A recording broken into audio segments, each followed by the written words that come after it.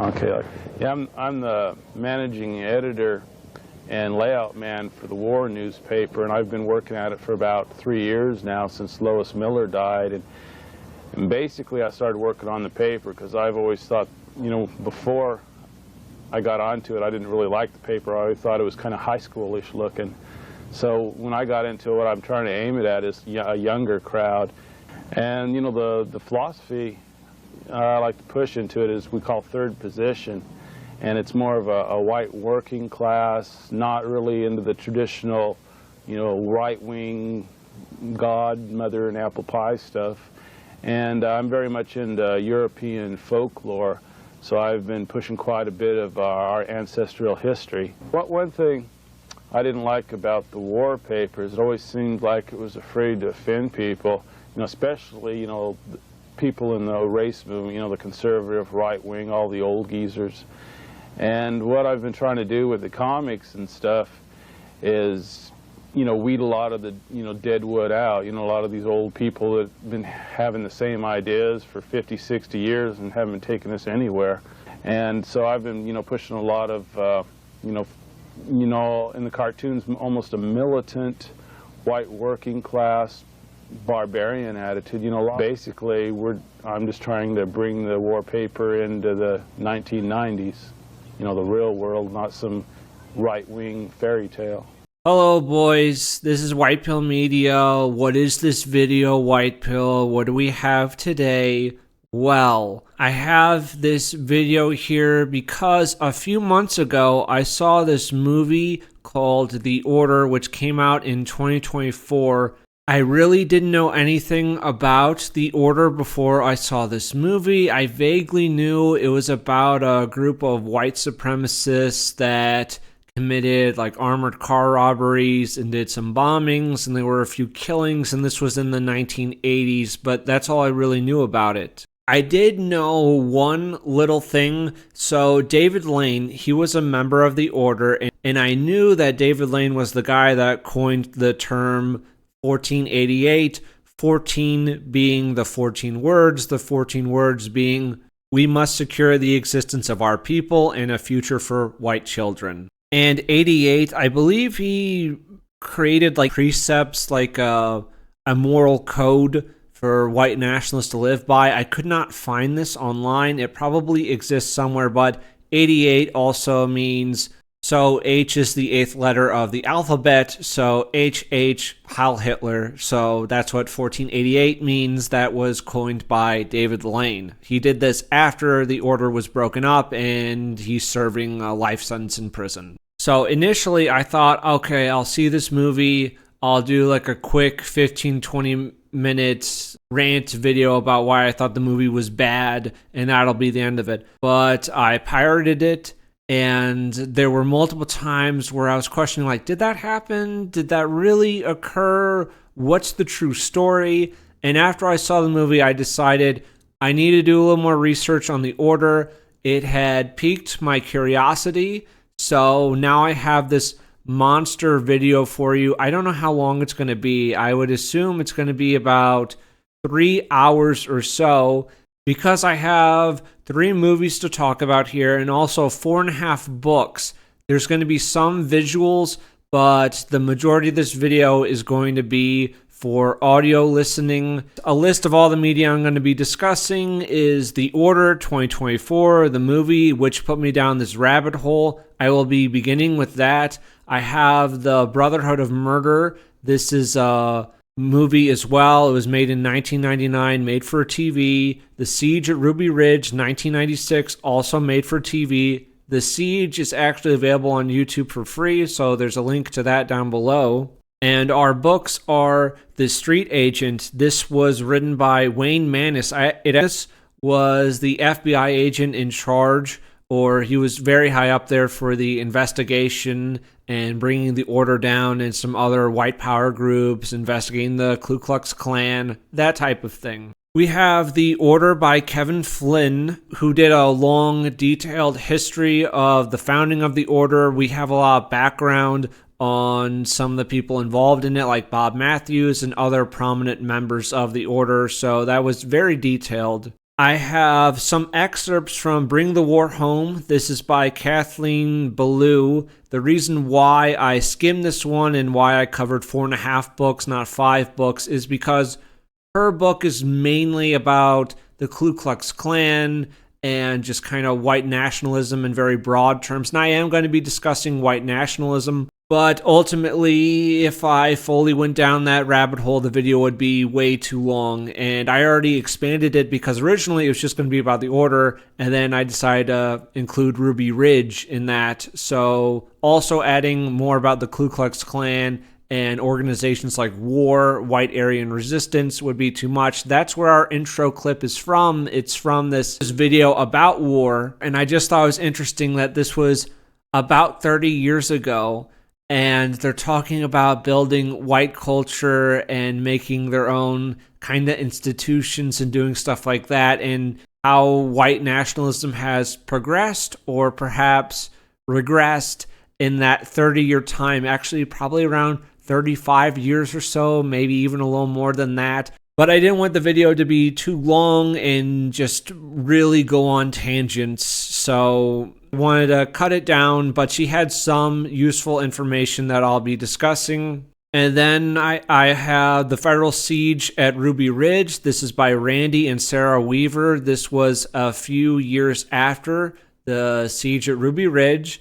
And I also have Brotherhood of Murder by Tom Martinez. If you don't know, Tom Martinez was not a member of the Order, but he was associated with them. He would become a federal informant for them, and then years later, he would write this book. He also does like speaking engagements about the dangers of white nationalism and things of that nature. So we will also be discussing his book, and the made-for-TV movie is based on his writing. But our main thrust will be about the Order. Who was the Order? The Order was a group of white supremacists operating in the Pacific Northwest. They were involved at first in petty robberies that escalated into robbing banks and then armored car heists. They had for a good amount of time the record for the largest amount of money ever stolen from an armored car.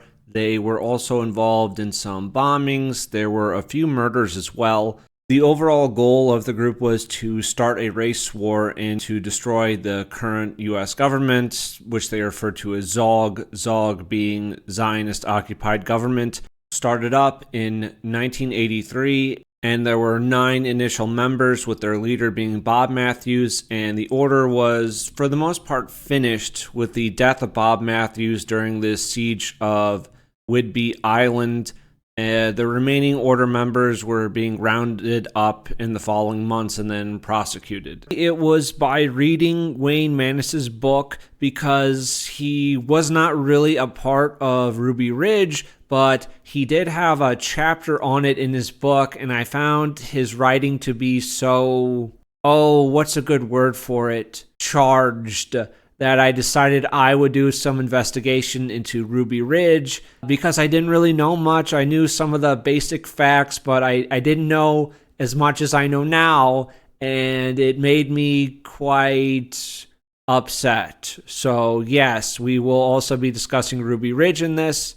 But I think it would be best to begin with talking about the Order movie. I don't recommend seeing it. It's not a very compelling movie, even if you don't care about the historical inaccuracies. It's just kind of a meh crime thriller, and it's just not very good. If you're looking for like this was a good historical drama on the Order, it's absolutely not that, but just a very weak movie as well, and of course, it deviates a lot from the actual history. So we're going to begin there.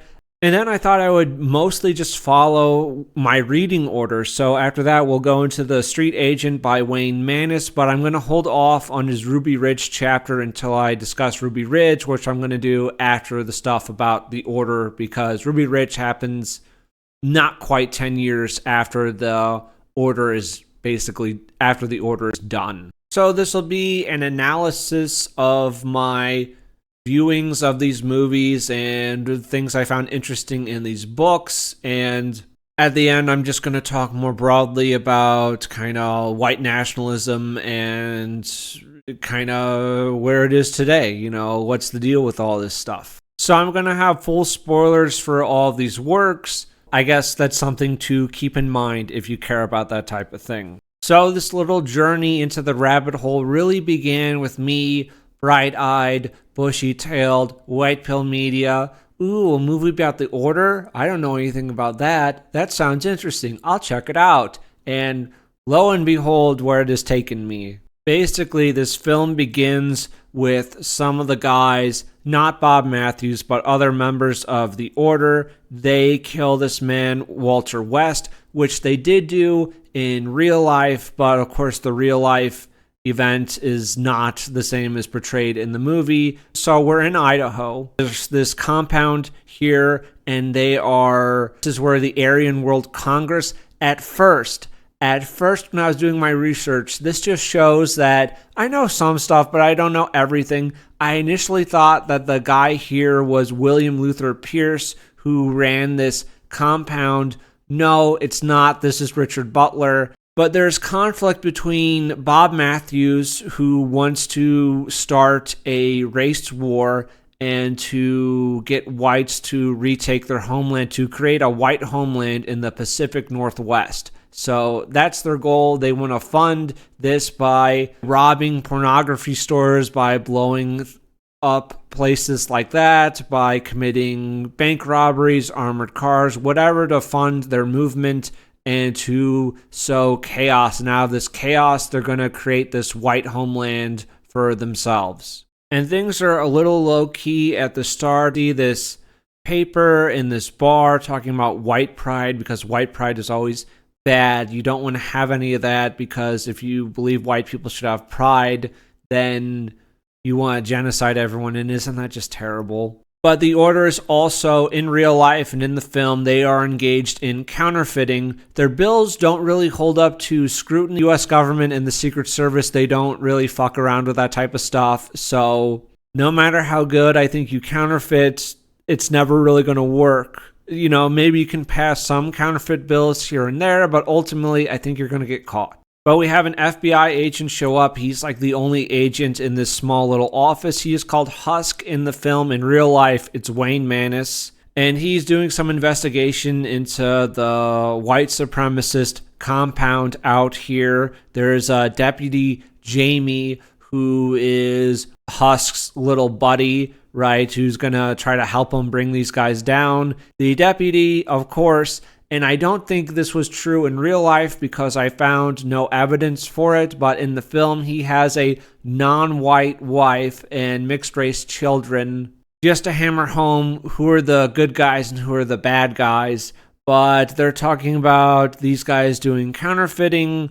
Bob Matthews is the leader of these young guys. Like I said, they want to fire the first shot in the start of this race war. They're building a militia. They are anti-government and anti-American because it's not their country anymore, which is simply true. Like, example, for Japan, if there were a lot of non-Japanese people in that country, then Japan is less like Japan because the Japanese make Japan Japan. And if I throw in a bunch of, I don't know, let's say Nigerians, and Nigerians then make up 60% of Japan, then Japan's not really Japan anymore. It's not really their country unless they take it back. But let's just move on from there. One thing that they are obsessed with in both the movie and in real life is this book called The Turner Diaries. The Turner Diaries was written by William Luther Pierce, who was the leader of National Alliance.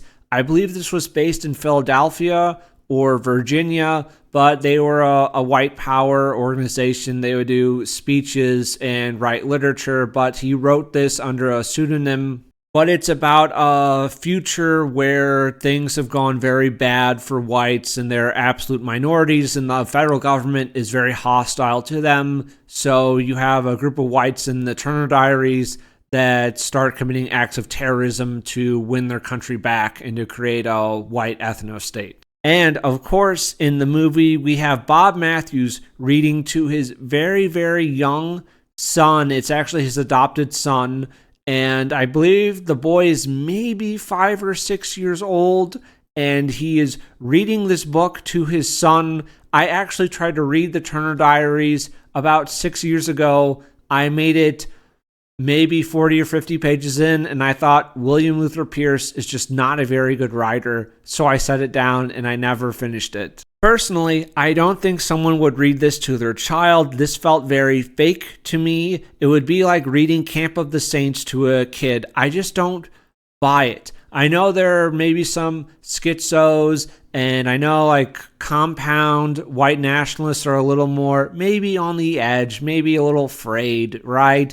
But I still really didn't believe this whatsoever, and it made me, it raised my hackles. If they're bullshitting me on this, what else are they lying about? I didn't expect the movie to be super historically accurate, but I'm like, no, that's not real. But if someone went into the movie thinking that these people are completely insane and really dangerous, then they would feel satisfied seeing that scene, like, yeah, I could believe they would read this very explicit racist material to very young children. And in all of my research, I never found anything that said that Bob Matthews read the Turner Diaries to his adopted son, because he did have an adopted son in real life. So I didn't find anything. I feel like if that was true, it would definitely be listed in any of these books or any of this research I done, because they would never let that go. Like if you wanted to preach the value of protecting your people and that type of thing, you could read Watership Down to your kids, and that would get the message across. You don't have to read the Turner Diaries. There are plenty of other books that work just fine. Wayne Maness, he's on the case. He has a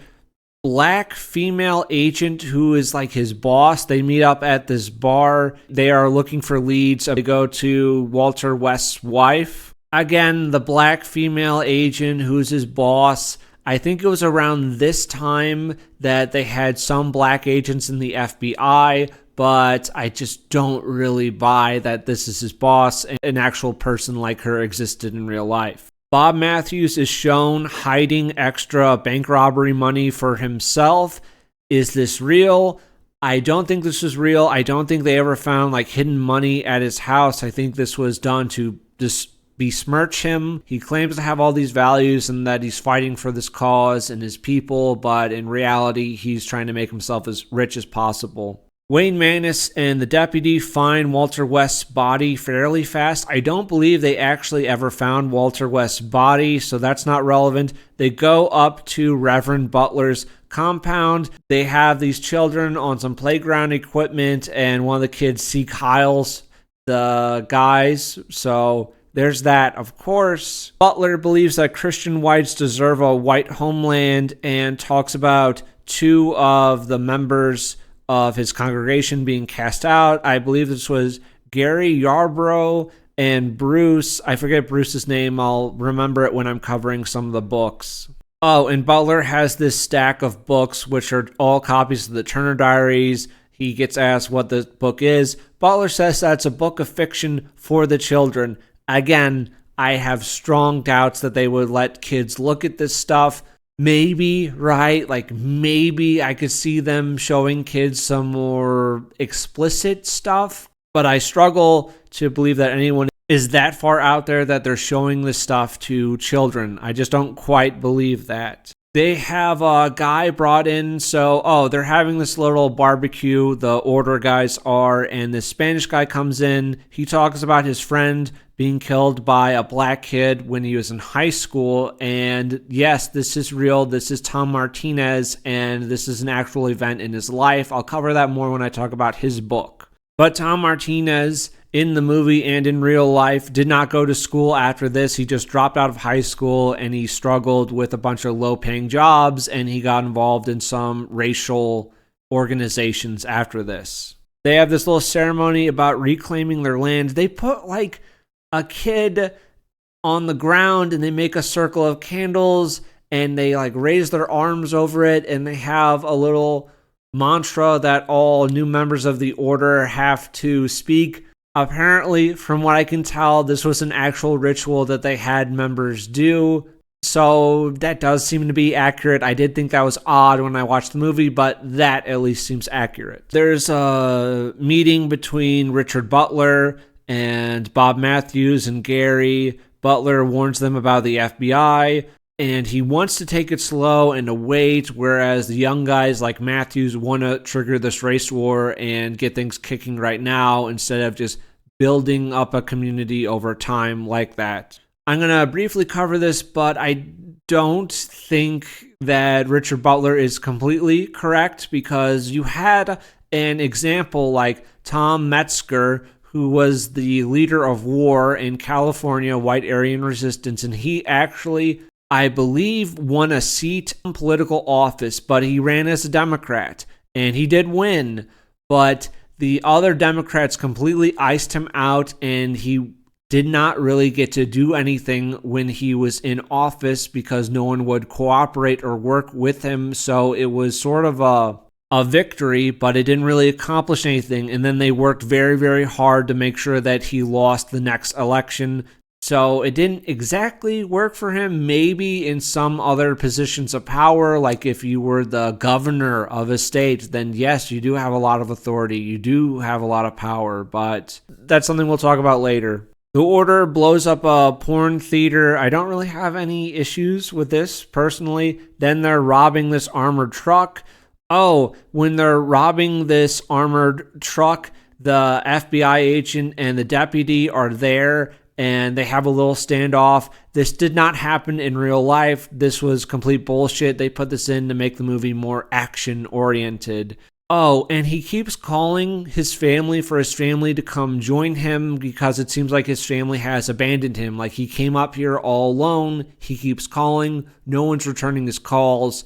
And we'll talk about the status of white families at the end of this film. The FBI guy, he is out hunting. Bob Matthews is behind him. They talk a little bit without revealing directly who they are. And then we have the Aryan World Congress, which was a real thing. And there's some weird little groups associated with like white nationalists where they try to entwine their racial beliefs with Christianity by saying Caucasians are the true Israelites and stuff like that, which I do not agree with. I think that's a little far-fetched. It's sort of like, I think it's in New York where you have the we was Kangs, black guys that try to say that they're the real Jews. It sort of feels like that to me. But anyways, while Butler is speaking, Bob Matthews stands up. He says he's tired of talk. He is against the coloreds and Jewish thought and usury. I don't like student loans. I'm not a fan of usury. This cripples working class whites. He gets people chanting. FBI guy is looking through the Turner Diaries. He's reading it.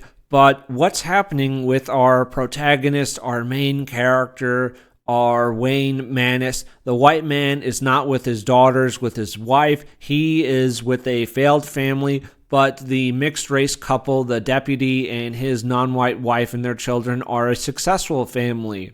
And even more, the wife says that it's a generational house. They got it from her parents. They have roots planted here, right? Also, we have the murder of Alan Berg. Alan Berg was a controversial radio show host. I'm actually going to play some clips from him. You can find some of this on YouTube. There's like hours and hours of this stuff, so I just went for a little bit, but basically he would bring up a lot of controversial hot button topics and get people very angry. He was a shock jock. Did not seem like a very good man. I'm not sorry that he was killed. Anyone in any one of these situations would get any less than what this man did, a white man killing a white woman. So the question doesn't play very well here.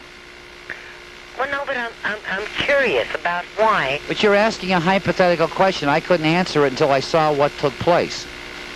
I would tell you this. If, in fact, a man shot a white woman, as happened in this case, the odds are he would probably get it worse than what happened to this white man. Oh, but this black man didn't get it worse. He got it very... We're not talking about a black man. We're talking about a white man. No, okay.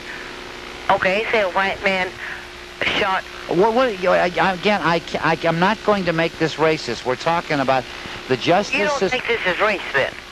Where is the race involved here? Am I mistaken? Are one of these parties black in this case? Well, yeah, in the case I'm talking about. What case are you talking about? I'm talking about the Burns case. Is Burns black? Talking about. Is Burns black? He was black. Okay, this I didn't even know. Okay, so I've approached this entire case. To my knowledge, I thought he was white. Oh, Alan, we've been talking about this case for 2 days and In the 2 days I have listened to it, I did not know the man was black. Oh. Now, is he black? I'm still raising the question. Oh. I don't know that he is. I have not addressed this question once as to race. Now, are you telling me, was his wife white? Yes. Are you telling me that he got a break because, are you telling me that, are you telling me because he was black? Okay, here's the official, I really didn't know, and I'm glad I didn't know this, I really am. No, I did not know this man was black. What Okay. happened if it had been reversed? Okay, fine. As a lawyer, okay, now what do you think? Excuse me, this has now come, I am now, and this is the most refreshing thing that's probably ever happened to me. I have approached this entire thing without knowing that race was involved in this thing, okay? Now I know he's black. Oh, excuse me, dear. I now know that he's black and she's white. That's correct? This has been on the news. Honey, I'm not asking you what was on the news. I'm telling you what I came in with. I did not know he was black, and I did not know she was white. And I'm thrilled to death that I didn't. All right, now that you do. Now that I know, now what is the question? Now, what do you think, as a lawyer, and I believe that you were a very noted lawyer, and could even better if you'd wanted to pursue it. Thank you. But if she'd have been black and shot her white husband 5 times in the face, what do you think would happen? I don't know, because it would depend, again, on the judge hearing the case. I don't think any judge with taking anyone's life in this fashion should give this light a sentence. The fact that he was black, he shows, in fact, the absence of a racist attitude going into this case. Thank you for your call. I made the point. I'm glad I went through all this without knowing this, because this was, to me, even more refreshing without even getting into this as an issue of race. Now it becomes an issue of race. Now I can hear all the other aspects coming up. We'll be back with more conversation right after news on KOA Denver. And the movie tries to portray him as a nicer person than he really was. He talks about whites being too inept to get by in the world, and of course they blame the government for this, but the reality is there are diversity quotas. And by diversity quotas, I mean if you had a company and it was all white people, the government would look at that and say that's a very serious problem. It's not diverse enough. So what they mean by diverse is less white people is good. Therefore, being white is inherently bad because it's not diverse, and being diverse is good. If you had a company that was all black, no one would really have an issue with that, or all Indian or all Muslim. But if there's too many white people in a room, suddenly it's a problem. And that is enforced directly by the United States government. So how can you not say that the federal government is anti-white? It absolutely is. Also, if we can talk about money being sent to Ukraine, if you remember in North Carolina and around there were some very bad hurricanes, and the government literally sent money to Ukraine rather than to the people of North Carolina to help them recover from this hurricane. Of course, the rural people of North Carolina tend to vote a little more Republican, right? They're a little more right-wing. Magically, there's not a lot of money and there's not a ton of support for them. Go figure. But of course, you're crazy if you think the federal government is poised against you, right? And I think it's even if you're trying to do like subcontractor work with the United States government, like the federal government hires your company to perform some task, you have to meet a certain level of diversity. Like you are forced to, or the government cannot hire you. How is that not absolutely insane? Like this doesn't exist in China. This doesn't exist in, I don't know, Algeria, where you're majority Algerian and then, oh, well, you need a certain amount of white people in your company. Otherwise you can't do government contracts. Does that make any fucking sense? Oh, but Alan Berg in the movie, he says that better instincts will prevail, that hate isn't going to like win or blah, blah, blah. He's such a lying little piece of shit. Alan Berg has said many, many nasty, horrible things about white people, and the order murders him outside of his home. Oh no, And then the black FBI agent is crying. They talked about they butchered him like he was a fucking animal. Oy vey. We have another little picnic with the Order guys. Bob Matthews has his adopted son fire. It's like a little machine gun. Again, I'm not really a gun guy, but the kid is maybe 5 or 6 years old. I assume this gun has like a ton of recoil, even for like a grown man. It's something that you would really have to have a firm grasp on. Like, this kid doesn't even seem like he'd be capable of lifting this gun. I could see like showing your kid like a BB gun or like a little rifle, but he still seems like even too small for that type of stuff.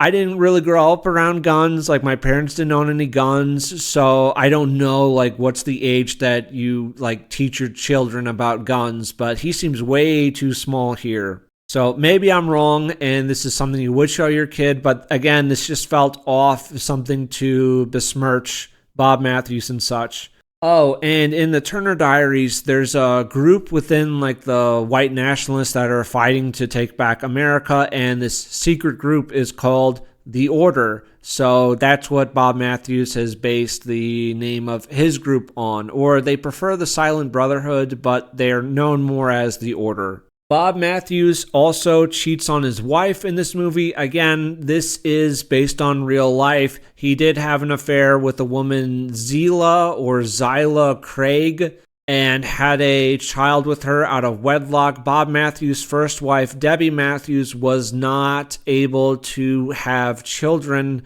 so they did adopt a son, but Bob Matthews really wanted to sire his own children. So yes, he was having an affair with this woman, Zyla Craig. That is accurate. The FBI decides to do a little raid into their compound. One thing about this movie, you have all these white supremacists and all these guys, I don't think they say really any racial slurs whatsoever, which does not seem accurate to me. Maybe there's a little hesitancy about like saying nigger or whatever. They do say nigger on this poster, but you have this black FBI agent like attacks this white woman in her home. Big armored car robbery. This was actually the largest armored car robbery in American history. They held this record for some time, but they steal like 3.6 million, something along those lines. But they're holding up traffic while they're doing it, and there's this random guy in his truck. The Order guys have the guards on the ground. They have their assault rifles and everything. And this random guy in his truck gets out and he aims a pistol at them and he starts shooting at them and they kill him. This is completely fake. This seemed very fake to me when I watched the movie. No one was being killed. They are literally just stealing money from this armored car company. I don't get it. It doesn't make any fucking sense. And it didn't make any sense. This did not happen in real life. They pulled off this robbery without shooting or killing anybody. Yeah, I guess they just wanted a little more action and for the Order to kill more people in this film. Bob Matthews holding his illegitimate daughter. So the white nationalist portrayal of family in this film is cheating on your wife and having illegitimate kids. You have children at the Aryan Nation's compound. They're Sikh hiling. But for the mixed race family, they're just having a normal birthday party. And of course, Wayne Maness, our protagonist, does not have his white family. His house is not in order. So the whites don't have good families.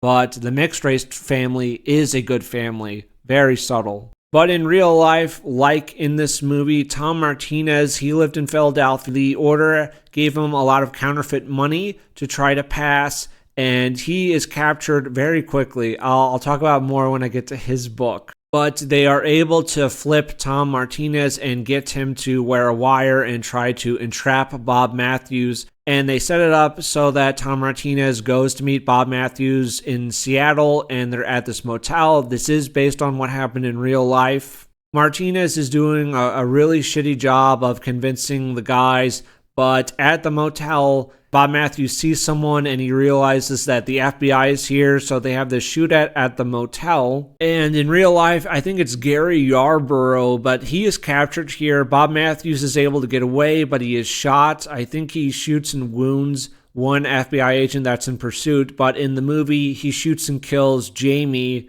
and I just don't really give a shit about Jamie. Then we cut to the safe house. This is the safe house on Whidbey island, which again is based on real life. Bob has written a declaration of war on the United States. Again, this is based on real life. He is called together the remnants of the order, and they want to be the spark that ignites the race war. Most of his followers abandon him here. Some of them go with permission, others just kind of sneak off or surrender to the feds because they're in other houses on the island. But Bob Matthews he's not alone completely in real life. He has like a young guy with him, but this guy ends up going and surrendering after a few hours. But in real life, they have him surrounded. They go into the building. There's a gunfight with the feds. The house is set on fire, and he is burned alive.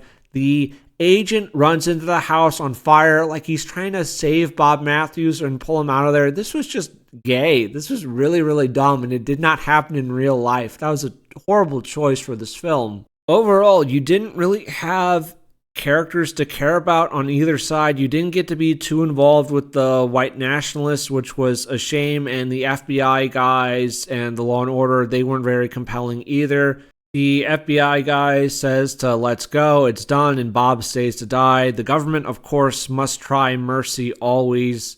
And at the end of the film, our FBI agent, he is out hunting again. He didn't kill an elk back earlier in the movie, but he does it now. Interesting. It actually fades to black, but he probably does it. It reminds me of Deer Hunter in a way. And I'll have this up on the screen, but at 1 hour, 50 minutes, 28 seconds, you have in the same sentence comparing the Oklahoma City bombing to January 6th. Get over yourself. Go fuck yourself. I haven't done really any research into Oklahoma City. I should at some point because, yeah, I don't trust the official narrative on that, but literally one person died at J6. It was Ashley Babbitt. She was killed by a black security guard or police officer, whatever. There's no text after that, just credits. So you're comparing this bombing where a lot of people died to some boomers walking around Congress and one person was killed and it was by the feds. Really? Really? Really? Really? Really? So what happens at the end of the movie? The white man, our protagonist, is not reunited with his family. He does not get that in the end. He is alone. This was extremely subtle, though. The white man who goes against white nationalists and attacks his own race and serves the federal government still isn't allowed a family at the end. The white family must be destroyed. That's rather interesting. That was the movie. I thought it was just a freaking mess. Just overall rather mediocre, but it did pique my interest. Like, all right, you know what? I should learn a bit more about these guys. It just piqued my interest, at least, to make me do further research. So it served that purpose, I guess. Okay, now I'm going to be talking about The Street Agent. This was written by Wayne Manis. He was mainly involved with the Order, but I will not be covering the book in full because it goes over his whole history with the FBI, and not all of that is relevant to white nationalism. So I'll be focusing on the cases where he's like going against the Ku Klux Klan or the Order later on. He does have that chapter on Ruby Ridge. I am saving that as a introductory chapter once I start talking about Ruby Ridge at the end, once I'm done with all the Order stuff. So let's begin. This doesn't have anything to do with white nationalism. Chapter 1 is kind of interesting because he talks about dealing with felony violations on the nearby Indian reservations of the Navajo, Apache, Hopi, and Zuni tribes. Again, this is in the 1960s, and he talks about the Navajo at that time lived a nomadic existence, scattered individually across huge expanses of reservation land. There were no schools for their children, and they spoke no English, and they were largely ungoverned except by the FBI, who, along with the tribal police, had the jurisdiction and responsibility to enforce the laws on their reservation. Since many of them did not speak English and he spoke very little Navajo, he had to locate a World War II code talker to serve as a translator for him. Just some interesting observations he makes. We would travel the reservation following wagon trails across the prairie, oftentimes searching for fugitives that sought refuge in abandoned hogans.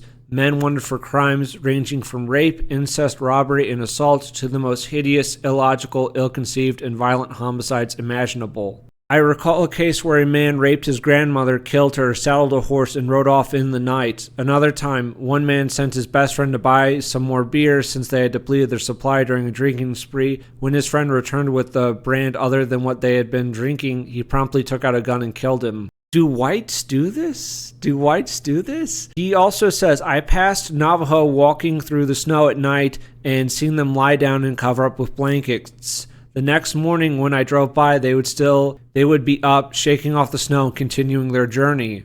I remember stopping one morning when I saw 4 or 5 Navajos standing over a man who was lying there on the ground. His body was covered with a light coat of snow. I determined the poor old man had just frozen during the night and his heart gave up. I'm sure that happened more often than we ever knew. This stuff kind of reminds me of, isn't it the Australian Aboriginals? They literally made commercials for Australian Aboriginals like, don't sleep in the road. If I can find a clip of it, I will play that here. We need to keep ourselves and our countrymen safe. You never know when a car is going to come along. The road is for cars, not for sleeping or playing around. Care about where you sleep. At night, the driver wants to see you. Bright clothes like white and yellow are good. We want to do things the right way in our community, so let's get road safety right. Authorised by the Northern Territory Government. But genuinely, even if you're very poor people, how the fuck do you live like this? And if some of your people were doing this, how do you not take drastic steps to prevent it? Is this not insane? Is this not like the most insane fucking shit you've ever heard, where that's just a part of the Navajo way of life? That's so fucking crazy. But we're all equals, though. After that, he got transferred to Chicago. He was investigating people who were draft dodgers. He was talking to some junkies on the street, telling them that they should get some clean needles instead of using dirty ones. I remember thinking at the time how hopeless life was for these men and how impossible it was to relate to their circumstances and their view of life. Lots of empathy here for these non-white junkies and such. There's not so much empathy for poor whites later on, but we'll get into that. Yeah, so this isn't super relevant. It's about him being undercover and they're attacking draft dodgers and just anti-government, mostly leftist groups. Not really relevant, but he talks about looking into the Dixie Mafia, using informants. Of course, informants are the best people possible. They're not just criminals looking to save themselves. But one of the informants that the FBI had went and murdered 2 guys for really not a good reason. But yeah, just an example. Billy Dean Smith, that's the name of the informant that did this stuff. So, Chapter 5, this is page 106. We are at the Ku Klux Klan, so you have to go over 100 pages to get this stuff. Wayne describes an incident where some Klan members break into this house and grab this woman, Patsy Connors, and they take her out. It's 1979 by tying her to a tree and horsewhipping her. This is for Patsy Connors being a single mother and sleeping around with black men, so the Klan, to teach her a lesson, decided to whip her. The Klan just sounds so awful. He talks a little bit about the Klan here. They believed that less qualified blacks were given preferential treatment over whites, and it was getting harder and harder for whites to get the higher paying jobs. This is simply true. I believe this is on a national level, but my grandfather was a firefighter, and to become a fire captain, you had a list of guys, right? And it would just go down the list. But you would have a list of white guys going for the position of captain and a list of black guys going for the position of captain. This was done so that there wouldn't be any racial bias. It wouldn't matter if, let's just say the blacks overall scored lower than whites, so there's less qualified people being put in these positions of power, but we're doing it to be racially fair, so it's okay even though people's lives are on the line. It's totally fine. So yes, Wayne Maness, you are in fact wrong. The Ku Klux Klan is correct. Affirmative action, diversity, DEI, whatever, all this stuff has been in place for decades, and it is to disenfranchise white men by promoting non-whites over them. That's literally what it is.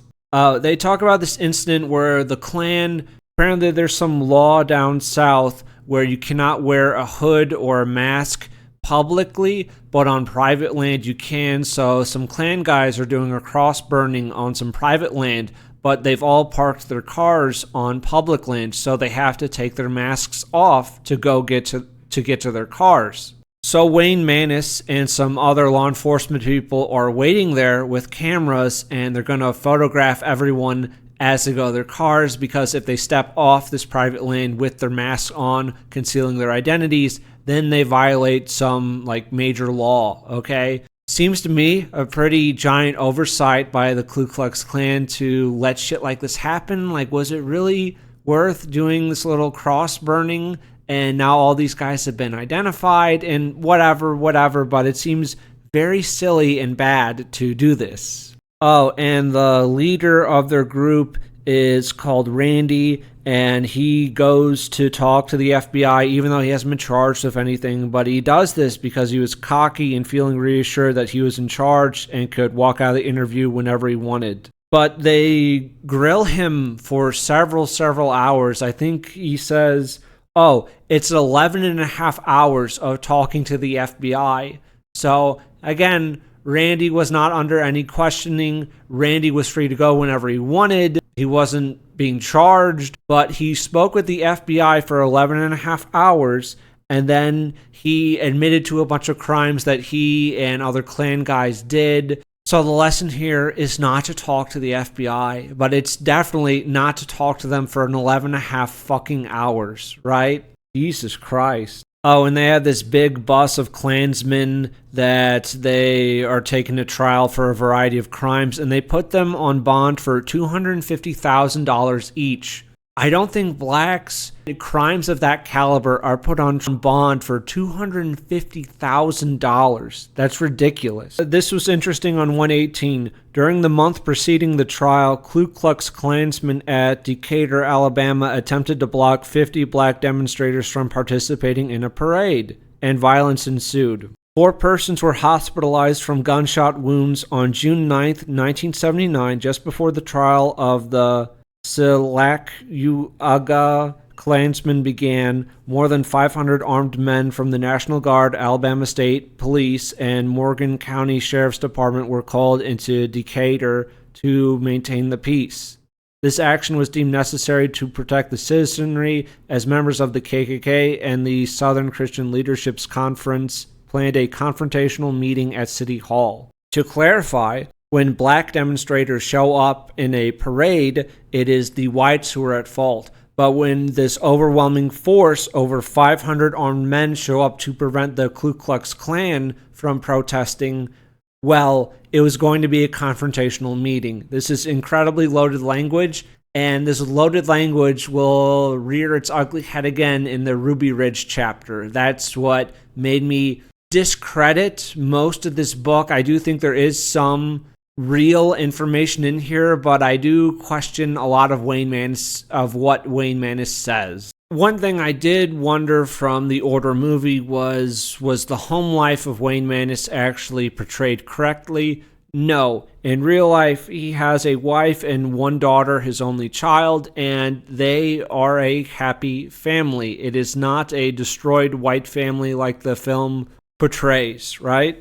So, pretty big gap of him just doing other cases and undercover work until we get to 275, Chapter 12, The Aryan Nations and the Birth of the Order, the assassinations of Alan Berg and Walter West. He received orders to transfer to Coeur d'Alene, Idaho in November 1983, and Aryan Nations, they are Christian identitarian, so it's kind of white nationalist and Christianity. I don't really know exactly what they're about. I think they view themselves as like the true Israelites or such, and they're the Church of Jesus Christ Christian. Feels a little redundant, but also like war, right? White Aryan resistance. Well, white and Aryan, that's redundant. It's sort of like Jesus Christ Christian. Don't you have to be Christian? But whatever. He writes this about Aryan nations. The Aryan nations professes that the world is controlled for the most part by evil Jews who are conspiring to eliminate Christianity from the world. They further profess that there is a huge Jewish conspiracy to corner the world's financial markets, infiltrate the political power structures of various nations, and ultimately create a godless world whereby Jews rule every sector of society with all other races subservient to them. I just don't really see that. I don't think there's any disparity in our own country where a small group of people have a disturbing amount of power and influence over our politicians. I don't see it. I think that's a conspiracy. Do you remember this Joe Biden? Like, this was historical fact. This was reported by people that Joe Biden had the most amount of Muslims in his cabinet in American history. It was crazy. It was like the majority of his cabinet positions were Muslims, and Muslims aren't a huge percentage of our population. They're like 2%. But still, they made up like all these positions, and like, oh, they had all this influence in our government, and crazy, crazy, crazy.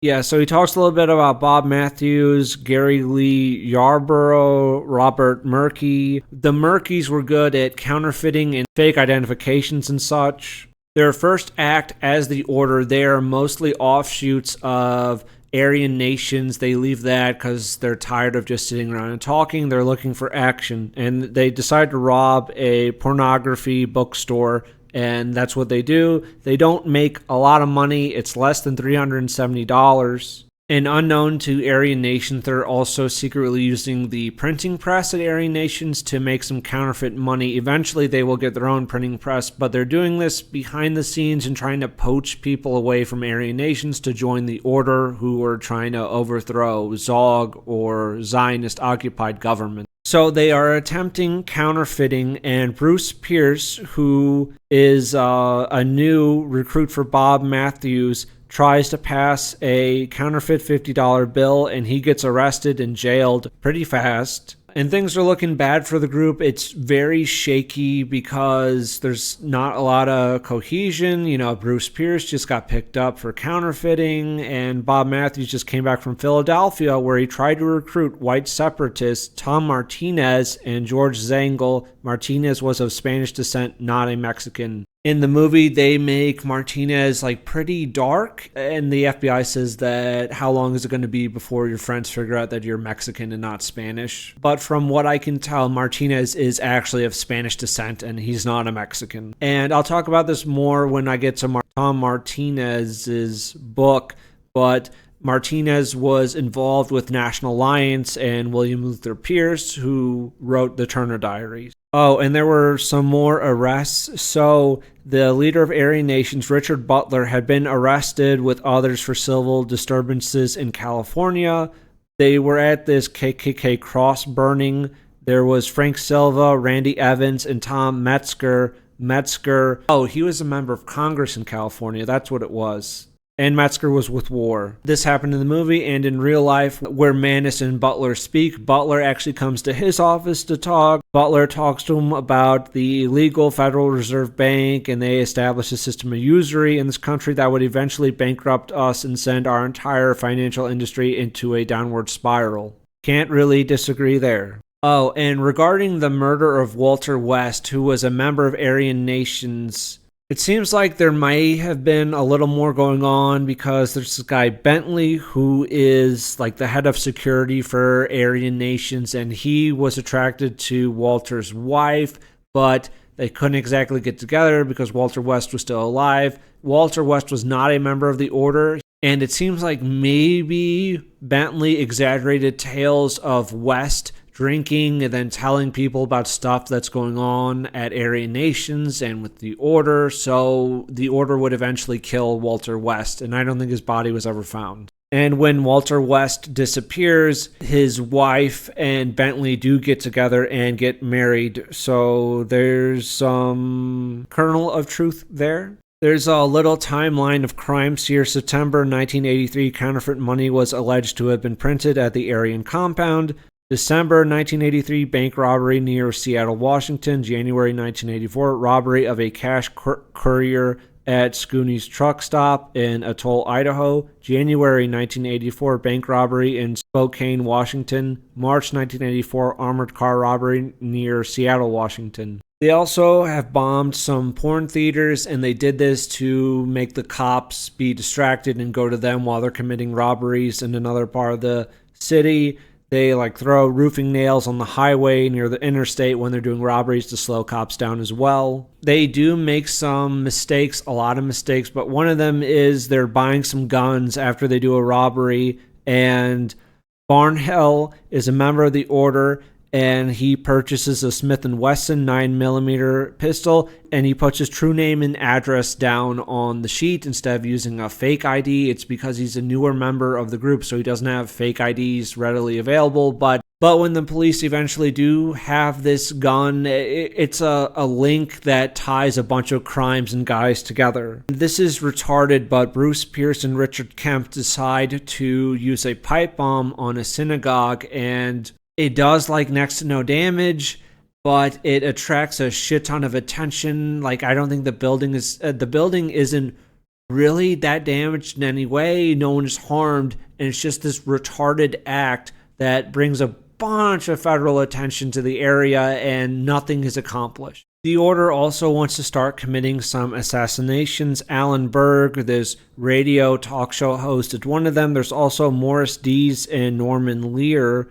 Morris Dees was the founder and chairman of the SPLC, the Southern Poverty Law Center, which they regarded as a liberal left-wing organization. How the fuck is it not, Wayne Maness? How is the SPLC not a left-wing organization? Just little bullshit language tricks throughout the book with Wayne Maness. He's a little bitch. But to prepare for the murder of Alan Berg, they have Zela Craig's mother go down there to Denver and to track Alan Berg's movements and gather intelligence where he lives, what is the street like, how much lighting is there, what are the activities of his neighbors, that type of thing. They want a very detailed portfolio before they do this killing. They do the shooting. Bruce Pierce kills Alan Berg, and Bob Matthews instructs that the gun be destroyed, but the gun is in fact not destroyed, and one of the guys keeps it as a souvenir because they think it's a cool trophy, and of course this links them to the murder of Alan Berg. Just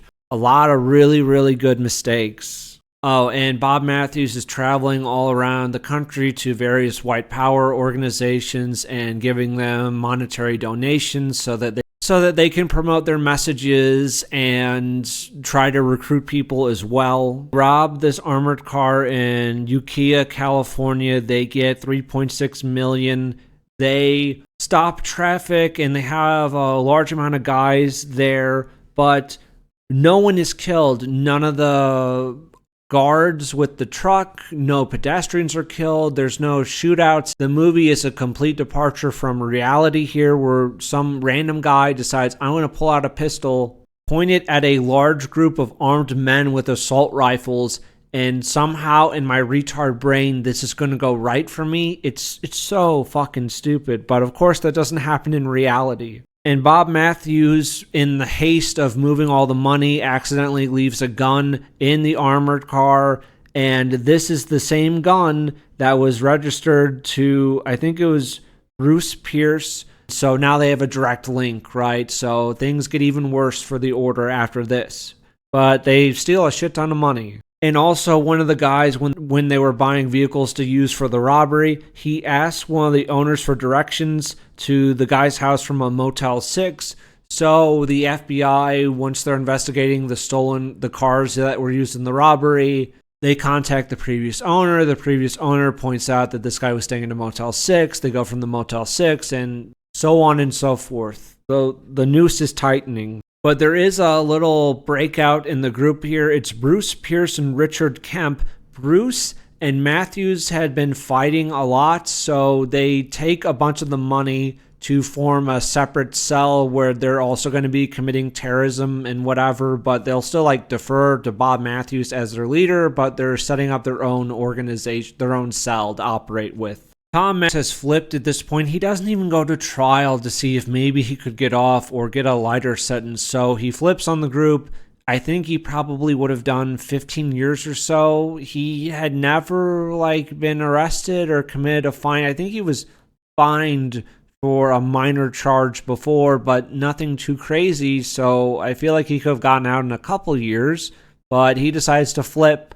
The FBI wants to use him to get to Bob Matthews, so he calls Bob because Bob had been trying to recruit him before, so he flies out to Seattle, and it's at a motel where they're staying for a night, and the next morning Martinez is supposed to go back to Philly, and Bob Matthews and Gary Yarborough are supposed to go meet up with other people, but Bob panics when he sees what looks to be an FBI agent, and he decides to flee. Yarborough is captured here. Bob Matthews is able to escape. The FBI agent that Bob Matthews shoots at is wounded, but it's not severe or permanent. Bob Matthews is hit in the hand, and that's also not a killing blow or anything. There's no dead deputy who was the father of many mixed-race children. That does not happen in real life. Matthews decides to call all members of the order to Whidbey Island.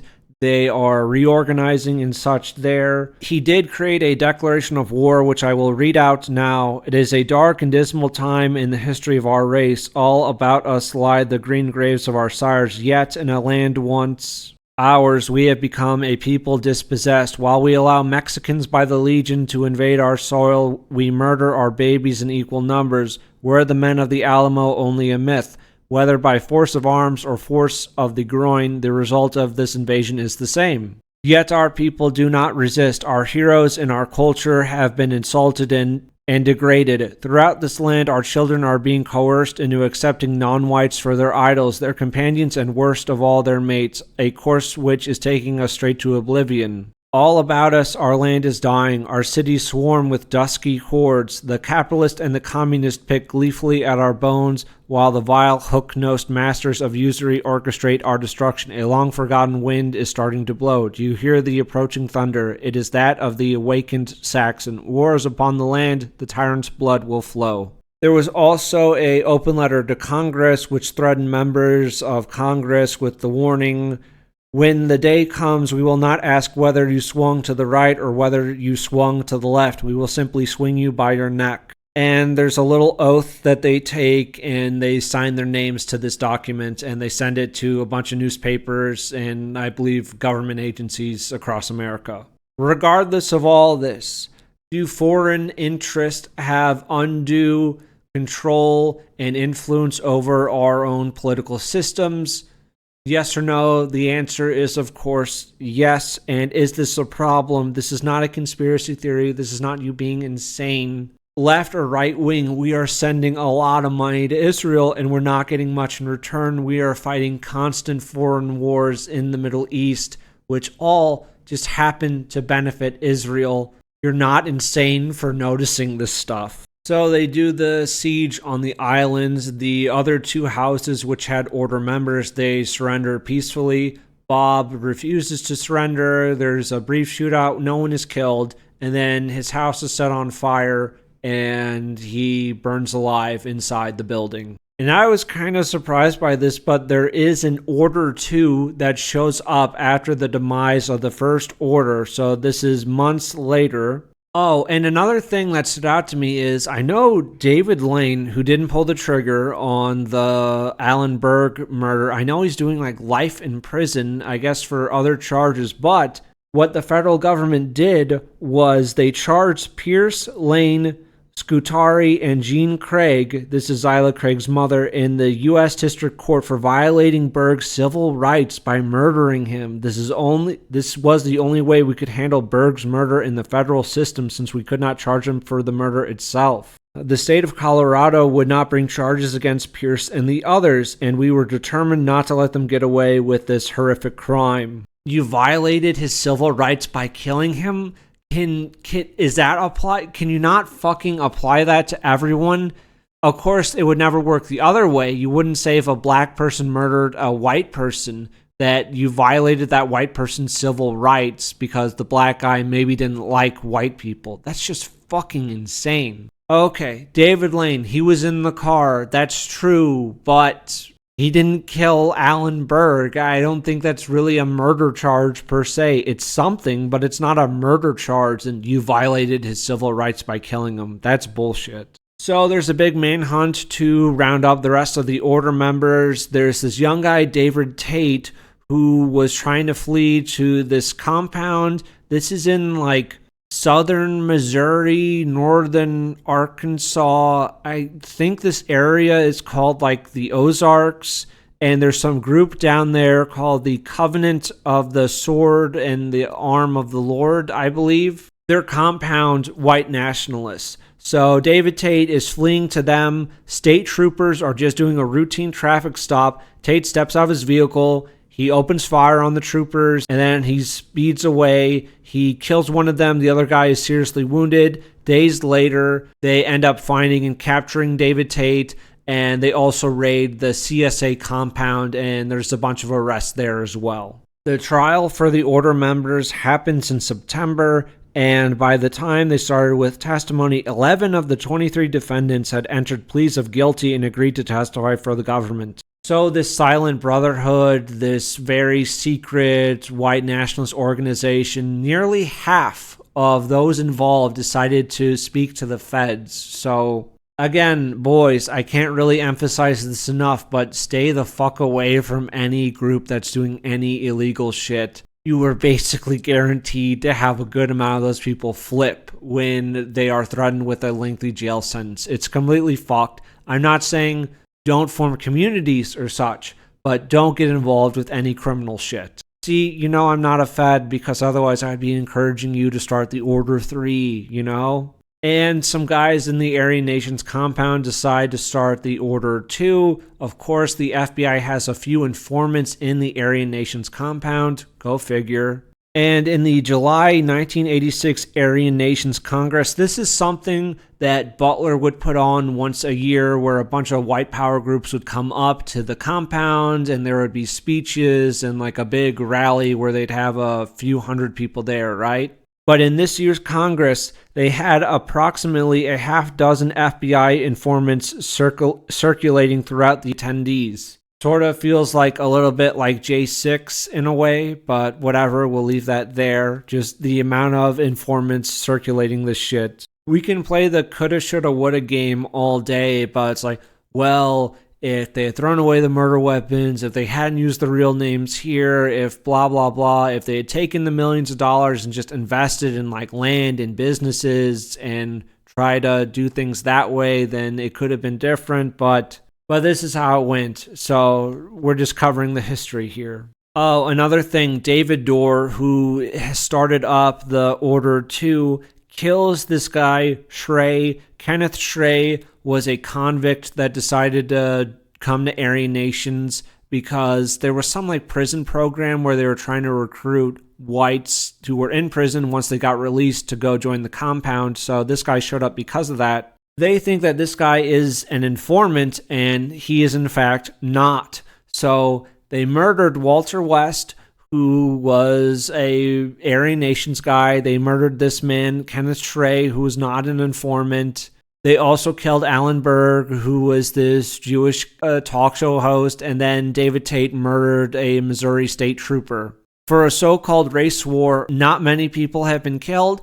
Also, they're basically even on killing enemies and people who are white nationalists. So not the best track record. The Order 2 is doing some bombings in the area, and there's this guy at Aryan Nations called Eldon Cutler, who was the security chief there, and he decides he wants to put a hit out on Tom Martinez and have this guy decapitate him. So, unfortunately for him, the guy he asked to do the killing is in fact an FBI informant. And of course, as these things go, the FBI make a fake mock-up of a dead Tom Martinez. They have Tom Martinez come in and they stage it so it looks like his head has been cut off. And even though I don't think a crime has really been committed because everyone involved was a federal agent except for this guy and no one was actually physically harmed, I guess the act of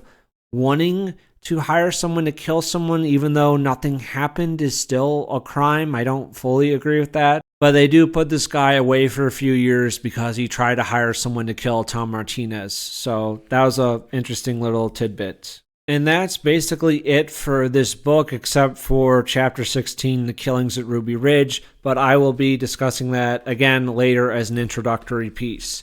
His book was informative. I do question the author's voice and it seemed fairly even-handed and mostly just laying out the facts as they went, but I did question the author's legitimacy a little later after I read the Ruby Ridge chapter. It made me question a lot of things about the author, but we'll get to that in a bit. So this was kind of informative. It lays out some of the Order's operations and just a basic timeline that helped me out, and I was able to piece more things together because there's a lot going on. There's a lot of people involved in this stuff.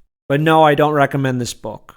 And now we have moved on to talking about the book, The Order. This is by Kevin Flynn. I believe it was previously published under a different name, The Silent Brotherhood. Judging from the cover art of this book, it was timed to come out with the release of the movie The Order, so there you go. This is a rather slow book, but it's very detailed focus. If you're looking for a biography and backstory for many of the main players in the Order and associated around them, then I think this is good reference material for that. It lays everything out in this nice chronological format, so I did appreciate that. However, if you know nothing about the Order going in, there's a ton of names that get thrown at you, so it's easy to get a little lost. Now, I had seen the movie and then read Wayne Manis's book, so I knew some stuff going in. But still, there was a lot to deal with and a lot to keep up with. But I think this is a decent source material. I will put an asterisk next to that, but I will cover that when we get to the end of this. On page 14, this is of a PDF of the book. I got PDFs for all of these books, and I paid so little, you would think I got these books for free somehow. Wow, isn't that amazing? Except for Wayne Manis's book. That was not on any pirate site. I had to pay money for that shit. I'm very upset. Moving on.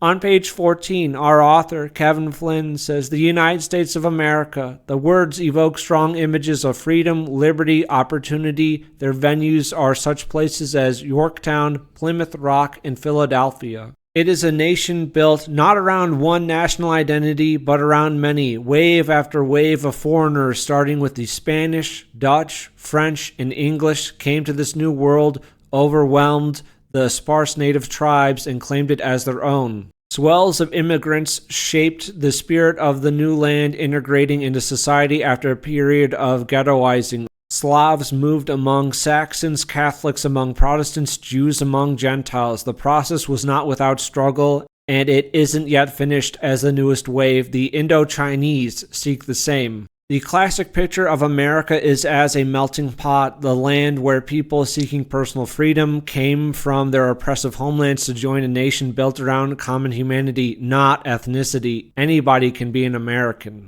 But beneath the surface, there was a significant number of people to whom it's not a melting pot at all. To them, it's a boiling cauldron, not beautiful, spacious skies, but acid rain destroying the land, not amber waves of grain, but the fallow fields of a foreclosed family farmer. It's no longer a land of opportunity, but one of stifling regulation that robs the common folk and is headed toward a centralized economic, if not political, dictatorship. That's what America was to Robert J. Matthews, a product of its heartland and its hard-working immigrant stock. So, of course, everyone who came to America was there for a common humanity, not based on ethnicity. Anyone can be an American. Anyone can be Chinese. Anyone can be Jewish if they just show up to China and they start dressing like Chinese people and they speak the language, then of course they're Chinese, right? Anyone can be Jewish. Anyone can be Syrian. Anyone can be Ethiopian. Anyone can be Navajo. You can just show up to a reservation and you're a Navajo. That's how that works, of course. And oh, by the way, there was no identity amongst these groups to America, but their Dutch, French, English, Spanish.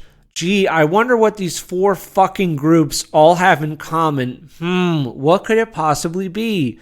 Could it be that they're white? Oh, no. There was no common identity when this country was founded. There was none, zero. It's about ideas, man. That's what America was, man. What horse shit. So that's the introduction to our book. So, of course, I'm not in a good mood with the author, but there's still good reference material in here, and I did get the book for free. And I have some page numbers that I'm going to go over and talk about, and yeah, just interesting stuff I found in the book. And in the introduction, the author also goes on, Matthews didn't fit the stereotype of a racist. He never smoked and didn't curse or swill beer at the taverns night after night. He was a generous, hardworking man with an integrating smile and a penchant for physical fitness, who emerged from an ordinary American family where a person's race was never raised as a topic of concern. He did not come from a Klan family, wasn't abused as a youngster, and didn't grow up around guns. Racism wasn't drummed into his head. Isn't that interesting that that's there? He wasn't, his parents weren't Klan members. He wasn't abused as a kid, and he wasn't around guns, because if you're around guns or you like guns, then you're a racist. Now, personally, I think that those two should go hand in hand, but interesting little note that the author puts in there that reveals much about our author's viewpoints. Bob Matthews, as a youngster, he was in Arizona, and he was a part of groups that were tax resistors. They didn't believe in any form of taxation from the federal government. That sounds kind of cool and based. They also talk about anti-communist groups like the John Birch Society. I know very little about them, but I know they're right-wing. The author talks about Richard Butler. This is on page 79. Seems like there was some infighting between Richard Butler and some other white supremacists, so those guys bombed the Aryan Nation's compound, and then after they repair everything, they build a 29-foot guard tower, and they also build like a sentry station, which is put up next to the gate, and they have a little sign that says white only's there. All these precautions soon gave Butler and his church a fearsome reputation as a paramilitary outfit. Stories in newspapers, magazines, and even accounts in books referred to Aryan Nations as a heavily fortified compound where regular shooting sessions were held. They never said it in the context of Butler's need to protect his people. Writers who'd never even seen the compound reported as fact that there was a high chain-link fence topped with barbed wire surrounding the property, that attack dogs roamed freely on the compound, and that landmines had been planted in the forest. In reality, the fence was the same one that was there when Butler bought the property, a rusted 3-strand barbed wire cattle fence common in all rural areas.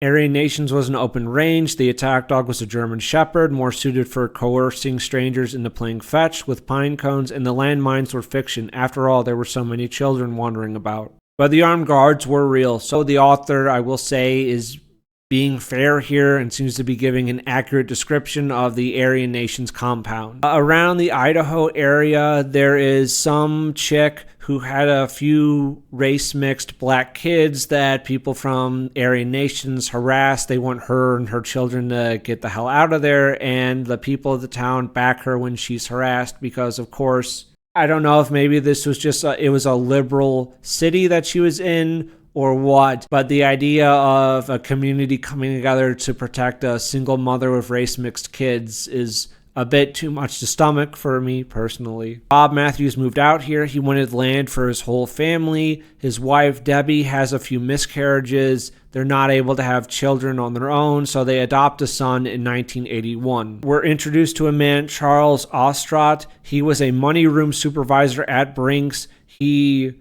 was passed over in promotions in favor of blacks because of affirmative action programs, and he is the reason why they knew to hit certain armored cars when, so that's why the order was able to steal so much money because of this guy, and there's another guy at Brinks that also helps them out by giving them insider information. We're about 100 pages in when we're finally getting somewhere about the creation of the order. I don't know anything really about this guy, but there's this person, Gordon Call, who was like a tax resistor who stopped paying taxes and the government really went after him. There was like a shootout between him and some cops and he was killed. This is one of the events that radicalized Bob Matthews even more and made him believe that they needed to create an organization like the Order. There's this ceremony at Aryan Nations, which Bob Matthews is a part of, where they bless guns there. The night of the creation of the Order, where they have people gather together and take oaths and such, they do put a white infant in a circle and they raise their arms and pledge this oath over her. So that is real. That is something that happened in the movie where I'm like, did that actually happen? Apparently it did actually happen. Get these guys together. There's 9 of them, I believe, and their goal is to raise money, and they're going to use this money to fund right-wing activism across America. That's their goal. They want to topple the United States government and make Pacific Northwest ethno-state, basically, right? But before they start committing crimes, before all of that, they decide to bid on some lumberjacking jobs. Apparently, when trees would fall down and like cut off national parks or roads or whatever, the forestry department would open these jobs up for bids. So you could come clear the trees and then you could sell the wood for whatever you could get. And the Order initially tries to do this. It's very hard work. It's cold. The guys are tired. Boys, how long do they work as lumberjacks before they decide, fuck this?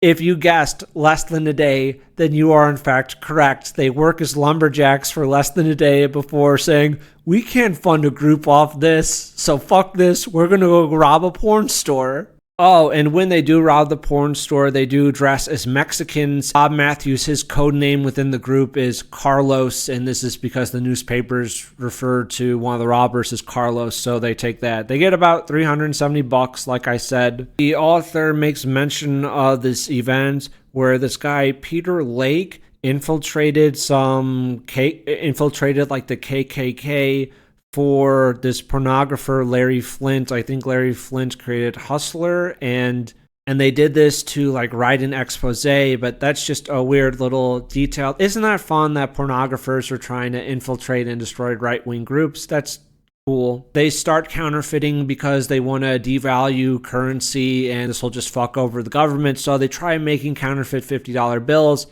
They suck, they don't really work, and they stop trying to pass them soon after. And Bruce Pierce is arrested during this time for trying to pass a fake $50. A point I'm going to make, and this will be more when I'm talking about the Brotherhood of Murder movie, which is based on Tom Martinez's book, is Zilla Craig, who was Bob Matthews' mistress. I don't like that he steps out on his wife to be with this woman. I will say, however, I do acknowledge the desire to have your own children and not just to adopt. I still think the best course of action would be to get like an annulment with your wife or an amicable divorce, something along those lines without like cheating on her. But regardless, he is with Zilla Craig. And I brought up that movie because in that movie, Zilla Craig is portrayed as like a child, like she's 12 years old, and Bob Matthews is with her, and it's really gross and pedophilic. In reality, Zilla Craig was 27 years old when she and Bob Matthews began a relationship together. I believe Bob Matthews was like 29 or 30 at the time. Zilla Craig also had been married twice before and had one child each from each of these failed marriages. And when they met, she was certainly not a child. I do believe they had seen each other briefly at like an Aryan World Congress once before this because David Lane brought her to an Aryan World Congress. But just to clear that up, yeah, no, she wasn't a fucking child. Bob Matthews robs a bank on his own to raise bail money for Bruce Pierce. Now the counterfeiters, the Murkies, show up. It's going well with them, but they complain about involving too many people and the organization. There's just not a lot of security, so everyone sort of knows all of the illegal shit going on when that's really not how it should be. It should be on a need-to-know basis. Bruce Pierce gets sentenced to 2 years in jail for the counterfeiting. He decides to skip out. He's not doing the time, and he pled guilty as well. In reality, he probably should have just done the time. I don't think he had any criminal record. I believe the only one with a criminal record going into the order was Gary Yarborough. So he probably could have gotten out an early release, like 2 years. I don't know, maybe a year with good behavior and parole or whatever, but he decides to skip out, so now he's a federal fugitive. They do a big armored car heist. It's not the huge one in California, but using the proceeds from this, they're buying guns, and Barnhill puts his real name down, so now the feds have a connection when they start their investigation later on. On 177, the author says this: the Aryan Nation's Liberty Net operated like a typical computer bulletin board with a full menu of essays, notices, and listings of race enemies. It included, for example, a list of the locations of all regional offices of the Anti-Defamation League of B'nai B'rith, which racists believe wields great power and influence over American institutions. Are you really claiming that the ADL has no influence over anything in the United States? Go fuck yourself. Come on, man. Just be like, you're being honest at certain parts, but yeah, these crazy racists for some reason believe that the ADL wields a lot of influence and power. Yeah, they fucking do. So they're building up their organization. They're recruiting more people. They decide to recruit a man from CSA, CSA being the Covenant of the Sword and the Arm in, like southern Missouri and Arkansas, around that region. When they meet this guy, they purchase a hand grenade from this guy and a gun that was semi-auto that he turned into a full auto gun. Oh, and I didn't do a deep dive in this, but there was this event that the author mentions in 1979. It was a Death to the Klan rally. It's called the Greensboro Massacre. It seems like a couple of Klan guys and like Nazis and such, they shoot and kill a couple people who, this march that was organized by some communists, but some of the instigators of this were like literally undercover federal agent who told them to go to the rally and like bring a gun and shoot people. So I think most of them got off and weren't really charged, but I didn't really look into it too much. But an interesting note nonetheless. They cover the murder of Walter West. Basically, it seems pretty consistent. In the movie, they had the wife as a grieving widow. In reality, the wife hooked up with that Aryan Nations guy pretty quick after her husband died. I think that was a motivation behind the killing. The author is sympathetic to Zela Craig and her mother. They had hard lives. The mom had also been divorced and had a string of unstable and occasionally abusive boyfriends and men who came into her life, and it was a very difficult time for their family. So the author does try to humanize them and have you empathize with them. Talking about Alan Berg, this is my description, not the author's, but Alan Berg as this nasally Jew that just baits people. He's not trying to have an actual debate and discussions just for listeners and shock jock shit. On 198, though, the author does describe Alan Berg as an oversized gnome. I was genuinely surprised that he put that in there.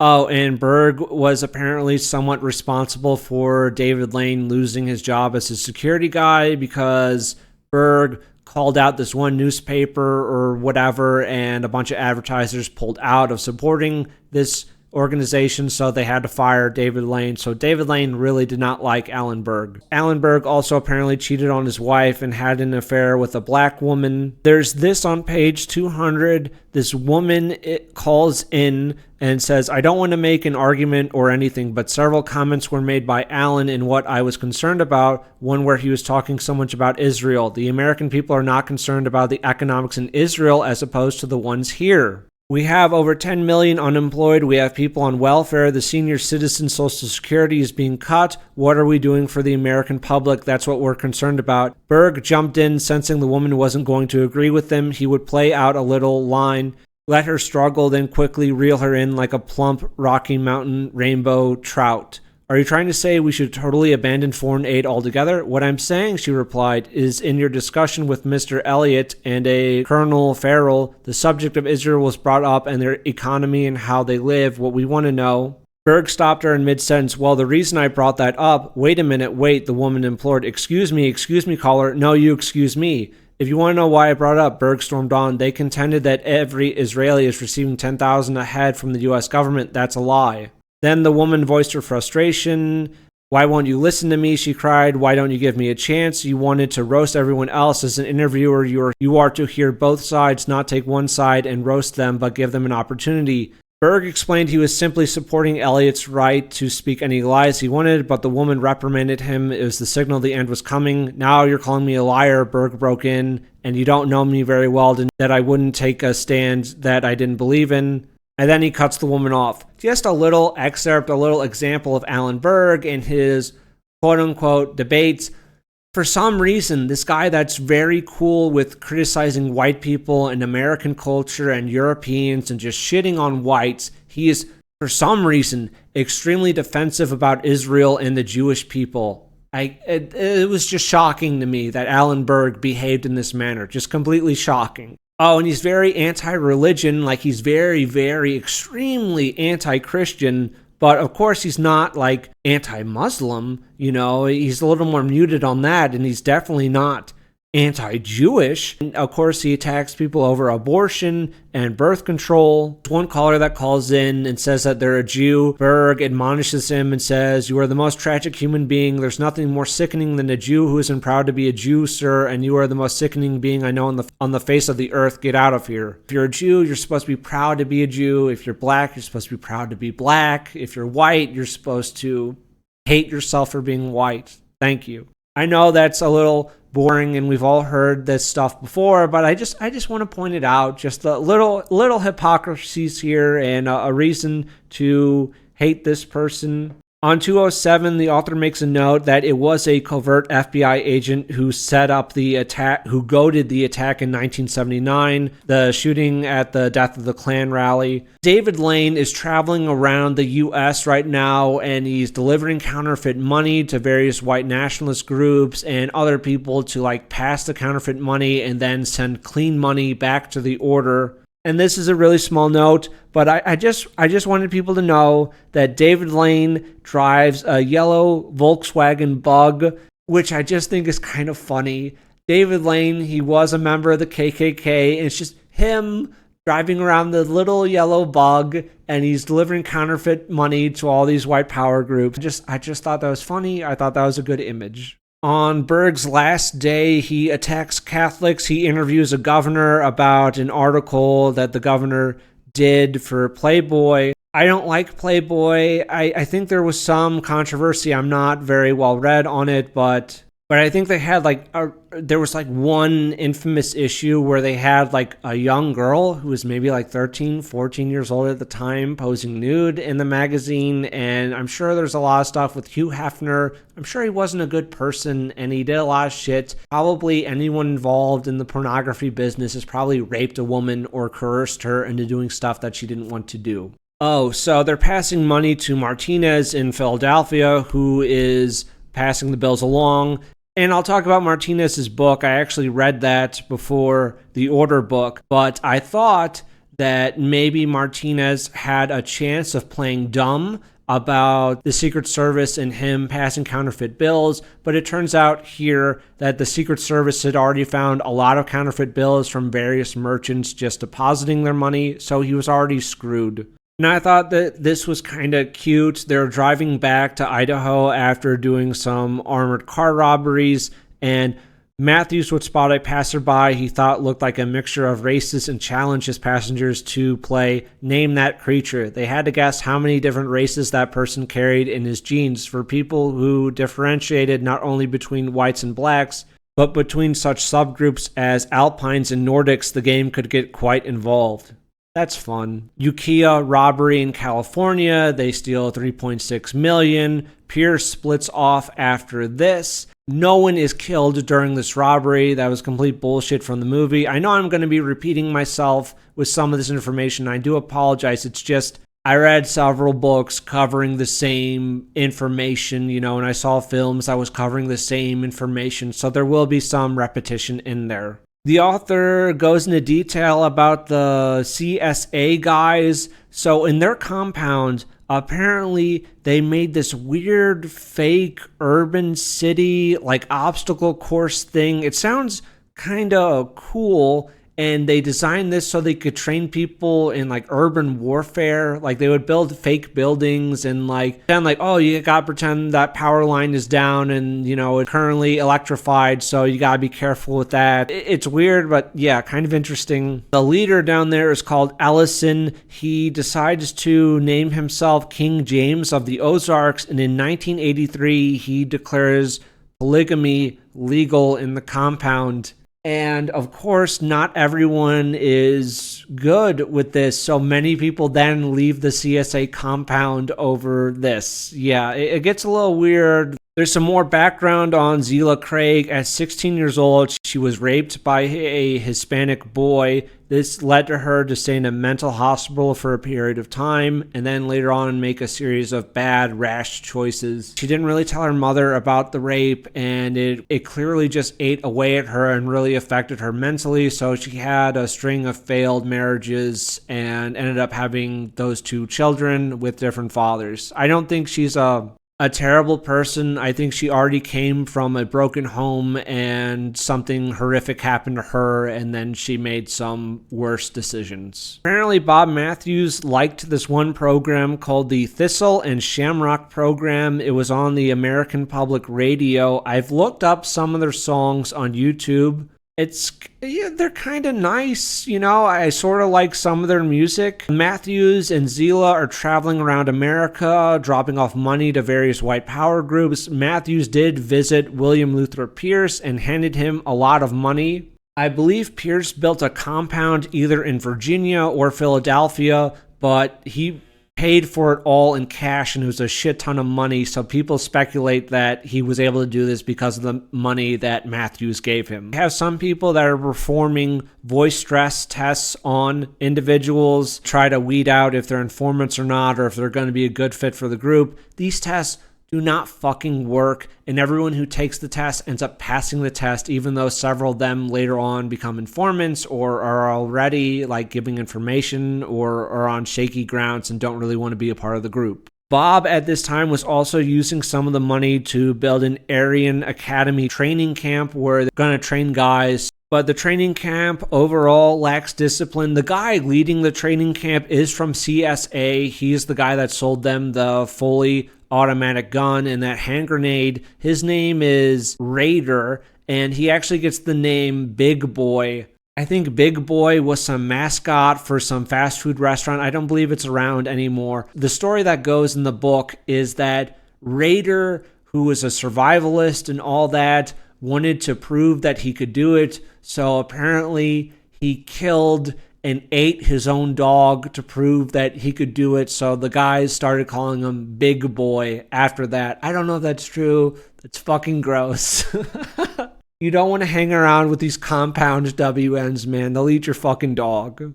Oh, and this is on 329. I had no idea what this shit was, but apparently there were some white nationalists who had this plan to invade the small island nation of Dominica, which is different from the Dominican Republic. Of course, it fails. They are arrested by the FBI before they even leave the port. And the code name that the FBI gave to this was the Bayou of Pigs. I thought that was funny. You got 10 guys that are involved in white nationalism, and they're going to go invade this small island nation and try to take it over and then funnel money into white power groups in the United States. That's fucking hilarious. That's character, right? That's something. They talk about initiating new members into the order. This is on 330. The men then held hands as they had in the barracks a year earlier. This time they represented a much wider circle, arching through Bob Miles' organization in Michigan, the white trash neighborhoods of Philadelphia, the heart of Dixie, and the eclectic West Coast, where the white racist programming ran on community cable TV. I'll just say that unless you're from Philadelphia, you probably shouldn't call it white trash considering you are white. And the author at no point refers to Mexicans as trash or blacks as trash, but he does call, I guess, these poor white communities in Philadelphia as white trash. So I took a little umbrage with that. And on 346, they're trying to arrest Gary Yarborough. So the author says they, quote unquote, bent the Bill of Rights by going onto Gary's property without a warrant because they want to do some surveillance of the property, and this leads into a confrontation with Yarborough. I'm just saying, bending the Bill of Rights, that was simply illegal. Yes, Gary Yarborough was a criminal and such, but you can't do that, right? You know what I mean? But yeah, they do break the law here. The FBI is just tightening their noose on the group, that everything is falling into place for them. Some people in various white power communities think that Bob Matthews is in with the feds and trying to get people to commit crimes so that Bob Matthews will then inform on them like he's an undercover FBI agent or something. I do not believe in that. We're at the siege on the island. They are talking to Bob Matthews on the phone. They talk for several hours. The siege goes on for, I believe, a day and a half or close to 2 days, and says that through his night vision scope, he had been reading the SWAT team's name tags. "Hey, Noah," Matthews told Murky, "I can see Agent Fiddler out there beside a tree in the back." Steve Fiddler was quickly notified to take a more secure position. That's cute. So I had some thoughts as I was reading the book, and it's just that I don't really like the guys that dress up in the Nazi uniforms and the KKK robes and all that, and they're not dressing up to recruit people, but it's for them. They want to be scary and powerful. I don't like the order because at the end of the day, their little race war didn't kick off. A lot of people went to jail or were killed at the end result of it, and it didn't move the needle, but you can at least say that the order acted on their beliefs. While the guys that are dressing up like Klansmen and Nazis, they talk constantly about going and committing violence, and they never do it. Not that I am encouraging anyone to go and commit violence, to clarify, or to commit any crimes, but to clarify. To me, it's sort of like stolen valor, right? It's like if you dressed up in a uniform and put a bunch of medals on yourself, you want the honor and respect that's associated with wearing this uniform, even though you haven't done anything to earn it. And frankly, I think if you went up to some of these guys who wore the uniforms, and if you gave them a noose that's already tied, you gave them a tree, and you gave them a black guy, they would not lynch that black guy. It's a lot of talk, and they wouldn't do the act, but they just like the act of dressing up. And this was some time ago. I think it was a few weeks or a few months, but there's this one guy, I think he got photographed, took a picture of him in a fast food restaurant, or maybe it was a Walmart or something, but this guy was wearing this hoodie that said, "Kill your local pedophile. You go do it, or don't. I'm not telling you to commit violence." But it's gay that you're putting out this message that we should go commit violence, we should go kill local pedophiles, but you want someone else to do the violent act for you. You don't want to be a part of it. You just want to sneer on the sidelines. Putting it on a shirt kind of sucks. And yeah, I agree. I don't like pedophiles. I think they should be killed. But I'm not putting on a shirt and parading it around and hoping someone else will go commit violence for me. You know what I mean? There's a difference there. So I don't like the order, but they at least follow through on their beliefs. So now we're at the epilogue of the book. As I said before, the case was aided by more than half of the people who had followed or helped Matthews. The ones that turned informant are Denver Parmenter, Randall Rader, that was the CSA guy, Robert Murky, Ken Loft, Thomas Martinez, James Dye, Dan Bout, Jackie Lee Norton, Mark Jones, and Charles Estrat. That was the guy with Brinks. So again, nearly half of the people in your super secret silent brotherhood decide to go informant on you. That's not a strong organization at all. That's not something you want to be a part of in the slightest. There's a letter included here on page 424 and 425. This is from Bruce Pierce while he's in prison I've heard my own people, different people in the movement say, I heard it, I've heard what they said, and I've gotten a couple letters, and they've said, what you've done is you've hurt us, and you've brought too much attention down upon us, and really, what did you accomplish? That makes me defensive, but I realize a lot of people are going to feel that way. It's very easy to criticize the man in the arena of battle. In retrospect, have I hurt the movement or not? It's irrelevant when you consider that it's all according to God's will. We had been making statements for years, and I think we all recognized that it wasn't going to be done by talking. Our own people in the movement had been talking for years, and we really, by far, would have preferred to do this on a discussion level, but it just wasn't going to happen. I don't think we had any idea that we could start and finish in 1984, but you have to begin and you have to make a stand. And if it be we were unsuccessful this time, that's not to say that in other times someone else won't be successful. Our actions were based upon our beliefs, and our beliefs were that in the end we wanted a separate nation. I can sympathize with this in a way, this desire to create a white ethno-state, a nation for our people and such, but the order had a 0% chance of succeeding. They just simply didn't. There wasn't going to be a race war. I don't think there's going to be a race war now. I don't think there's probably going to be a race war for like 20, 30 years. America was not built overnight, and it's certainly not collapsing overnight. It's not going to be this sudden, collapse. It'll be things get worse, things get worse, things get worse.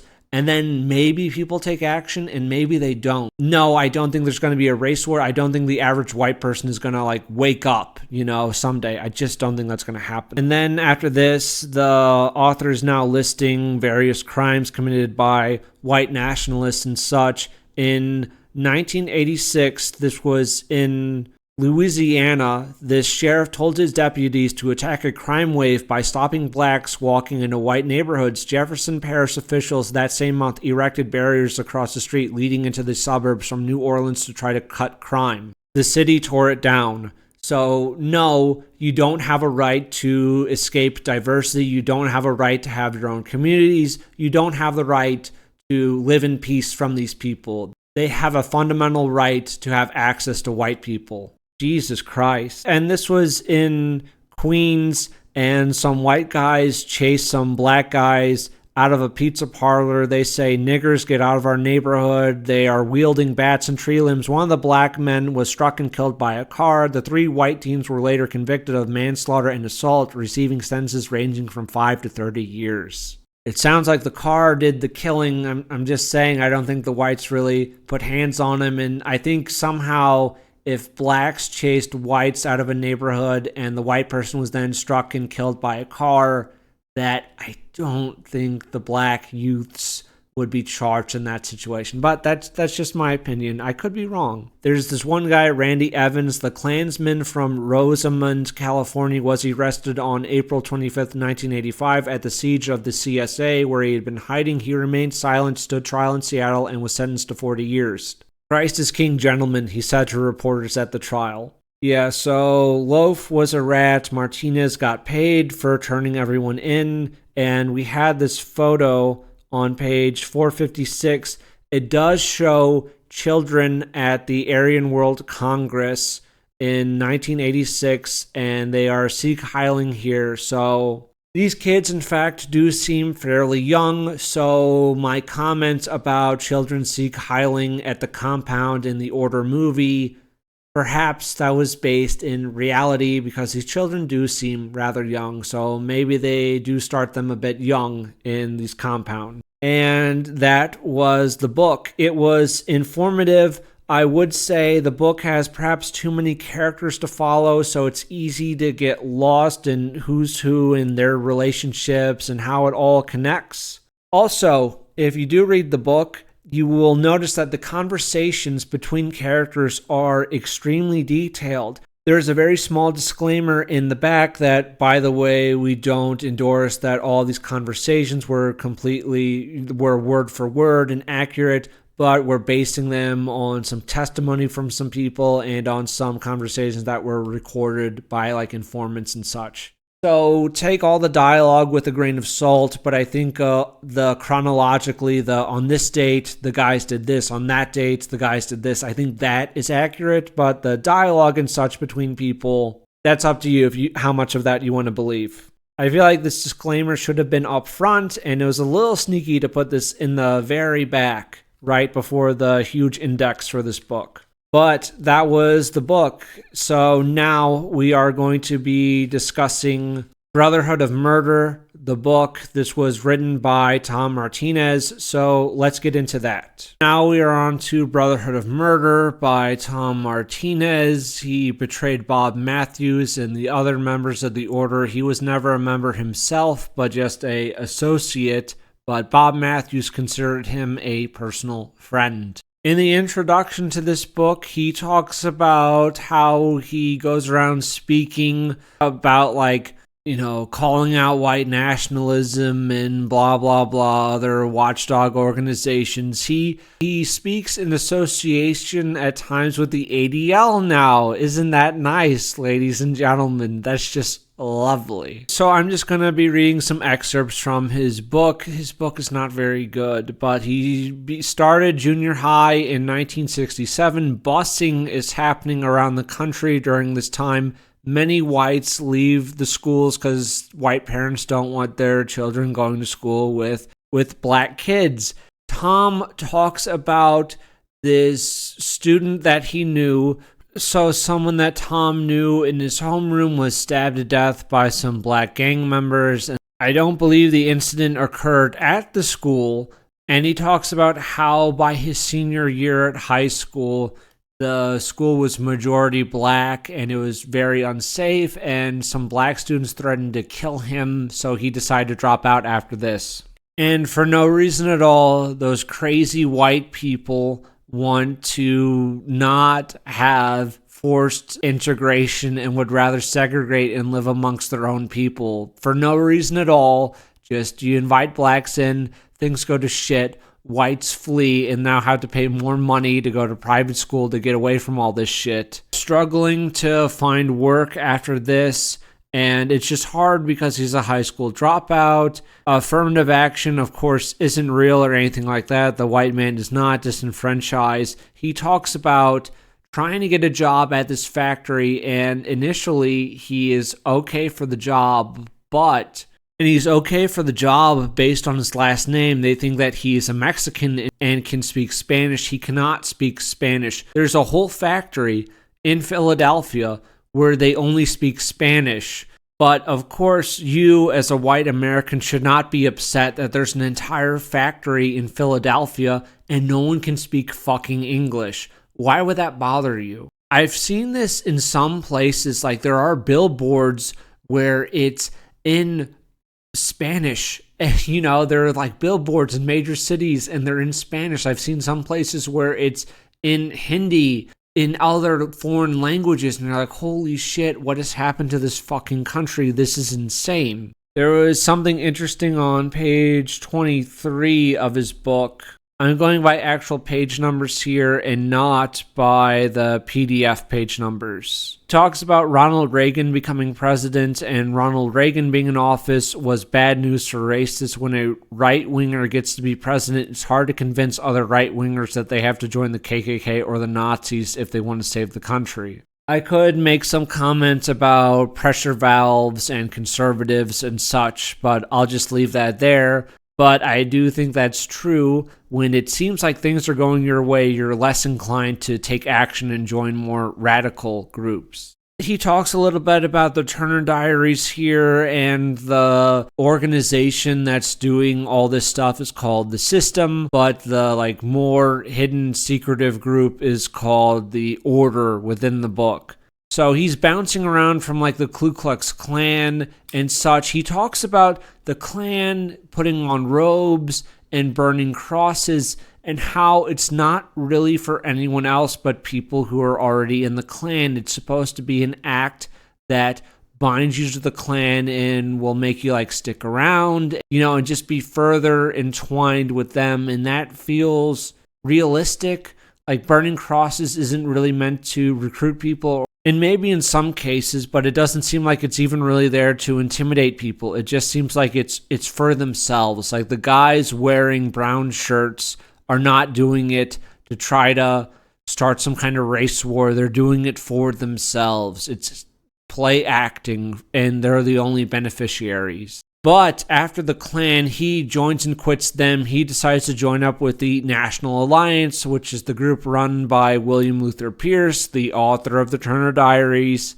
And he is raising funds for the National Alliance by selling papers and such. I believe he was like the best seller of papers for an amount of time. He was raising a decent amount of money for the National Alliance. But he and another guy from the National Alliance were in some restaurant and they were having a conversation. They said nigger. For making a public disturbance, they were being forced to pay a fine. And they went to Pierce asking Pierce to pay this fine for them, and Pierce wouldn't give them any money. Frankly, I'm just saying, if these guys are in your organization, the National Alliance, they're raising money for you, I think you are forced, you should be obligated to pay their fines, and if you don't want to support them anymore, then boot them out of National Alliance. But it seemed like a little gay from Pierce to do this. So, of course, Martinez drops out of National Alliance after this. And it's like, okay, Pierce, I think you had the money and I think you pay the fine. And then maybe you discipline Martinez, like, don't do this again. But by not paying the fine for him, you just lost an earner for you, right? It seems stupid. Bob Matthews shows up and he has some stolen bank money with him, and they go around and they exchange some bills. Some of the bills have dye marks, but they just say that the bills got ruined in the wash and no one really questions it when they go into stores and change it out. And they do it at banks too. On 78, Martinez is basically sucking Alan Berg's cock here. Despite representing Bruce in a number of organized crime fringe figures in Chicago, Berg found success as a lawyer elusive, perhaps because he was an alcoholic, perhaps because of his violent temper. So, of course, Alan Berg, great guy, freed a lot of criminals and did his best to keep these guys on the streets so that they can further attack and destroy white lives. What a great person. Berg entering a series of relationships with the beautiful and expensive-looking women. He's just sucking his cock here. He's just sucking his cock completely. Berg attacks this newspaper, the Primrose and Cattleman's Gazette, a newspaper of sorts that Berg charged as being biased against Jews. Following the broadcast, advertising dropped off of the newspaper to the extent that Elliot had to fire 8 of his 9 employees, one of whom was his security guard, David Lane. When the paper failed, Elliot sued Berg and KOA for millions. The charges were dismissed. What a nice Jew. Like, he comes in this country, he wants to attack white people and Christians, and he doesn't want any repercussions against him, but he will directly attack white newspapers that he doesn't like and get them to fail, and that's completely fine and protected. What a nice person. When the program was over, Alan Berg taped a commercial for the American Cancer Society, discussed with his producer the subject of the next day's program, gun control. He favored it, then went on to meetings with several advertisers. The 4 men followed him. Of course, Alan Berg believes in gun control and that you should not have a gun. Very nice. Talks about Bob having this girlfriend, Zila, who was pregnant by him. David Lane comes by with counterfeit money. I guess he was driving his yellow Volkswagen Bug across the country to Philadelphia, which is not funny in the slightest. Don't laugh. That's not an amusing image. He is told to pass bills in crowded streets and out of state. So they're working on counterfeiting. Some of the bills sort of pass. They don't quite pass, but you can kind of sort of get away with it, and they've had limited success with it. But he is told deliberately by David Lane, you may only pass bills when you're out of state. Don't do this shit in Philadelphia, and definitely not around your house. Don't do this shit in Philadelphia. Get the fuck out of state when you start passing these bills. Boys, I want you to comment down below or just think to yourself, how far did Tom Martinez travel? How far did he go to pass these counterfeit bills when he has been told directly to pass them out of state? How far does he travel from Philadelphia to accomplish this goal? If you guessed not very far, you're fucking correct. Tom Martinez is a fucking retard, and he passes bills within a few blocks of his own fucking house. He's just a dumb fuck. He has 1 day of passing bills, and he makes about $1,500 in a day. Not a small amount of money in that time. But his very last stop of the day, he passes a bad bill buying a little lottery ticket.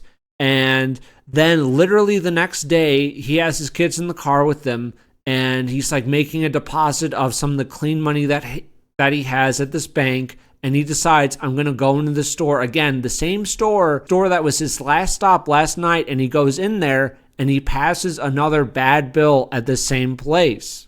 The owner of the store calls him out and follows him outside and writes down his license plate and his car information because he's going to make a call to the Secret Service. Tom Martinez then gets called out when he goes to cry to George Zangel, who is with the order for not going out of state. Literally had a counterfeiting operation for a single day, and then the first stop the next morning, he is fucking busted. He has his wife, Susan, take the counterfeiting bills to meet with George Zangel, and all that is destroyed, and they just get rid of all the bad money and everything. But the Secret Service shows up. I think it's that very night, if not the next day, the Secret Service is there. I think it is that night. They show up and they arrest him. They bring him downtown. The Secret Service is involved because it's counterfeiting. It's a federal offense, and they are threatening him with 15 years in jail. They start doing bad cop, good cop. He tries to lie and says he didn't know the money was counterfeit. How would he know?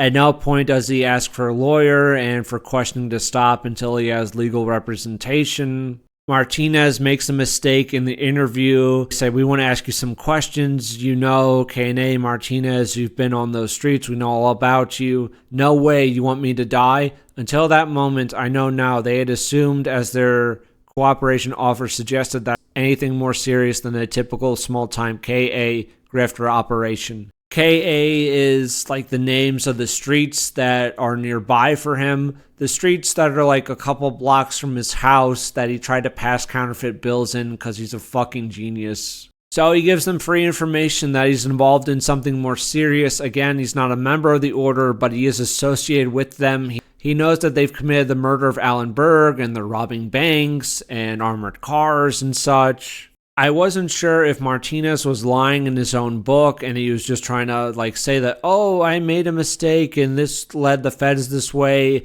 And in reality, he was really singing like a canary from the very start. But I do believe Tom Martinez is fucking stupid. So it's possible that he made a mistake too. Oh, Tom Martinez says this. So Bob Matthews called and asked about Martinez and if everything was okay. He talked to his wife, Susan, and that evening, Bob Matthews calls once more. His tone was friendly, concerned, supportive, as if visiting a friend in the hospital. What a bad break, buddy. That was the difference between Bob and lesser men like David Lane and George Zangel, whose immediate reaction when something goes wrong is to ladle out blame. Bob must have been upset too that I had disobeyed orders by passing the money where I had, but him, blame was an irrelevance, a self-defeating concept. Martinez is such a little pussy. He is so upset that he got chewed out by David Lane and George Zangel because he's a fucking retard and they rightfully called him a fucking retard.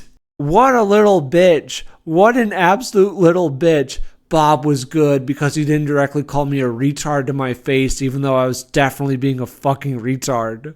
They pull off their big armored car robbery, and Martinez is given $20,000 of this. At first, he's still hesitant to be involved with the order, and he's resisting Bob when Bob calls and wants to recruit him for such things. Martinez even hires a Jewish lawyer to represent him in the counterfeiting stuff, because Bob Matthews wants to hire a lawyer for him and to pay for it, of course. So while this is going on, he's just working and he's very concerned about the upcoming trial. It's all looming above him and such, yes. But before they even go to trial, his lawyer talks to him and they have pulled his phone record. Martinez has called Reverend Miles, who is this racist leader out in Michigan that I've referenced before. They have a link to him in the racial movement, but that's not really shocking. Much more worrisome were the calls to and from a Robert J. Matthews, identified on the papers Perry had received as an associate of one Bruce Carroll Pierce, a suspected counterfeiter. So in his court case, they were going to link him to someone who had already been convicted of counterfeiting and pled guilty to show that, in fact, Tom Martinez was not just an innocent guy that got passed counterfeit bills.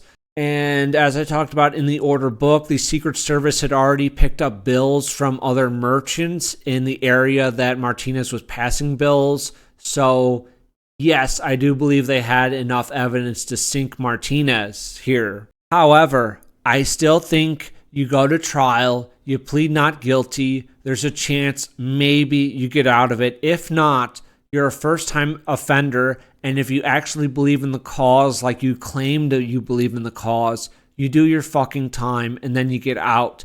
I think there's a very good chance that he would have gotten out early based on good behavior and such, but he decides to rat before they even go to trial. And they don't actually even have like a recording of the calls that he made. They just have that you called so-and-so at such and such time and date. Okay, you could try to spin it that you were talking about something else or whatever. I think it's maybe a little flimsy and a jury would probably go against you, but I think you make the fucking attempt, right? If you claim like, I'm a white advocate, I believe in this thing and nationalism and blah, blah, blah, I think you make the fucking attempt and plead not guilty rather than betray everyone else in the organization, you know?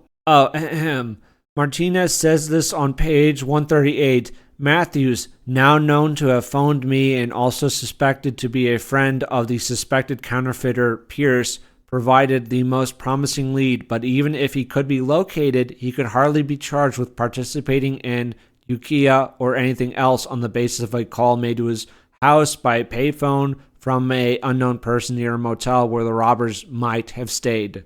Really, Tom? Bob Matthews couldn't have been charged just because a phone call was made and they don't know what was said during such phone call. That's so fucking interesting. It's almost like you, right? But you decide to rat before even going to fucking trial. That's so interesting. Wow. So now he's collecting information for the feds on 143.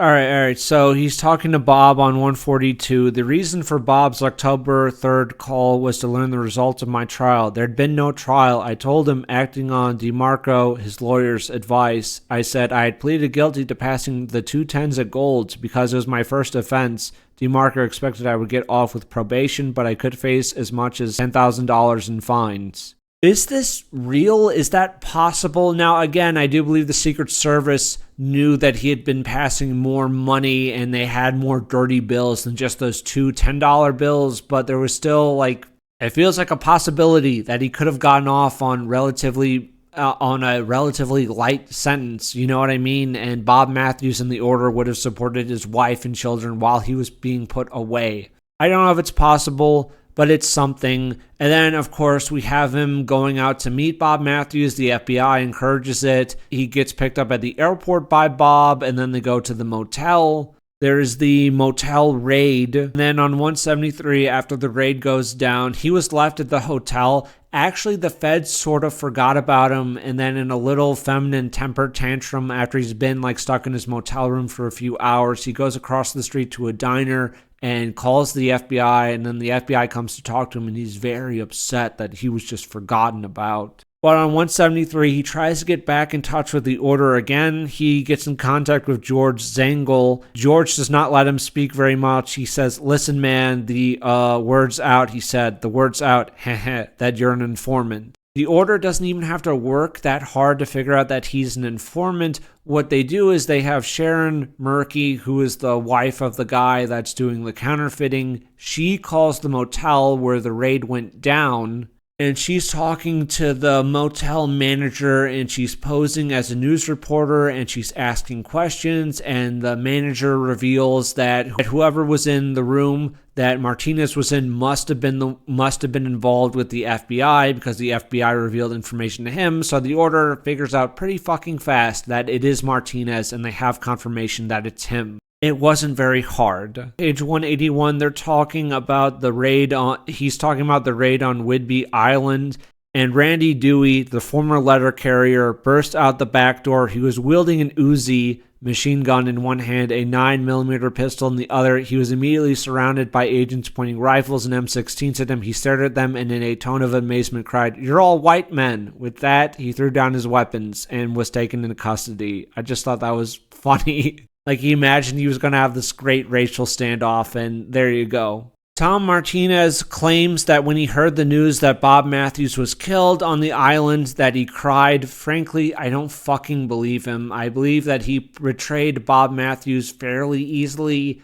and didn't really have an issue with any of the stuff. He just seems like a little rat fuck. Basically, the book is over. They talk about him going in to testify, and then him like having his charges dismissed, and he's on probation for his counterfeiting charges. But the book goes on for a little bit. After this, yes, he is in the Federal Witness Protection Program. Talks about David Tate. He talks about the situation where Aryan nations wanted Tom Martinez killed, so they set up the fake head and all that. And then we have an afterword on page 225, The Future of American Terrorism, where he lists a bunch of crimes committed by white people. Of course, he doesn't list any crimes committed by non-whites against white people for some reason, even though the ADL is, not a leftist agency, and they don't have any priorities or anything over some groups over other groups. That's ridiculous. That was the book. I didn't actually finish the afterword here because it's just this long list of, aren't you ashamed to be white? Shouldn't you be completely against white nationalism because some crazy guys did some shit? Anyway, though, diversity is our strength, and yes, I do admit that this high school classmate of mine was murdered by blacks, but really we should push for school integration. Don't you agree? Martinez is a cowardly little fuck that is also just a retard. Like, okay, boys, hopefully, before you even started this video, you were absolutely convinced not to join up with any criminal WN group, but you have to think that an organization like the Order sought to recruit a man like Tom Martinez. That is a bad fucking organization. That's fucking crazy. Martinez showed himself to be a fucking retard, and they were still wanting him involved. I believe that maybe they were plotting to kill Martinez, which would have been the smart choice, but an even smarter choice would have been not to involve him in the first place. Yeah, stay the fuck away from any criminal groups, because, again, you have to imagine your group is only as strong as the weakest member of that group. If your weakest member is Tom Martinez, he's gonna flip fucking instantly, and then you're all fucked. It seems dumb. I think white communities should be formed, and that's frankly the best course of action. Not like compounds, like some of these guys. These compounds seem to go a little crazy, personally, but just a community of decent people, and they're white, and they like white people. That seems decent. We could go for that, right? Now, on to the made-for-TV Brotherhood of Murder. Oh, Brotherhood of Murder, what a bullshit title. They killed... 5 people? It's David Tate kills a state trooper. They kill Walter West. They kill Alan Berg. Is it just 3? Did the Order really just kill 3? They talk about some aviation pilots in the Order book who crashed and he was doing surveillance on the Order. That doesn't fucking count. That wasn't as a result of some violent interaction with Order members. 3 guys that they kill. And then the Order 2 commits another murder, but that's also a white nationalist who is not an informant. Yeah, Brotherhood of Murder. They killed 3 fucking guys. And David Tate was on the run, and the Order was basically destroyed at that point, so it wasn't even a sanctioned hit. But Brotherhood of Murder, it sounds better. It sounds a lot better than Race War. 3 people died.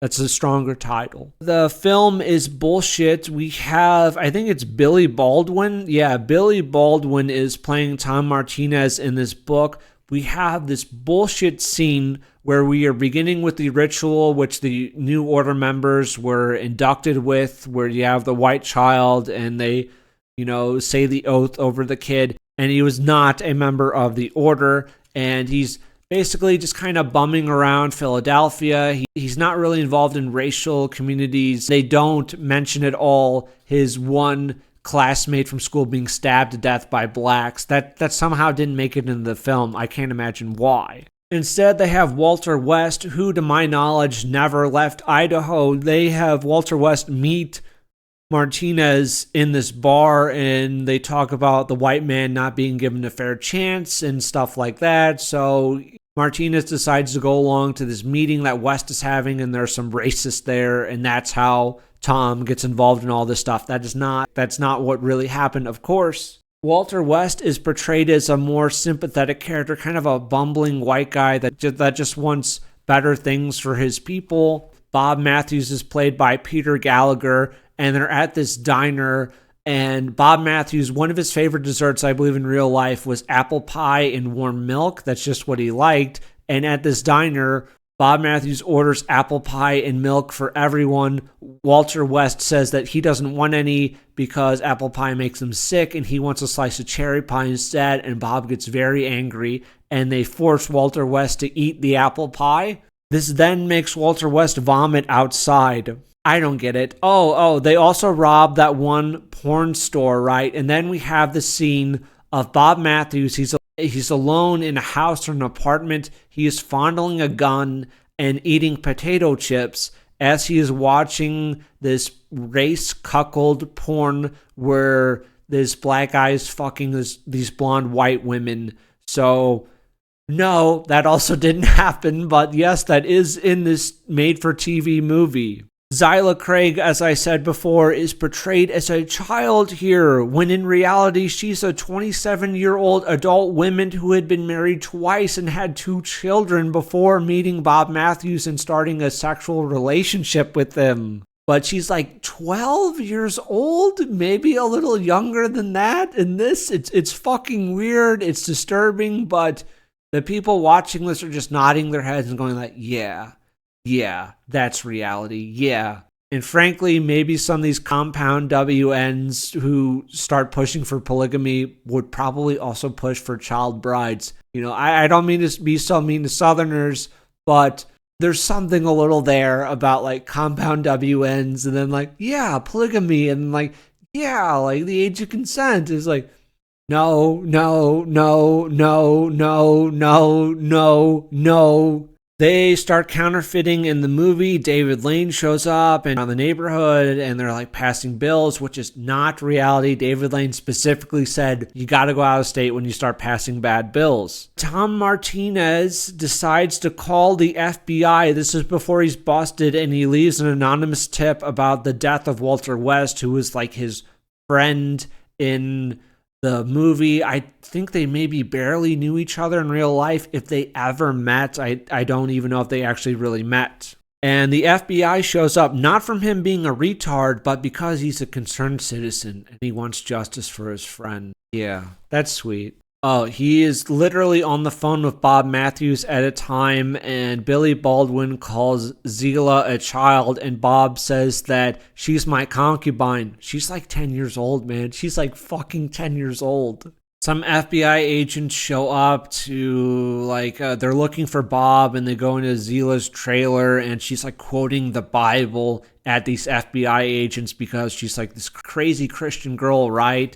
Whoa, that's disturbing, man. Don't you just hate white people? The motel scene is done wrong, but after that, we have Tom Martinez go to the siege on the island. Tom Martinez even calls Bob on the phone, which is completely ahistorical, and we end there with Bob Matthews dying, and Tom is crying about it. The movie is fast-paced and just badly done, and that's just the end. It's not worth watching. So, boys, I had a little bit of a tangent that I was gonna go on here, a little story from White Pill Media, some lore. As I was going over Tom Martinez's stuff, I had something I wanted to discuss about myself. You know, I wanted to come out. This is my coming clean story. I wanted to be very open and honest with you boys. If you wanted to skip it,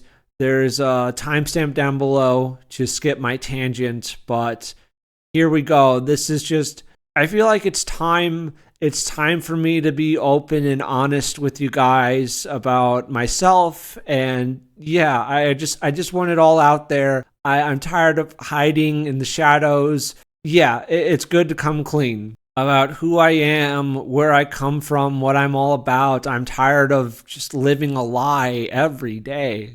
I was born a poor black child. I remember the days sitting on the porch with my family, singing and dancing down in Mississippi.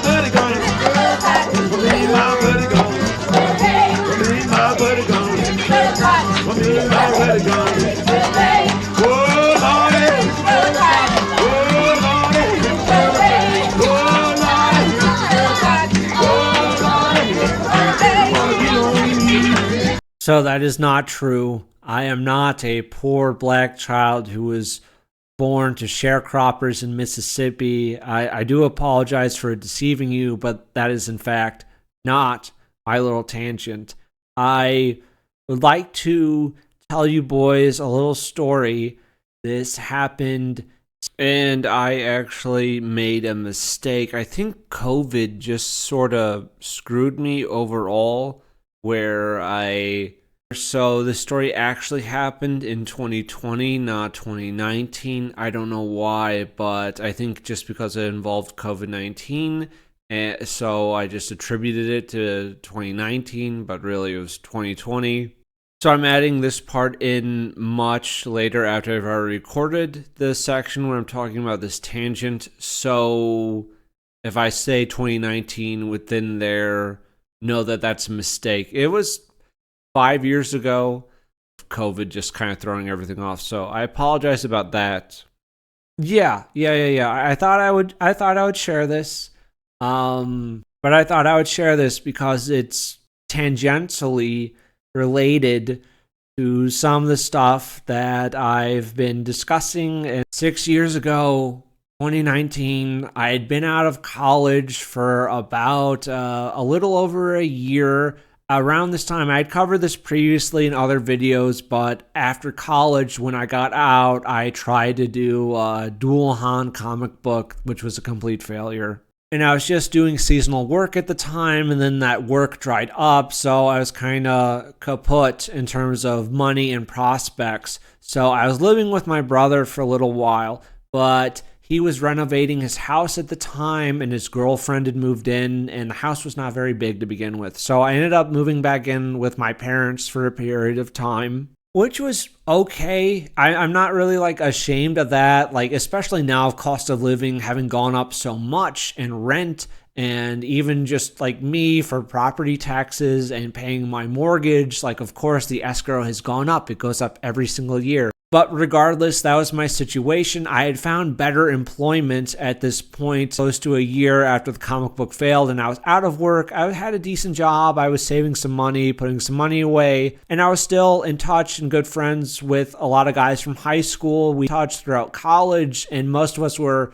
back in our hometown, so we still got together to hang out like once a week, at least a few times a month. This was a fairly large group of guys. It was about 9 guys overall. I was close friends with some of these guys. Like, I would say, like, they're best friends. They were guys I would commit hate crimes for, right? And then there were just some guys that I would hang out in larger settings, but I probably wouldn't hang out with on a one-to-one basis, if that makes sense. Still friends with these people, but I would say that they were more like acquaintances rather than friends, but we all got along fairly well. My own personal journey into getting into these kinds of politics and beliefs and such began in college with me just looking stuff up online and doing my own research, and I was getting more and more into it. Some of the guys in this large groups of friends were also on the same level as me, and they actually showed me some stuff that I hadn't seen before. It was like, hey man,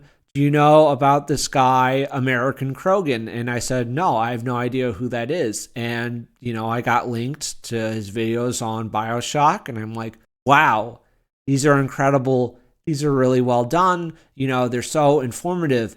But there was still this hesitancy when they would link me this stuff because they didn't know how I would fully react, which makes sense because these beliefs are not mainstream and they're not accepted by the majority of people, right? But there were still a few guys within this group who were all on the same level, and we would share and link different videos and books and things of that nature, and we were getting more and more involved in that type of thing and that type of thinking. There were a few guys in the group who I would label as leftists, and we would not really discuss politics in larger group settings because if the leftists were talking about politics, we would get offended. If we discussed politics, they would get offended. So for the sake of the group at large, we would typically try to avoid that stuff. That wasn't always possible because politics and culture are very interlinked, and it would come up from time to time and there would be flare-ups. There were some guys in the middle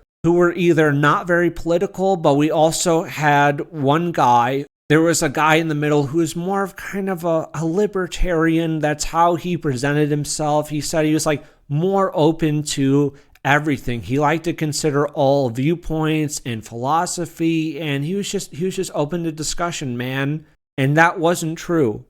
And those people always lie. There's a very hard barrier for a lot of people that they will not cross. And I will say for myself, when you start getting into this stuff, at least for me, it was rather intoxicating at first. Like, whoa, man, I want to share this knowledge. I want to share this truth with people. I want people to see the light like I have seen the light. And I was overeager. And I'm not overeager anymore. I don't really like talking to people that I haven't vetted for a while. That was an issue. I'm reminded a little bit in the Order book. I don't think I mentioned it when I was talking about the book, but Bob Matthews converted to Mormonism when he was rather young.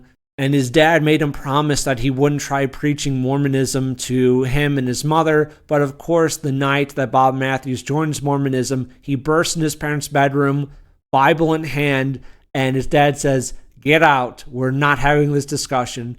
But I could relate to Bob Matthews in that circumstance because he wants to share this. Now, Mormonism isn't politics on this side of things, but it's similar, right? It's religious in a way in that you are trying to show people truth and you're trying to save people. You're trying to give them knowledge, right? Because this knowledge has been so invigorating and uplifting for you, and you want other people to experience that. So this guy who was more in the middle and open to everything, we would sometimes hang out at his parents' house, and it was fine and good. I would not consider him a close friend, but we are a part of the same friend group, if that makes sense. Naturally, me and some of the other guys who had the same thinking would show him some stuff from every now and then to kind of gauge his interest and see like, hey man, what do you think of that? Did that sound interesting? Do you want to learn more? Or do you want to see some other stuff that we got?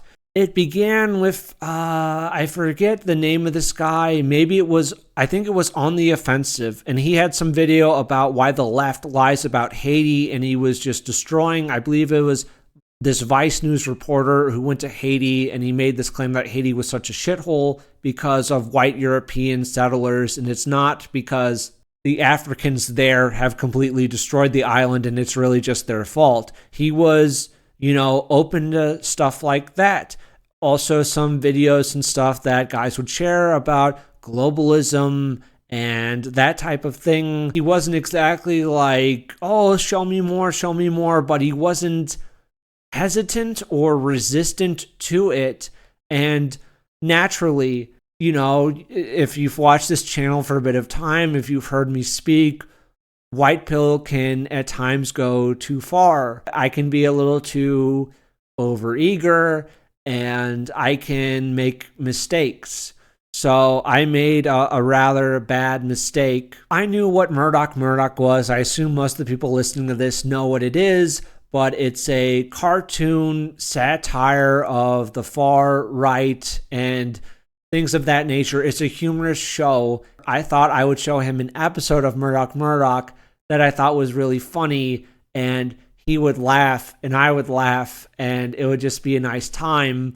And I was laughing at this Murdoch episode that I was showing him, and he was in fact not laughing. He was rather stone-faced and was not enjoying it. The episode was, I'll play a little clip from it, but it's... I remember when a white man felt at home here in the West Friends Mall.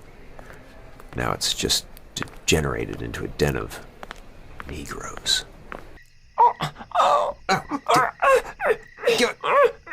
Give that. But she gonna die without a new magic lung. The one where Dr. Murdoch falls in love with this white woman at this mall, and it turns out that she was actually like a porn star and such, and he's going like, why, God, why? Which I thought was funny, but this guy really didn't like it, but he didn't say anything after that video was shown. He just like, hey, I didn't really like that. So I'm like, okay, I won't show you anything like that again. Sorry. And then it was, I think maybe in September to November. Again, it was 6 years ago, so I don't fully recall, but we were hanging out at one of the guys in the group's apartment. There were some guys playing a board game over there. Some people were playing some video games. I was with the video game guys. There was about 7 guys there, I want to say, including myself. And I was making some edgy jokes about the federal government and about taxation and how the government is like the mafia. They will put you in jail for not paying taxes, and how, you know, they're basically a criminal organization, and how you should be able to walk in any federal building and get your tax dollars back. I was joking. I was making a joke, and a couple guys in the group laughed. It was a joke. It was a joke. It was a joke. In no way was I advocating for any criminal action to occur or anything like that. I was just comparing taxation to theft and talking about getting your tax money back, not by killing anybody, but like kind of robbing a federal building. The few guys that were listening laughed. And at this time, I didn't own any guns or anything, and I wasn't making any fucking bombs or anything like that. I was just making a joke, and everyone there knew that I was kidding. But this guy gave me this very, very hard look, and he's just kind of staring at me. The tension between us is pretty thick for the rest of the night. This was on a Saturday, I believe, a Saturday night, and I didn't really think anything of it until that Tuesday. Many of you have already guessed by now where this story is going. And yes, boys, I never bullshitted you on this channel. Never, never, never. So I am being completely honest here. And yes, 2 FBI agents did in fact show up. So I was out at work, and this job, I don't want to reveal too much, but it's like physically intensive. Can't really hear my phone or feel when I get a text message because I'm moving around a lot. So if I'm not looking at my phone, and this job is very like, job made you move very, very fast. So I was not looking at my phone. I was just work. So I'm not checking my phone throughout the day. And towards the end of my work day, I check my phone, and I saw that I had a lot of messages and some missed calls. My brother texted me about, hey, some FBI agents showed up at my house and they were looking for you. So my brother was home because it's COVID, so he's working remote. The FBI agents then went to my parents' house, and my father and mother were home. My mother was retired, and my dad was working remote as well. I think the FBI showed up to my brother's house because I had listed like myself on employment records as staying there, and I hadn't bothered to update it when I moved into my parents' place. So that's why they went there first. But regardless, they go to my parents' place, and great thing. Again, no bullshit, no bullshit. I would not bullshit you boys. I really sincerely would not bullshit you. But my father thought that these FBI agents had shown up to the house because I had recently bought a copy of their Turner Diaries, and they had not come because of that at all. I told people like my brother and my parents and some of my friends, some of my more right-wing friends, that I was reading the Turner Diaries because I wanted to be scary and interesting, and it was very dumb, but I wanted to be like, oh, White Pill Media doesn't just read books, he reads like scary, dangerous books. Very gay. It was very gay of me. Also, I tried reading the Turner Diaries. I thought it was shit, and I put it down maybe 40 pages in. I don't think Pierce is a good writer. I also tried reading this guy Covington's books. I also did not finish that. He was like with the Pacific Northwest Front or whatever, and in his book, he literally makes some enemy faction called the Pierceites, so you know he's just a petty little faggot. But anyway, they were both bad writers.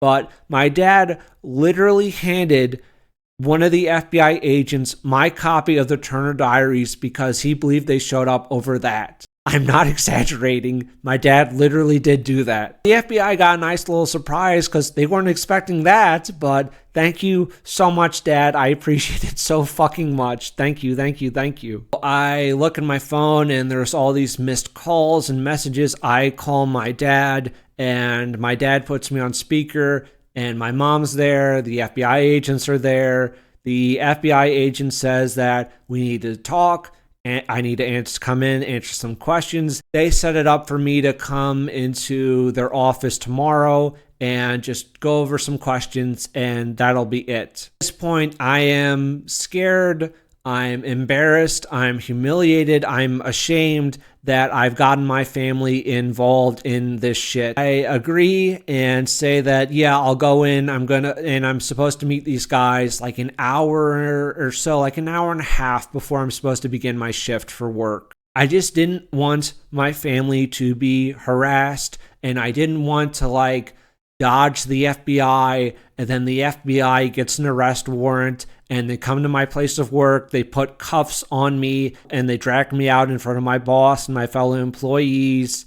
Maybe it was a mistake. Maybe some people will say that you're being gay for not demanding that they arrest you for talking to them, but I simply did not want my family to be harassed any more than they had been. My parents and my brother said that the FBI were not like belligerent or rude or anything. They said that they were polite and they just wanted to speak to me. So I also wasn't feeling particularly antagonistic against these guys. So I call two of the guys that are in the friend group and are on the same level as me politically, and I give them the rundown on what's going on, and this is like Tuesday, and I don't know exactly why the FBI wants to talk to me, but I'm 99% sure it's because of so-and-so and the jokes I made on Saturday, and he reported me to the FBI. They think that's also probably likely. I tell them that I love them, and yeah, they say, let us know how it goes, man. So I went out to the field office. It's about an hour and a half before I begin work. I have to surrender my phone at their front desk.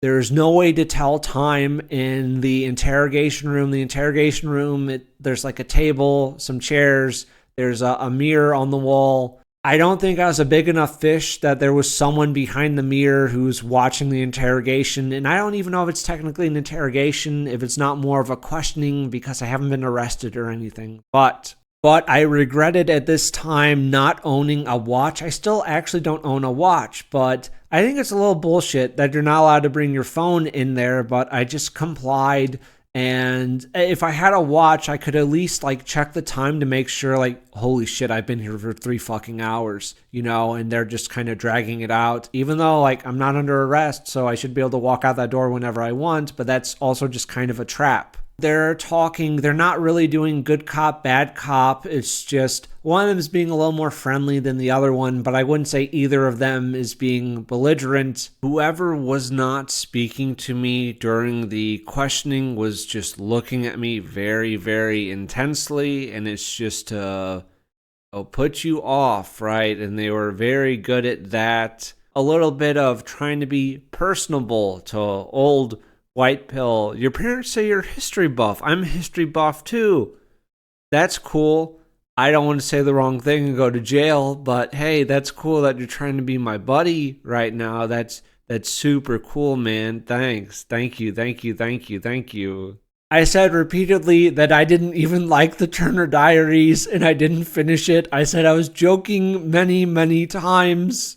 And they would leave very long pauses in conversations, and me, the naive, scared young man, would rush to fill these blank spaces in conversations to try to convince them that you were okay and not a threat and you weren't a danger to anybody, right?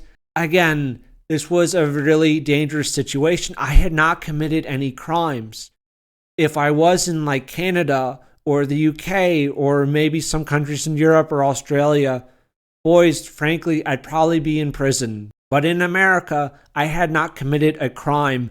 And if it did go to trial or some crazy shit like that, there were multiple other guys in that room who listened to me talk and would testify that I was joking. So I didn't think I could be arrested. I didn't own a fucking gun at the time. I wasn't making bombs. I wasn't a part of any group.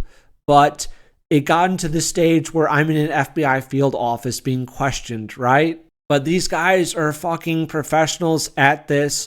And I just tell them, you know, and they're asking like, well, how did you come upon these ideas? Blah, blah, blah. I just very vague answers about just looking up stuff online. They read out the title of the report that they have on me, and it's Holocaust Denier Plots Mass Shooting, which is not true. I was not planning a shooting. Again, I didn't own a gun. The FBI knew I didn't even have a fucking gun. It was just completely insane and just so fucking crazy. But they do let me go after about an hour.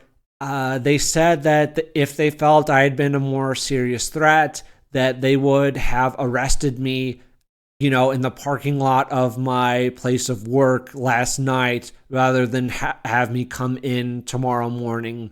So that was the end of that. I've never heard from the FBI or anything like that since then. I assume that, you know, I was kind of a little blip on the radar, but there's nothing really interesting. And I'm trying to make light of it. I'm trying to joke about it, but it was very fucking scary. It was really, really scary.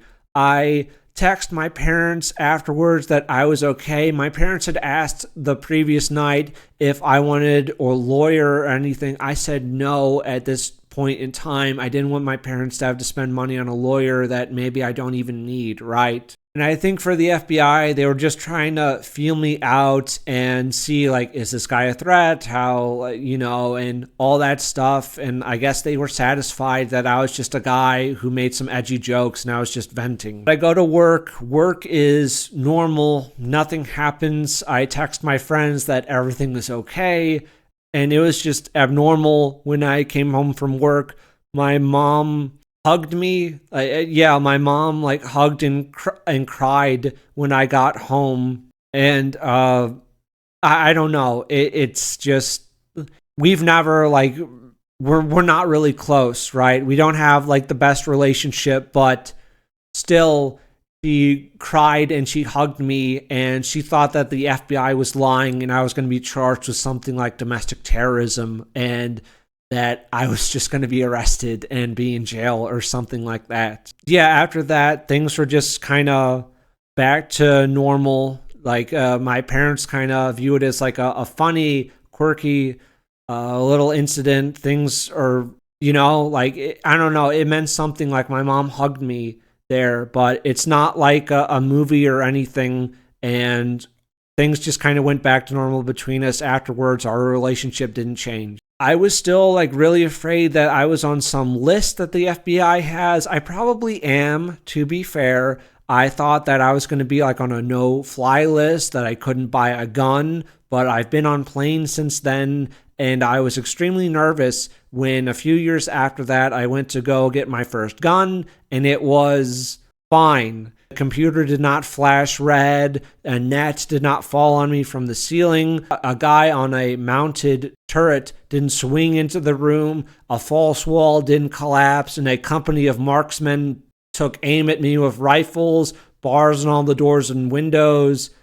I bought my gun and nothing happened. I know that was a bit of a tangent. I don't know how long that went on for, maybe 15 minutes or so, but I thought I would share it. It was just reading about Tom Martinez and such, and that was tangentially related, I guess. I would say if you're in a situation like that, I just didn't want to cause more grief for my family, and I thought if I refused to meet with the FBI, that they would just hound my family until I went in, and I just didn't want to put them through that. That was it. You know, the little questioning lasted for about an hour or so, and that was the end of it. I would say now I would probably demand a lawyer, and I would refuse to go and answer any questions until I was under arrest or something like that. I would just not cooperate in any way. But at that time, I was rather scared, and I had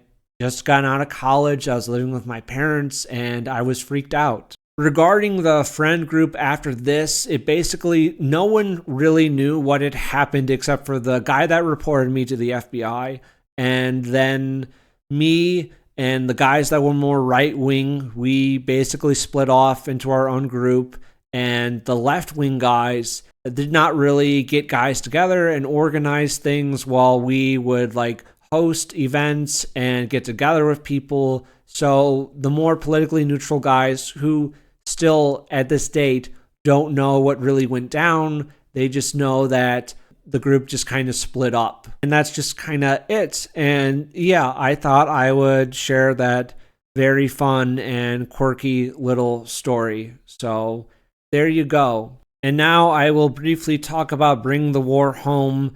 The reason why I am briefly talking about this is because it's very broad in talking about white nationalism. It does touch on the Order and Ruby Ridge, but they're like little chapters in this book. It's more about kind of the Klan. Begins about Vietnam, racial tensions over there between white and black troops, and how some of these racist Vietnam vets brought the war home, ergo the title of the book. There's a lot of focus on the Klan, and this is just too far removed from the other topics of the video.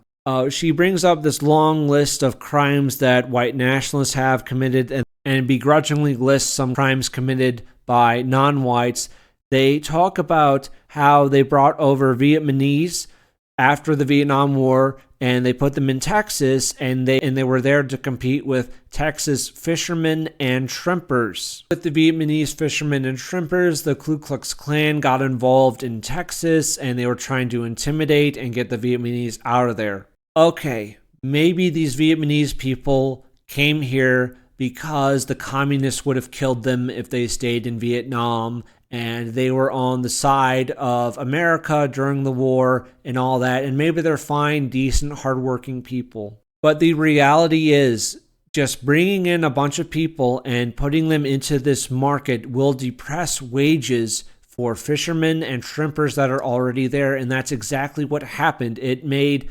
I don't know much or anything about fishing or shrimping, but I assume that these are hard industries and it can be a difficult living. So you're just putting in a bunch of people to compete with you, and then you expect the white working class in the area to just shrug their shoulders and be okay with it. Naturally, they wanted them to go and to leave them alone. Again, like if you're just a normal white guy working in that industry, and then the next day there are a bunch of refugees who also all work in your industry, you're now making suddenly a shit ton less money. And it's not like you all work at a factory, you work at fishing. And if you overfish in this area, then there's not going to be any money for anyone. And the Vietnamese can just pack up and go somewhere else. Whereas you have roots and you've built a community and your people have probably been here for hundreds of years, you know? Also, the author begrudgingly, and I will link this down below, but this was hard to find and I can't even find like a proper case name for this.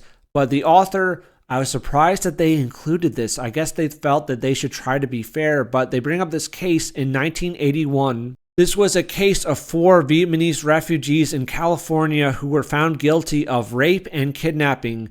They were 17, 18, 19, and 19 years old. The victims were all white women and girls from ages 14 to 21. The boys would ask for directions, and the girls and women would try to help them. They would then kidnap these girls and women and drive them to a secluded area and gang rape them. And I will now quote the defense here. Defense attorneys insisted that the suspects were innocent and said the victims had unwittingly identified the wrong youths because of their similar racial features. It's easy to believe the girls and it's easy to vote guilty, Public Defender Dennis McNerney told the jury during closing arguments last week. But don't get carried away by sympathy or the bandwagon of emotionalism to lynch somebody. That's nice. That's very nice by the defense attorney that, yes, we did bring these refugees over here, and yes, they did commit atrocities against white women and girls, but I mean, we can't lynch somebody over it, can we? And we certainly can't deport them, so I guess they should just live here on taxpayer dimes forever. But I thought refugees were always good. I thought diversity was our strength. Kind of like for young Tom Martinez, who has a fellow high school student get stabbed to death by black youths, and then some other black youths threatened to murder him. Like, I thought diversity was our strength. But anyways, we'll just overlook that. She also has a chapter about white women and white women in these white power organizations, and they're not innocent, and we need to attack them too.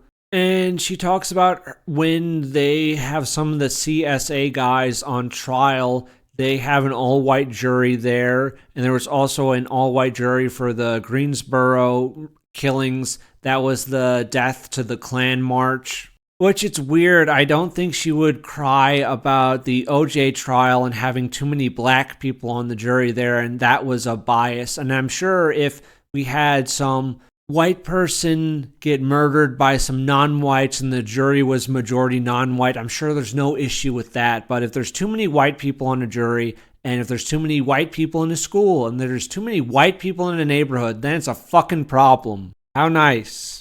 This cunt, this liberal fucking cunt. She does talk about Ruby Ridge, but I have better sources and books to go over that, so I'm just going to skip over what she said about it. It's not really anything wrong, it's just kind of like, and Ruby Ridge was a rallying cry for white supremacists, and it's like, yeah, no shit. She touches briefly on Waco, and then she talks a little bit about Oklahoma City. I do want to look more into that, like read some books and go through some documentaries, because I'm sure there's something there. Frankly, reading these books and doing this research and stuff, it took like several weeks, and I'm kind of conspiracy minded out, and I want to take a little break from this kind of thing, but I do want to look into OKC at some point. And she ends the book, crying about white power, do more to stop it, and it's just a load of crap. And yeah, her book was pretty shitty. It's pretty boring. Just really wasn't much there. Now, though, we are going to be discussing The Street Agent, the final chapter about Ruby Ridge, written by Wayne Maness. And because of his chapter on Ruby Ridge, this made me decide I had to do additional reading on Ruby Ridge and find out what happened there. Because of his chapter and because of his voice and his loaded language. Okay. How many people here are lucky enough to be members of the Nordic subgroup of the Aryan race? Can I see some hands? Yeah, it's tough being a white man these days. It's tough, I tell you. Folks, I'm so white. During the riots, I went out and bought a television.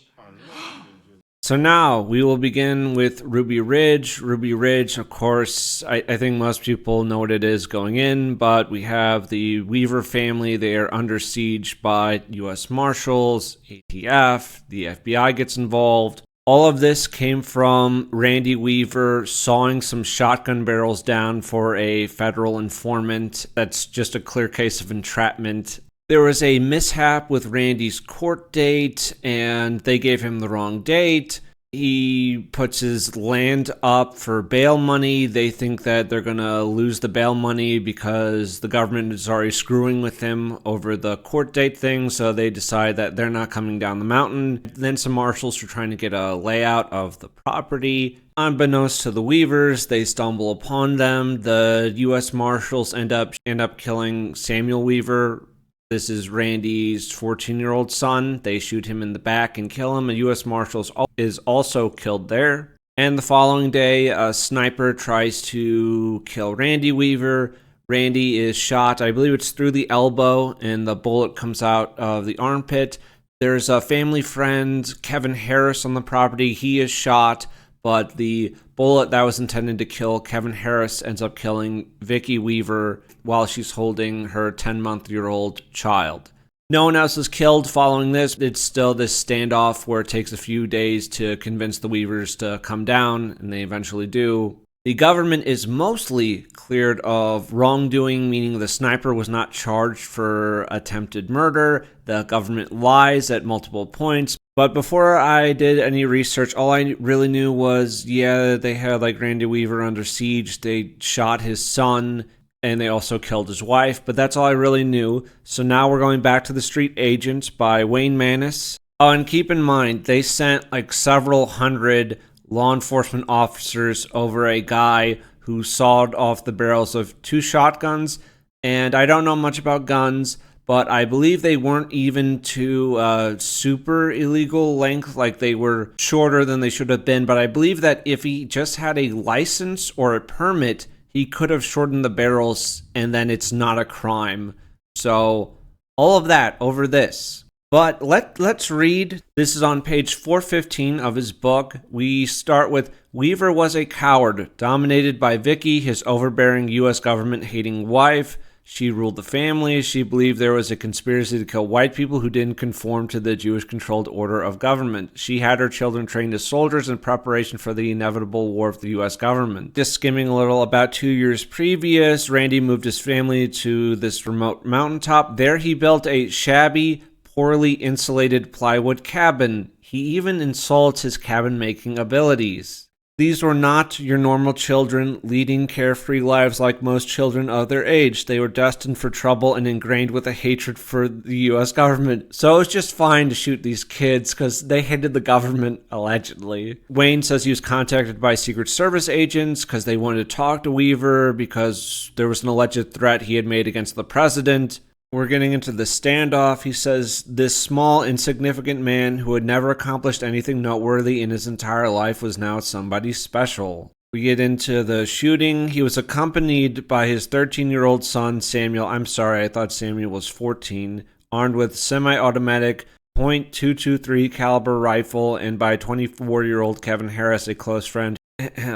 So, we're at the shooting now. We're on page 417. We're talking about the marshals. They're at the infamous Y. Randy Weaver is on one side. Kevin Harris, Samuel, and their dog are coming down this other side. They think there's maybe some big game around the cabin, so they're going to check it out, but they're separate groups. The dog has been tracking the federal agents. The Weavers don't know that it's federal agents it's tracking. From his hidden position, one of the marshals took aim with his weapon and silenced, I circled this word, silenced the barking dog. We don't use the word kill here. I wonder why. I wonder if maybe, just maybe, Wayne Maness is a pussy and a faggot and he's trying to couch his language here because we silenced the barking dog by shooting it multiple times. Okay, but let's keep going. I know we said that these weren't normal kids. Randy was a piece of shit and a loser, and he built a crappy cabin.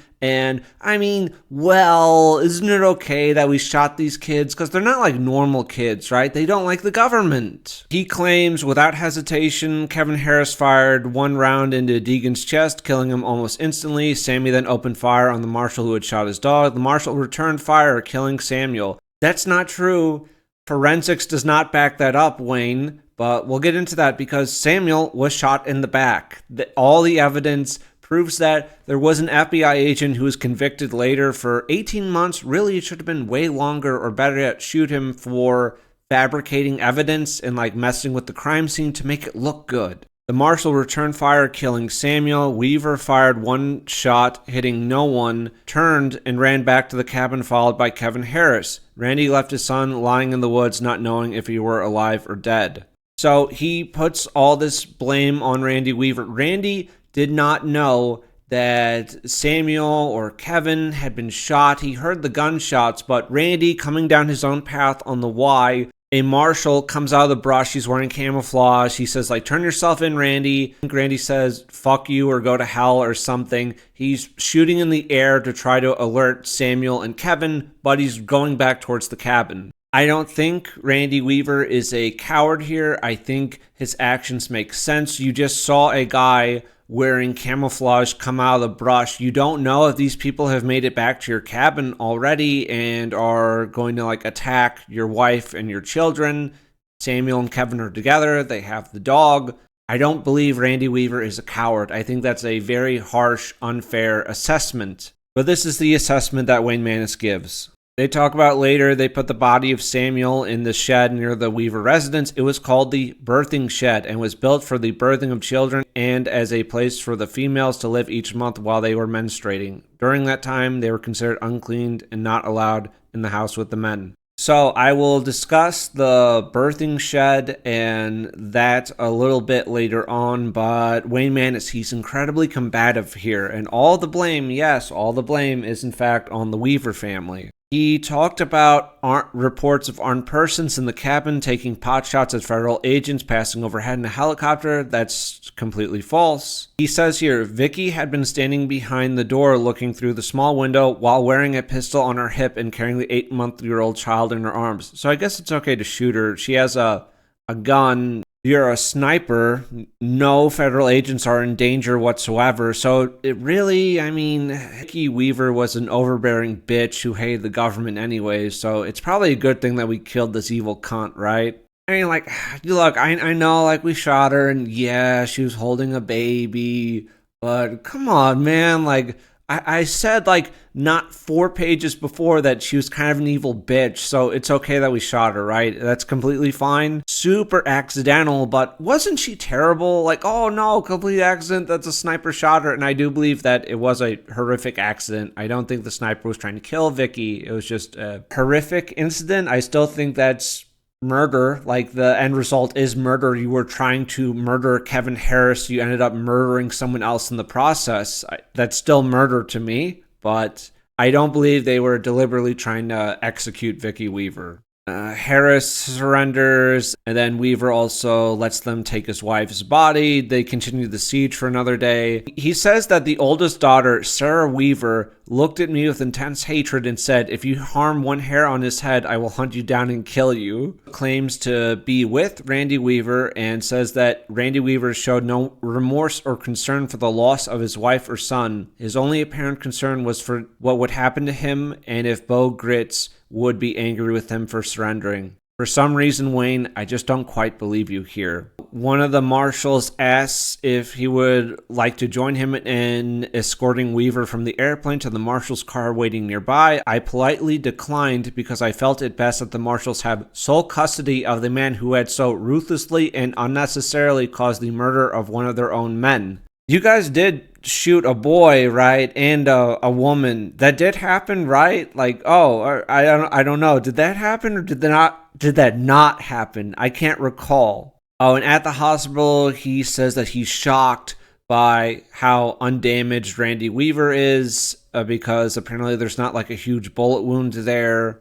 He calls him a coward and despising him for abandoning his son in a gun battle. He had no line of sight on Sam or Kevin Harris. I don't think his actions are terrible to go back to the cabin and to make sure the family is okay and to try to, meet up with those two there, right? I don't view his actions as like horrible or I don't think he's a coward in the slightest. Says that Marshall Deegan lost his life while doing his job and his death was overshadowed by the deaths of Vicky and Samuel Weaver. Isn't it sad that people care more about a boy and a woman getting killed rather than the guy that went on their property in camouflage and tactical gear and an M16? Isn't that kind of sad? He talks about life after the Bureau. He worked as a security consultant and investigative specialist serving Fortune 500 companies. I retired from the FBI in 1994. He was handling multi-million-dollar contracts and he purchased real estate in the business district of Coeur d'Alene. He also likes hunting and being a big game hunter. He traveled to the troubled country of Zimbabwe. What happened in that country? Did that country go by another name at some point? I can't recall. I simply can't recall. But why is it such a shithole now? I don't know. He has one of the finest hunting ranches in the United States. The ranch consists of more than 1,700 acres of beautiful land. You live in a fucking castle basically with 1,700 fucking acres with only white people around you. How many black people and non-whites realistically live near you, dude? But man, aren't these white supremacists and racist horrible people? Anyways, I am only gonna live around white people. Why don't you go pack up your family and move to Zimbabwe? Why not? Go figure, the guy retires from the government then pays its agents very well, and now you're being awarded multi-million-dollar government contracts. Good for him. There we go. He dedicates the book to his wife and his daughter. So unlike the film, there is no broken white family. In fact, he has an intact family. The movie doing that was extremely deliberate. Of course it was. And that's Wayne Mannis's book.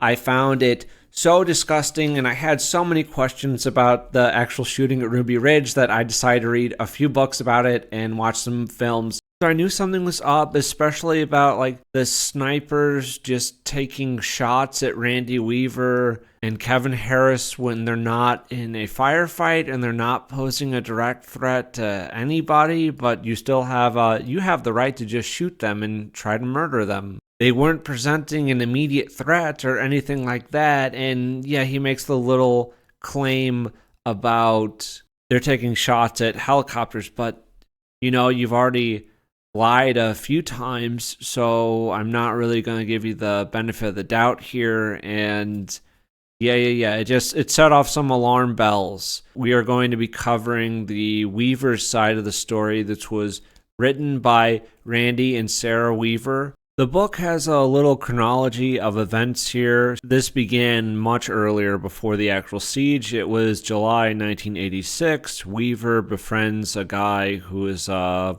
undercover snitch for the ATF. The government at this time was trying to gain access to the Aryan World Congress and get in with those guys in that compound, and Weaver knew some of those people. So they're trying to hopefully flip Weaver and then use Weaver to get access to those guys. Weaver, after 3 years, 1989, agrees to sell 2 shot-off shotguns to this guy. Then in 1990, the ATF, they threaten him unless he agrees to cooperate. Weaver refuses to be a snitch, so then they bring charges up against him. He gets arrested, he gets his court date for February, then he gets a notice that his trial date has been changed to March 20th, a month later, but the trial has actually been set and it's actually going to be for February 20th, not March 20th. Since Weaver fails to show, there's now a warrant issued for his arrest. Now there's an 18-month surveillance on the cabin. They don't do anything for a really long time, partially. There's a lot of rumors and bullshit circulating around where there is some truth. Randy Weaver was a Green Beret. He was never deployed in combat, but yes, he passed Green Beret training and all that, but he left the Army because he wasn't going to be deployed, so he wanted to do something else. But there were all these rumors that he had mines and explosives and they've booby-trapped the whole mountain, and that's all complete horseshit.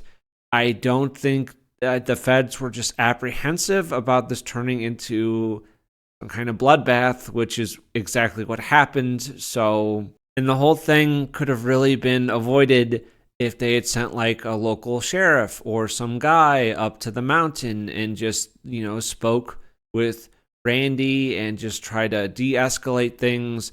But that doesn't happen. And then in August of 1992, there's the shootout at the Y, and Samuel Weaver is shot and killed in the back. Next day, Vicky Weaver is shot by the sniper. Randy and Kevin are both wounded. And then several days later, it comes to an end. They still do put both Randy and Kevin Harris on trial and try to get them convicted for murder, assault, firearms charges, harboring fugitives. And while this is all going on, Waco is also happening here. And many of the government agents who were at Ruby Ridge are also at Waco. I believe it's the same sniper as well. And all charges against Kevin Harris are dismissed, and Weaver's only convicted of a failure to appear charged, and he's released from jail. And that's basically it. They have scientific tests prove that in 1997, a U.S. Marshal did kill Sam Weaver, unlike what one U.S. Marshal claims, that Randy Weaver shot his own son in the back and killed him. And in 1997, FBI agent Michael Cahoe receives 18-month sentence and a $4,000 fine for destroying an agency document concerning the 1992 shootout at Ruby Ridge. Covering each other's asses here. Yeah, the government seeks to protect itself, of course. They talk about life before Ruby Ridge. They said that they were not white supremacists. I'm not quite sure about that. I think they were definitely racist and survivalist, but they seem to be more into Christianity. But there's definitely a racial component there. Like, your average person isn't going to walk into an Aryan World Congress, which they did attend a few times, but he doesn't seem to be super involved with those guys. So I would say I would put him more on the boundary where this guy's a racist, but he doesn't really want to join these people, but he likes speaking to people who are also like Christians and survivalists and also racists and that type of thing. So I do believe in this book he's trying to massage his image a little bit, which is natural. It makes sense, but yeah, I would say they're definitely racist. They have their little cabin and they list a few other buildings on the property. He makes no mention of a birthing shed.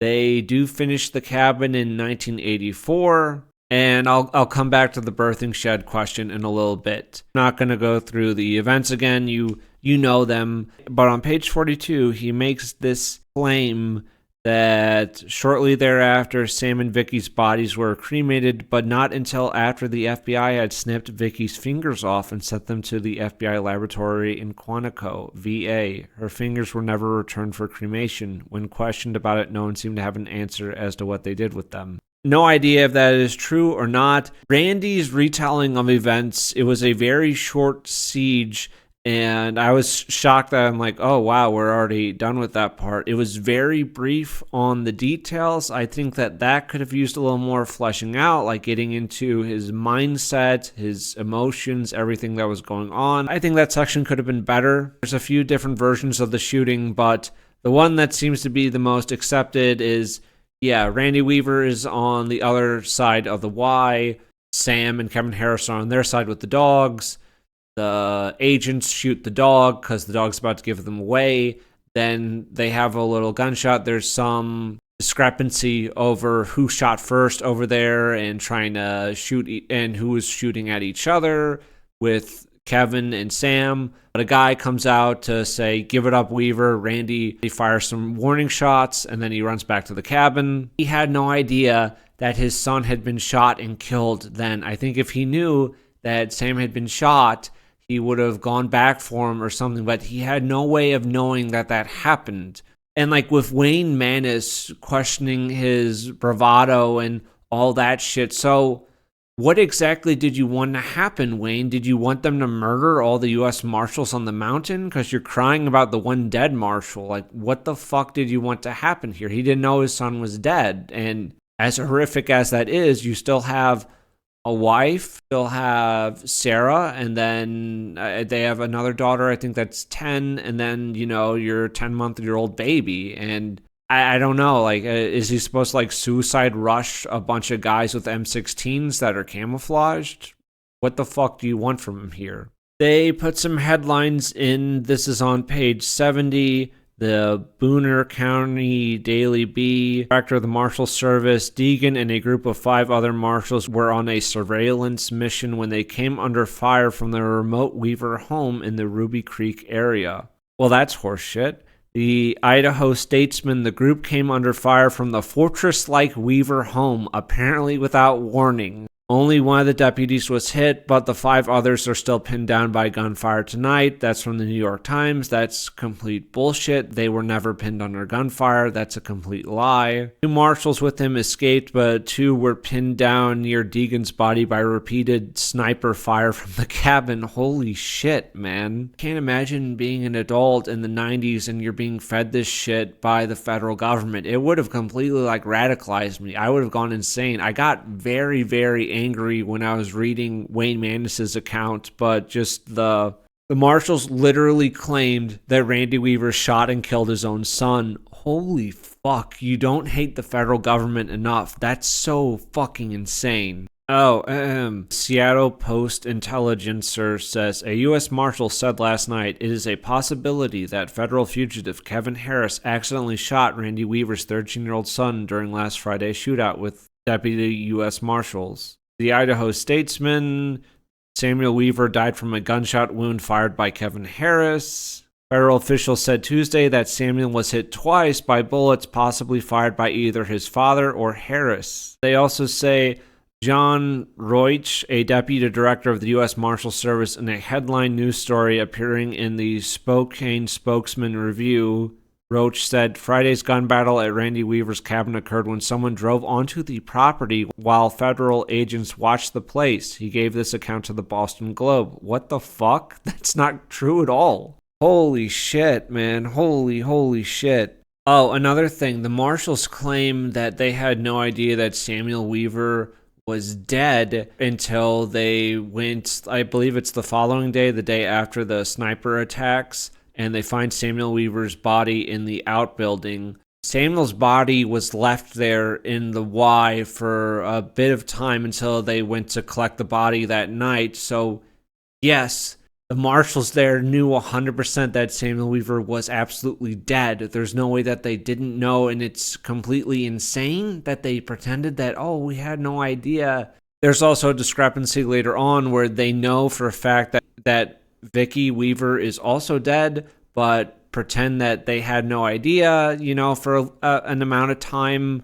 I guess I don't really understand the little psychological games. After the siege, he and Kevin are held in jail for a few months, then there's a trial. We get back to Randy. So one thing with the Weavers, they were Christians. Not like Christian identitarians, like the Aryan compound people where they think they're the true Israelites. Yeah, I don't think that's really their faith, but they're more like fundamentalist Christians. I guess that's fair. That's definitely fair to say. Their views are fairly extreme, I would say, but there's this constant repetition through Kathleen Bigelow's crappy book and Wayne Manis and a lot of news stories that birthing shed, that the Weavers were so fundamental that whenever Vicky or one of the girls was going through their period, they would have to go out in this shed in the dungeon for a few days because they were unclean. I think this is in Deuteronomy. I don't really know the Bible, but from what I can tell, there's not really strong, I have found no strong or good evidence that you would make the girls go out there when they're having their period. I think this is constantly spread to make the Weavers seem more insane and fundamentalist and crazy, so therefore, well, yeah, it's a tragedy what happened to them, but aren't they just like psychos? If you have a credible source, I would love to see it, and then I could evaluate it, but I'm calling bullshit on this, and the family probably didn't. Now, however, as I have said all this, I will now quote to you words from Kevin Harris. This is from the trial. So this is written testimony submitted by Kevin Harris. It says here on page 100, then I picked him up, meaning Sam Weaver, put him over my shoulder and carried him to the small cabin we called the birthing shed. I laid him onto the bed where Vicky gave birth to Elisheba and left him there with his mother and father. For a long time after Sam was put in the birthing shed, I sat by myself on a rock ledge looking out to the east. So, in Kevin Harris's own words, in his own testimony, he does refer to this building the birthing shed.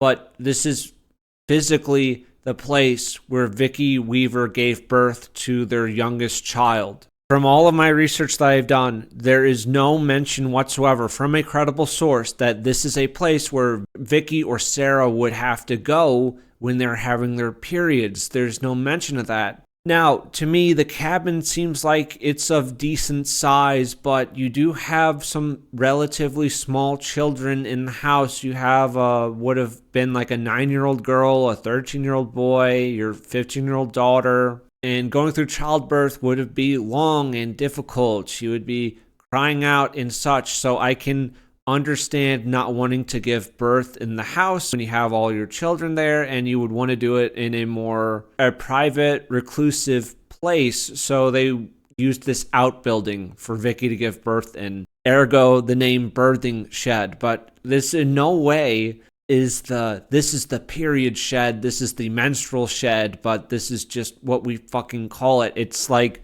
you know, if the FBI ever shows up again, like, yes, that's White Pill Media's chicken nugget rape dungeon. It's like, why do we call it there? Well, we have surveillance of him going down there to eat chicken nuggets. Okay, but what about like the rape part? Yeah. Oh, the chicken nugget rape dungeon? Yes, that's what the New York Times refers to. Yes, the chicken nugget rape dungeon. I agree with the chicken nugget part, but where's the rape come from? No, I'm not willing to give any of these sources the benefit of the doubt. To me, this building is merely the place where Vicky Weaver gave birth, and they also used it as like a guest building. If someone was coming up to stay on the property and there wasn't like room in the cabin, they would put them there. It's just another way to dehumanize and to attack the family. If you have a source, and by source I mean it would have to be like a direct family member, because everyone else would have a stake in lying. And yes, Randy Weaver, I think, is massaging the image of his family a little bit by, we're not supremacists. Like, Randy, you're a racist. I like that you're a racist, but you are in fact a racist, and that's okay. Is it possible that they're lying and this was a menstrual shed?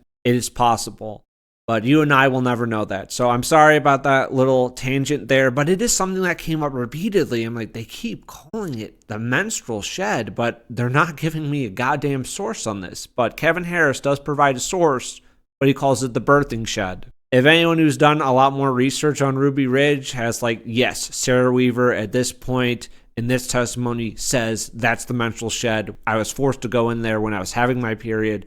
Okay, I will retract this. Randy is going through the Senate like subcommittee hearings on the trial, and frankly, this was kind of insane. I thought this was like, it's interesting information, but this is extremely badly formatted. The book itself is not very long. From the introduction to the bibliography, it's 171 pages. The Senate hearings, which starts on page 83, goes on until page 163. It is an 80-page chapter. That is absolutely unacceptable. Jesus fuck, that's terrible. And there's no commentary, not really, with Randy and Sarah and their perspectives as they're going over the pieces of information from this Senate hearing. This absolutely should have been broken up into smaller chapters. It's good information. It's interesting information. But no, it is not formatted well. I would say that this book, yeah, there's good stuff in here, but Jesus Christ, that was a pain to get through. I'm like, I am 50 pages into this chapter. When is it ending? At one point they had like a phone attached to the robot. This is a real thing. This is in the Senate hearings. You can find this. This is in their transcripts. But they sent a robot up to the Weaver cabin with a phone. They also had a shotgun attached to the robot, and it was pointed at the phone. Now, you might find this shocking, but Wayne Maness does not mention the robot with the shotgun in his chapter on Ruby Ridge. I know that's crazy, but Wayne Maness forgot to put that in. Shocking, I know. There are claims that the Weavers fired on helicopters, that the Senate breaks that down. They say that's bullshit. The FBI is trying to claim that they were shooting at helicopters when the sniper shot at them, so therefore it was a legitimate target. And the FBI wrote magic rules of engagement, which were not really legally binding at all, where actually, yeah, it's free game to shoot any of the men on the premises if they have a gun in their hands, even though they don't pose an active threat. That's, yeah, you can definitely just shoot and kill them, which is not normal procedure.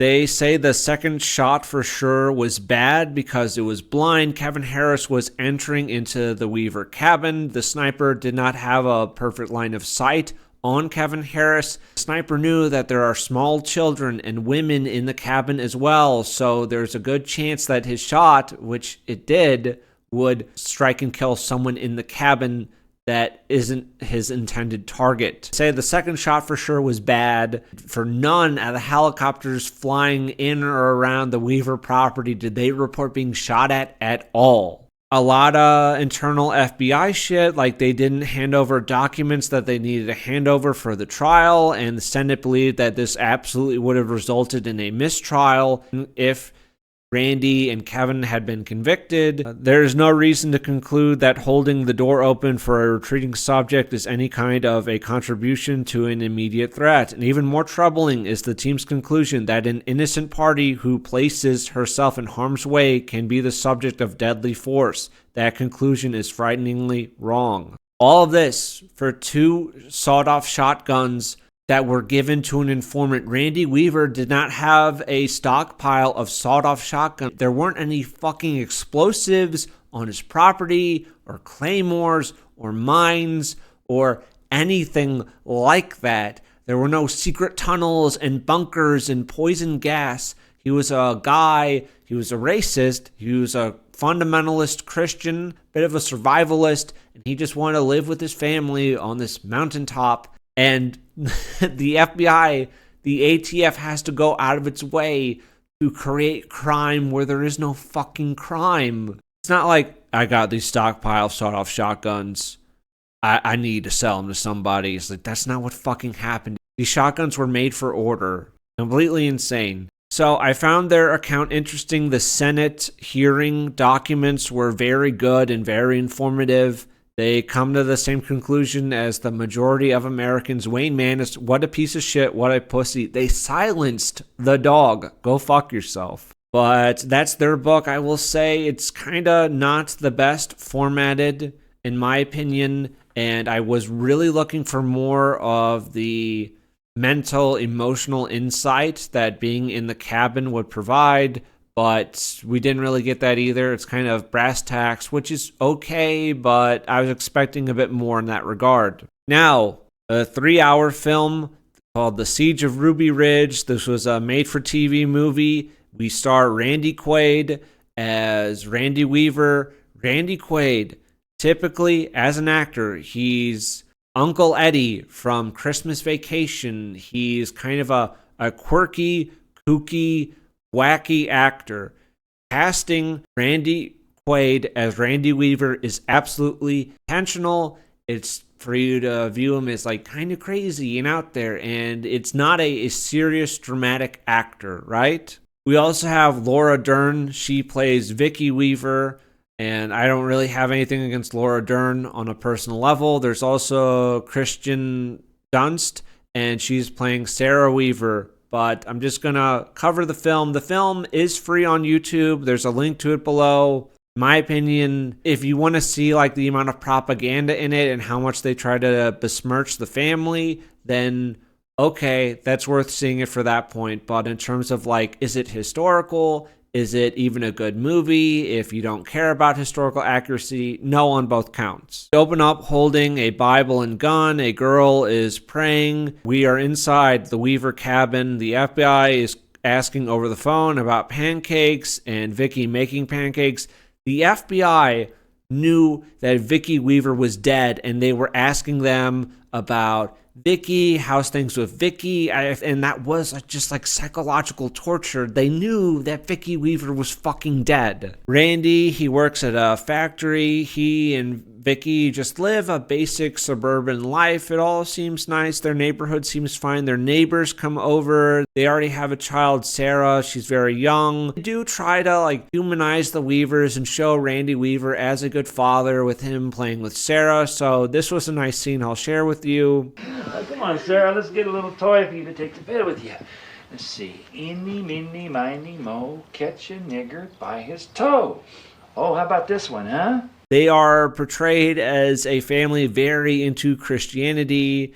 There's the birth of Samuel, and it seems like it's just a big happy family. Like they go to visit Vicky's family at this large kind of rural house. Vicky is a rather spun up woman. She insists on how things should be. It should be this way and not that way. They also believe that the apocalypse is coming. I think that, you know, maybe the family did share some of these beliefs that the end times might be approaching. And Vicky is portrayed rather cruelly. She doesn't like Halloween, and I know there are like some Christians and such out there where they're not completely wrong about like the satanic panic. There are very evil, bad people who try to promote propaganda to kids. That is real. That is definitely true. But she's like anti-Halloween and anti-kids dressing up and going to get candy. And I know there are Christians who are like, well, you're dressing up as a demon. You know, that's evil. You can't do that. I do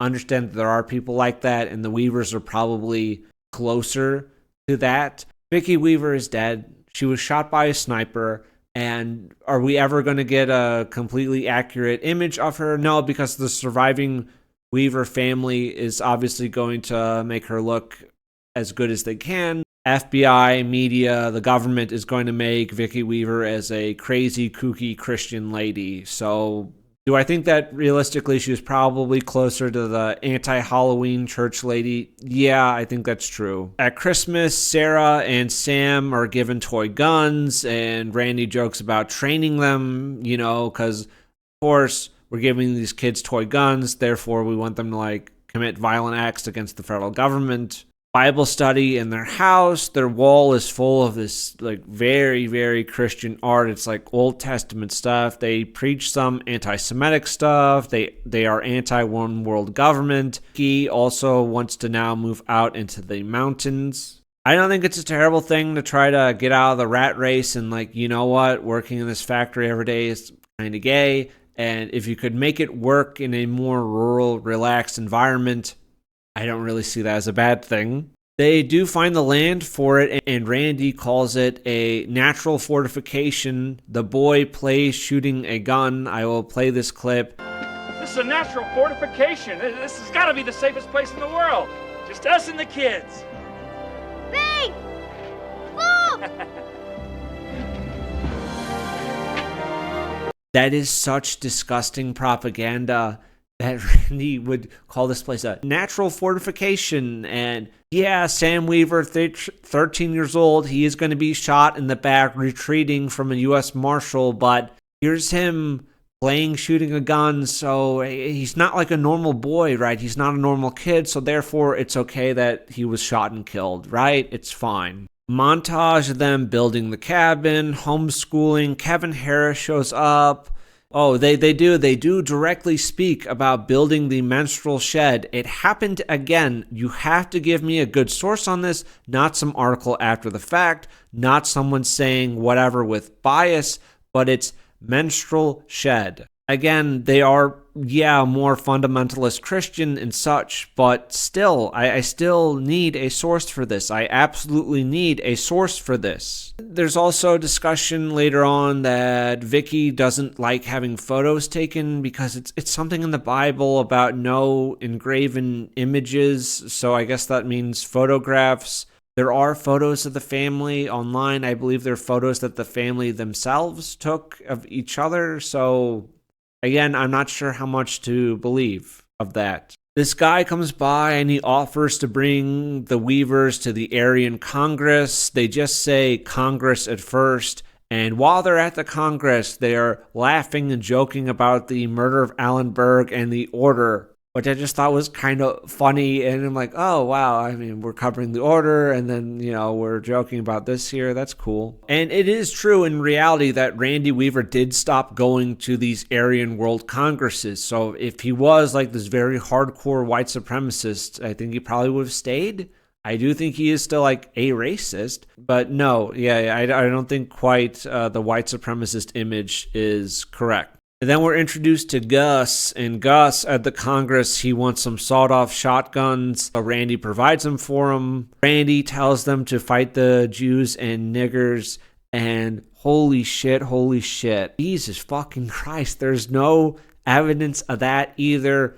Well, you didn't say it. Well, I want Hey, kids, now you stop fighting now. Save your fighting for the Jews and niggers, right? White power! White power! Enemy in range, 3-point drop! That's it. Now you got it.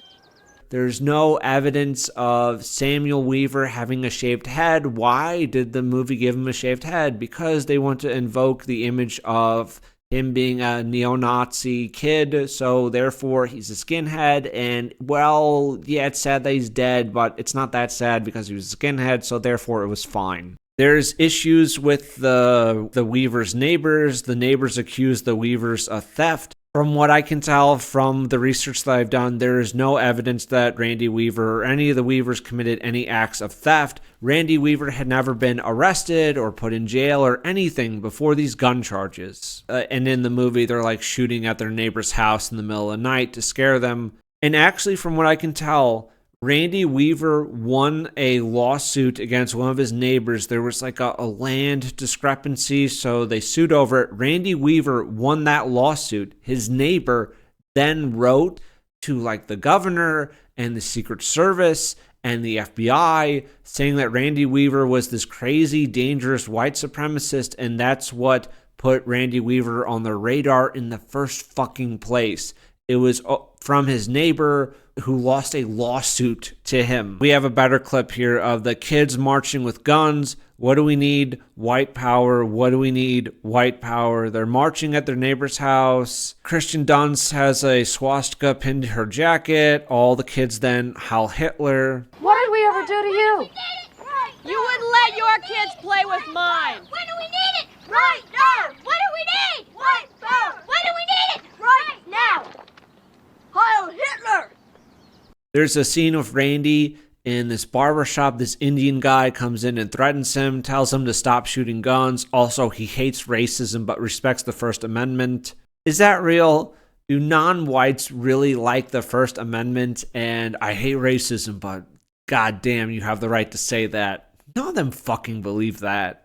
That's complete horseshit, but some guys in a truck come up to the house and the kids have guns. They stop the truck. There's a Confederate flag fluttering in the background. In all the images and photographs I looked at of the cabin, there is no Confederate flag. If that is there and I missed it, by all means, link it, show me the evidence. I would be happy to look at it, and I'm willing to retract that. Of course, there's nothing wrong with a Confederate flag. There's nothing wrong with a swastika. But we are showing the Confederate flag here because for your average white American, Confederacy bad, therefore Weavers bad, because they're just worthless little fucking NPCs that just go off programming. But yes, that's why the Confederate flag is there. The people that came up to the house that the kids stopped were feds. The feds asked him to be an informant. Randy then debates turning himself in. The family votes, and they say you can't turn yourself into the Jew government, which is kind of based. Family then declares that they are at war. There's battle music. They are stockpiling guns and provisions and such. Randy and I and the children are ready to stand for truth and our freedom. We cannot make deals with the enemy. This is a war against the white sons of Isaac. It's such ugly propaganda tools with the shaved head on Samuel Weaver and the Confederate flag. I feel like if there had been a real flag, then the FBI would never, ever have let that go. That would have been in every fucking article about Ruby Ridge, right? You would constantly see that photo of, see the Confederate flag? You know these guys are bad. There's a Confederate flag. We're not supposed to like them. This is true. This is reality. There are some federal agents that pretend that they have a broken down car and they use this to ambush Randy and Vicky. The movie, of course, lies and has Randy and Vicky both try to resist arrest, which is not true. That's not reality. Vicky is praying and she just looks mad and crazy as they leave her on the bridge and they take Randy away. She screams out Yahweh.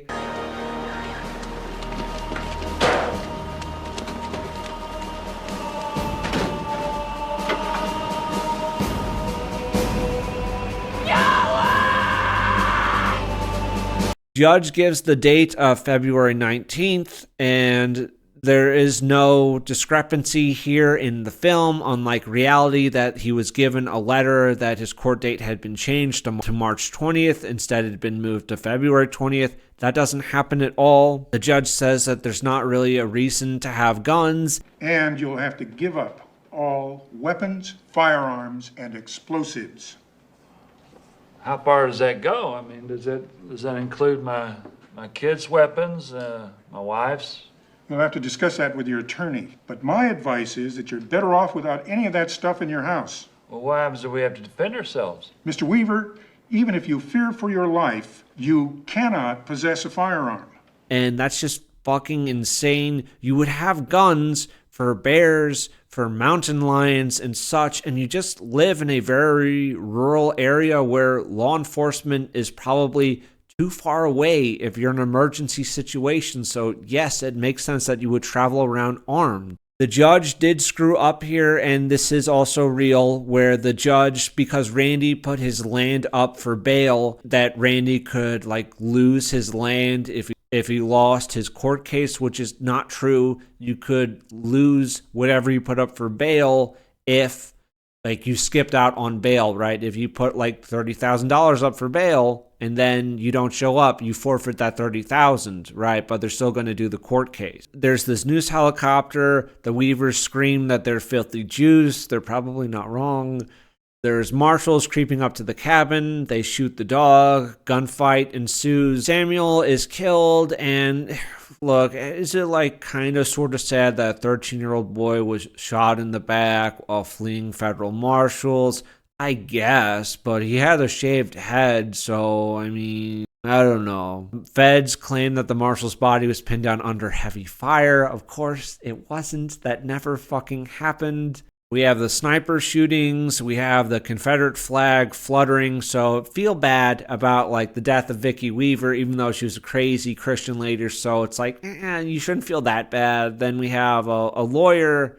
Apparently, this lawyer was a very famous lawyer, but in the film, he claims that he has family that is black and Jewish. And I don't know if I buy that. I feel like that's something that was added to the movie, but from what I looked up about him, I couldn't find anything about the lawyer. Oh, Ted Kinnison. Ted Kinnison, that is the name of Randy Weaver's neighbor who reported him. It was a $3,000 land deal. He lost it to Weaver, and then he had to pay another $2,100. Kinnison then wrote letters to the FBI, Secret Service, and Sheriff saying Weaver threatened lots of people. Just a rat fuck piece of shit guy. So that was the end of my research about the order and about Ruby Ridge. The video for me was to clear up historical inaccuracies for myself and just research for the sake of research. I was kind of interested in this. I knew David Lane and 1488 before I did any research, but that's really it. I did not know how bad Ruby Ridge was. I'm okay, yeah, his son was killed, and then also his wife. The amount of the federal government covering up and lying, and they shot the boy in the back. They claim that Randy killed his own son. And yeah, I just wanted to talk about that. I wanted to talk about kind of like white nationalism and just how I kind of see things. I would say overall that unfortunately, Ruby Ridge and the Weavers were a bigger radicalizing effect on the populace against the federal government than something like the Order. For some people and groups, that Bob Matthews is this great martyr and like a saint to them, and I can sympathize in some ways, but as horrific as Ruby Ridge was, and it was, and like Waco, and I don't know a lot about Waco, I might research that at some point. It's just getting into all this stuff and like doing this big deep dive. I definitely want a break from doing another big project like that. Waco and Ruby Ridge served as more of a rallying cry for kind of the more average person than something like the Order ever really could. Now, that being said, do I like absolutely hate the Order and am I disgusted by them and all that because they committed these crimes? I don't really care because they're still technically on my side. Leftists don't beat themselves up and stay awake at night thinking about crimes committed by the Weathermen or by BLM or by Antifa. They don't fucking care. Or like how the left likes diversity, and by diversity they mean less white people. The left doesn't really hate colonialism, they just hate white people. There are no protests over Turks occupying Byzantium and Constantinople or Muslim invasions into Spain and Eastern Europe. There's no anger there, none at all. It's not about colonialism. I know all of my people understand this. It's just anger over white people, and it's so apparent, and I just don't waste time on normies anymore because they don't have any interesting thoughts. Maybe your average left-leaning guy doesn't want to join the Weathermen or the weird trannies that are smoking meth that are a part of Antifa, but they're like, well, technically they're on my side, so maybe I don't fully agree with them or their actions, but I'm not going to attack them to try to like appeal and look for acceptance from the mainstream. Like, I still like white people, but man, doesn't the Order suck? There's no point in attacking the Order. Ultimately, it failed, but, you know, Bob Matthews and his group, they still fought for white people, right? I don't really like the outcome there, and I feel like it hurt white people more than it helped, but they were still like advocating for a country that would have benefited me and my people, so that's something. And reading all this stuff didn't change my opinions or my values at all. Do white people have a right to their own lands? And after what percent is the land not theirs anymore? If China is 80% Nigerian, is it really China anymore? What about 90%? What about 95%? What if we got rid of all of the ethnic Chinese people and replaced them with a different set of people? Because really, China is just a set of values and ideas, right? Because the media and everyone will play that game for all of the white countries. It's really just about their values, you know, and to be an American, you just have to have a certain set of values and beliefs, and then, by golly, anyone can be an American, and that's complete horseshit. And I'm never going to really attack a group like the Order because they're still fighting for a white America, and that's worth fighting for.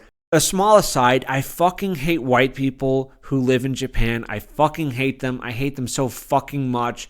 Just the idea that we're going to pack our bags, we're going to be foreigners in some other country, and then what? And then what? I'm going to move to this high-trust, homogenous society, which you are not a racial member of, and I'm going to make their society less homogenous and less high-trust because I don't want to stay in America or England or France or wherever, and I'm instead going to like fuck over these people. And I don't love the Japanese. I really, truly don't. I frankly dislike them quite a bit, but it's cowardly and it's shitty, and at least the Order were fighting for Americana, right? You can say that, and that's something. It's something to respect. So yeah, I'll never join a group like that because one, there's probably a shit ton of federal informants in it. Two, the order, just declaring war on the United States government and going to war against them is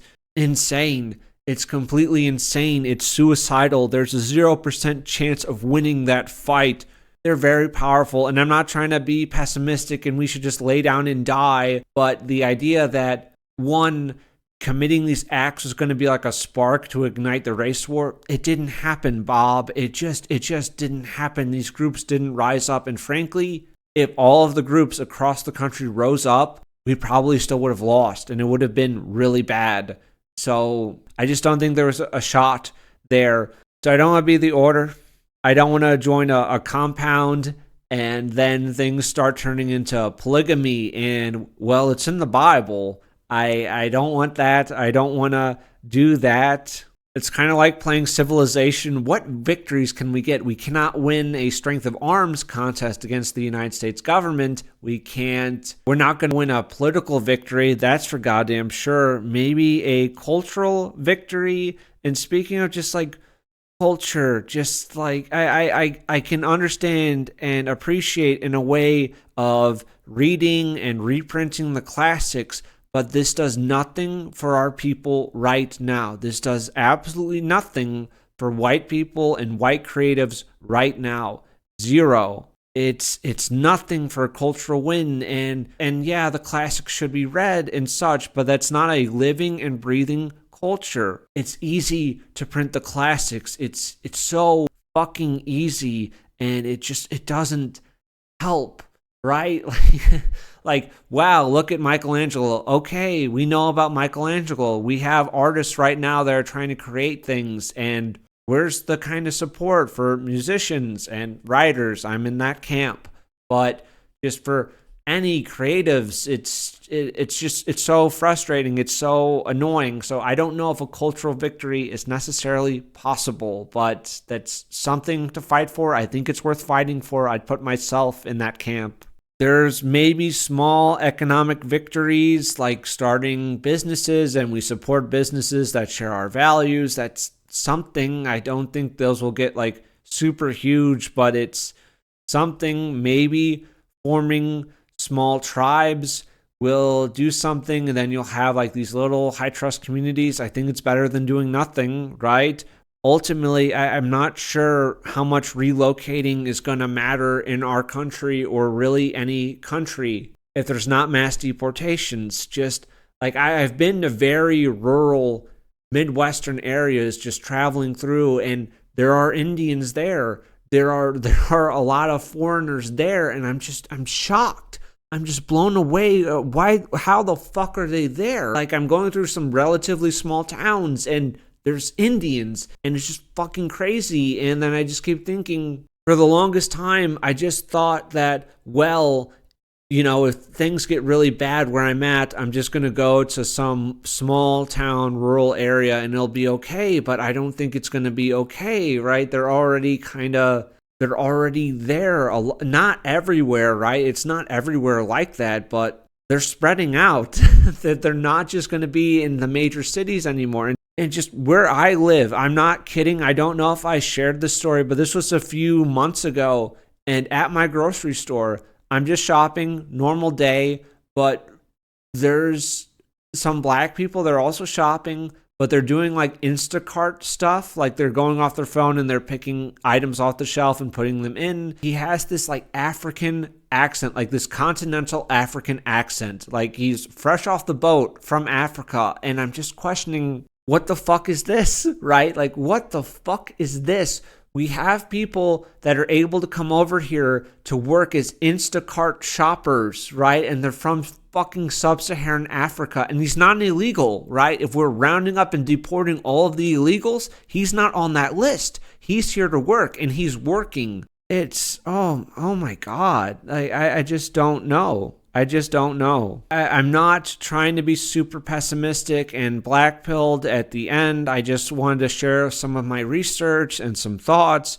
But like, just looking at stuff like that war documentary and like, we're going to make a culture for our people. That was like 35 years ago. It didn't work, right? They failed, right? I just, no shots.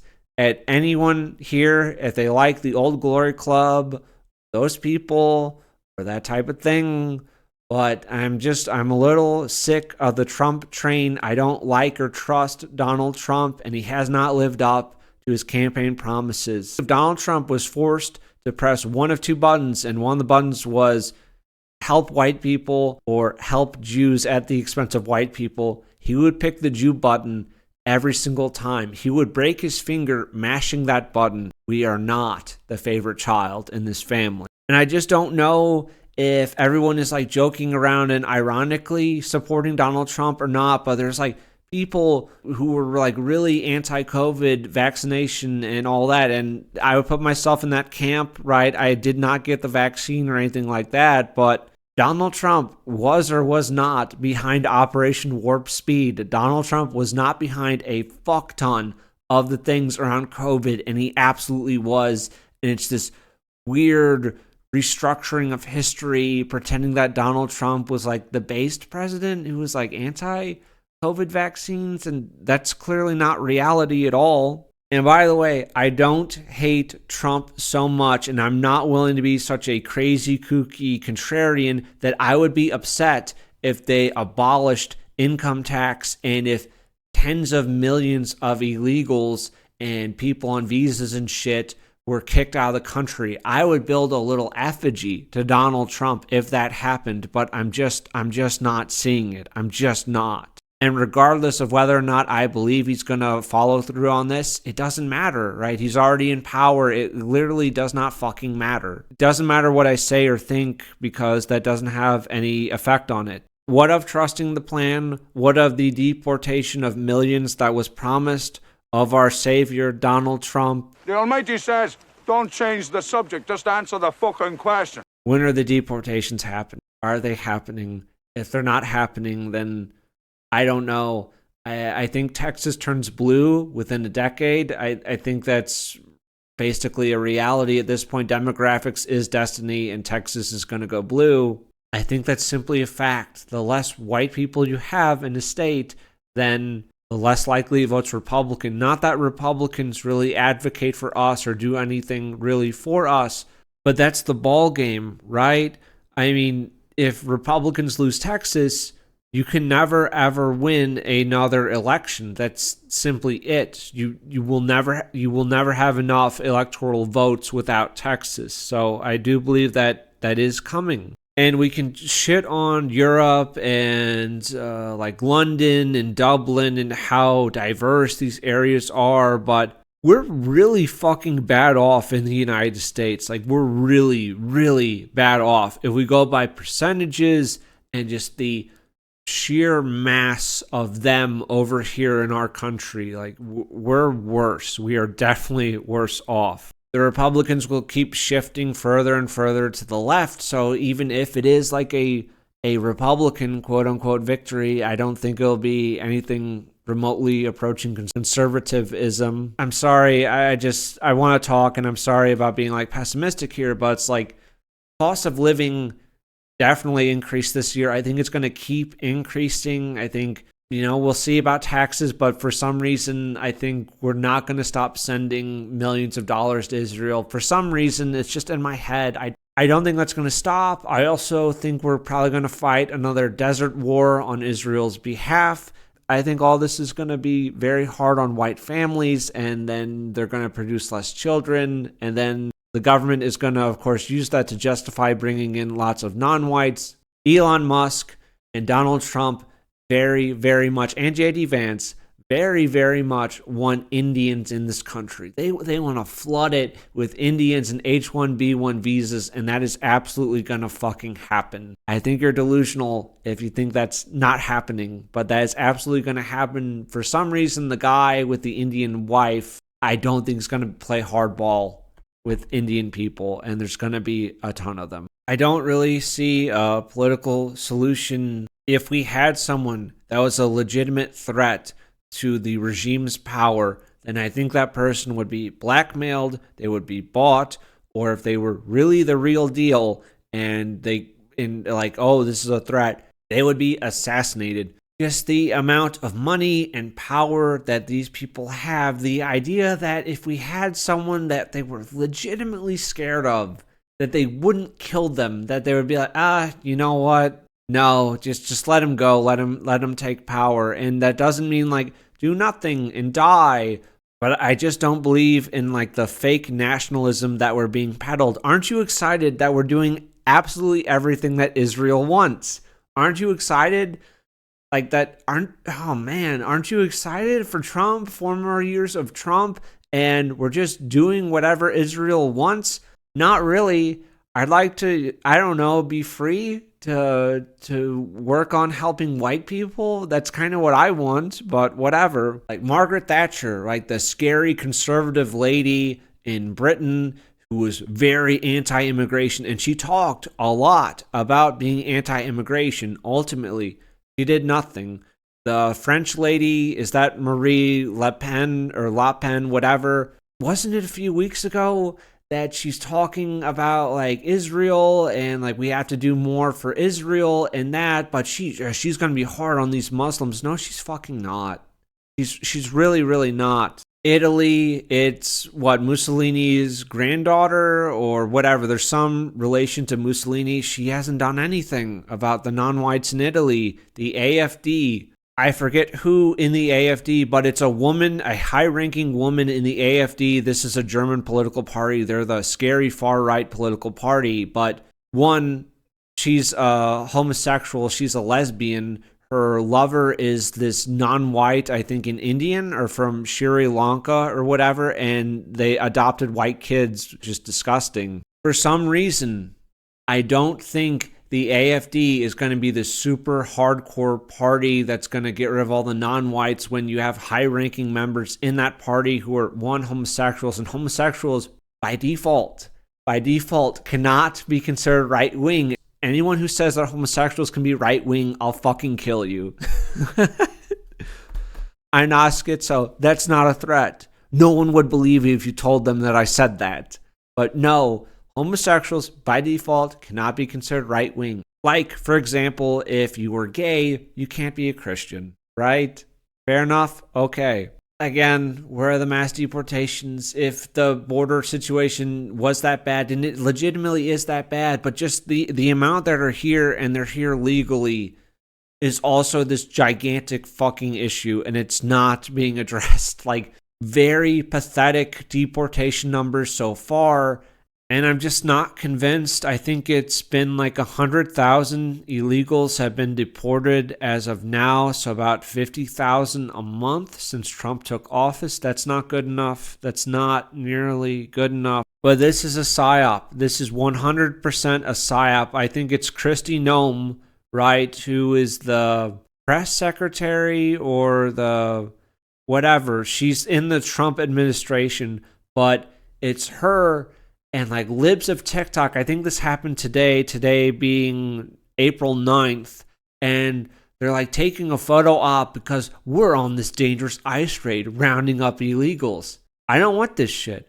I want some like military, hard-ass white guys that are going in, breaking doors down and dragging people out, you know?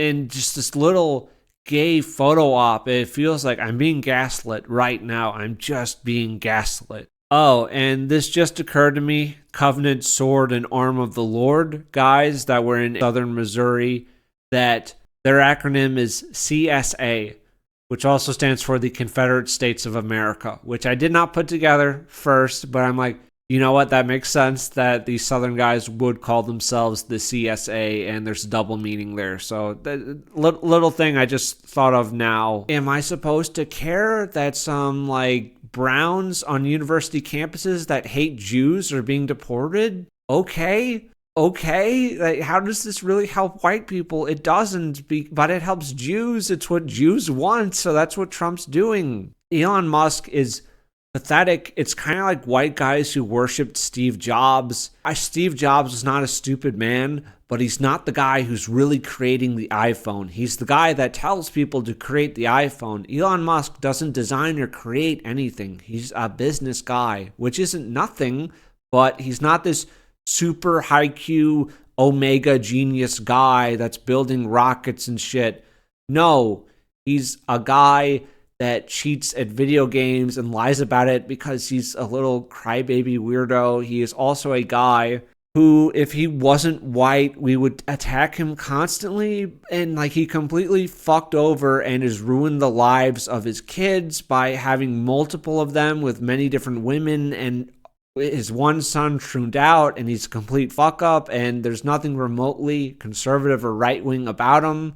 And by the way, he did abandon South Africa and all those white people down there, and I guess they can go fuck themselves. But surely a guy that abandoned his home country and his people surely really cares about America and white people in America, right? Of course. Russia is not remotely based. Vladimir Putin is not our friend. China is not our friend. Based Islam, go fuck yourself. I legitimately hate any and all right-wingers, quote-unquote dissident right people that want to ally with Muslims. And it's the most pathetic, worthless shit. These Muslims that really hate Jews and want to attack Jewish power absolutely hate white people, and they want to kill and rape white people, and they do.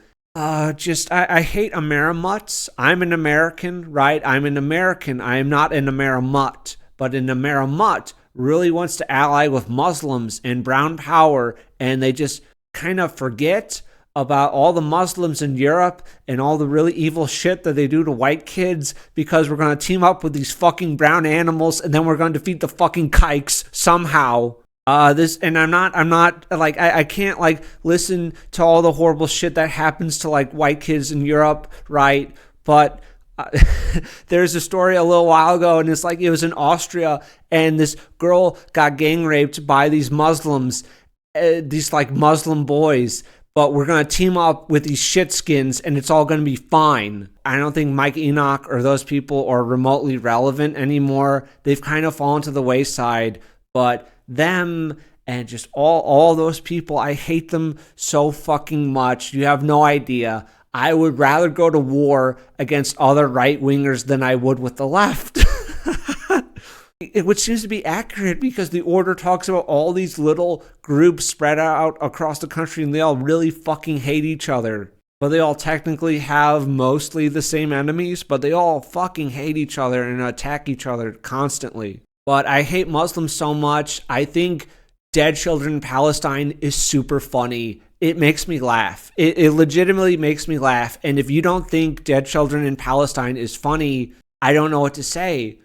These people, when you bring them over to white countries, they rape and kill whites. Yes, I want them all to die. I want all of them to die, all the Palestinians, all the kids. That doesn't mean I like Jews. But I really don't like Palestinians. I absolutely hate them. They're animals. They're not even really cockroaches. If you don't decorate your Christmas tree with undocumented brown children hung with razor wire, then you're left wing.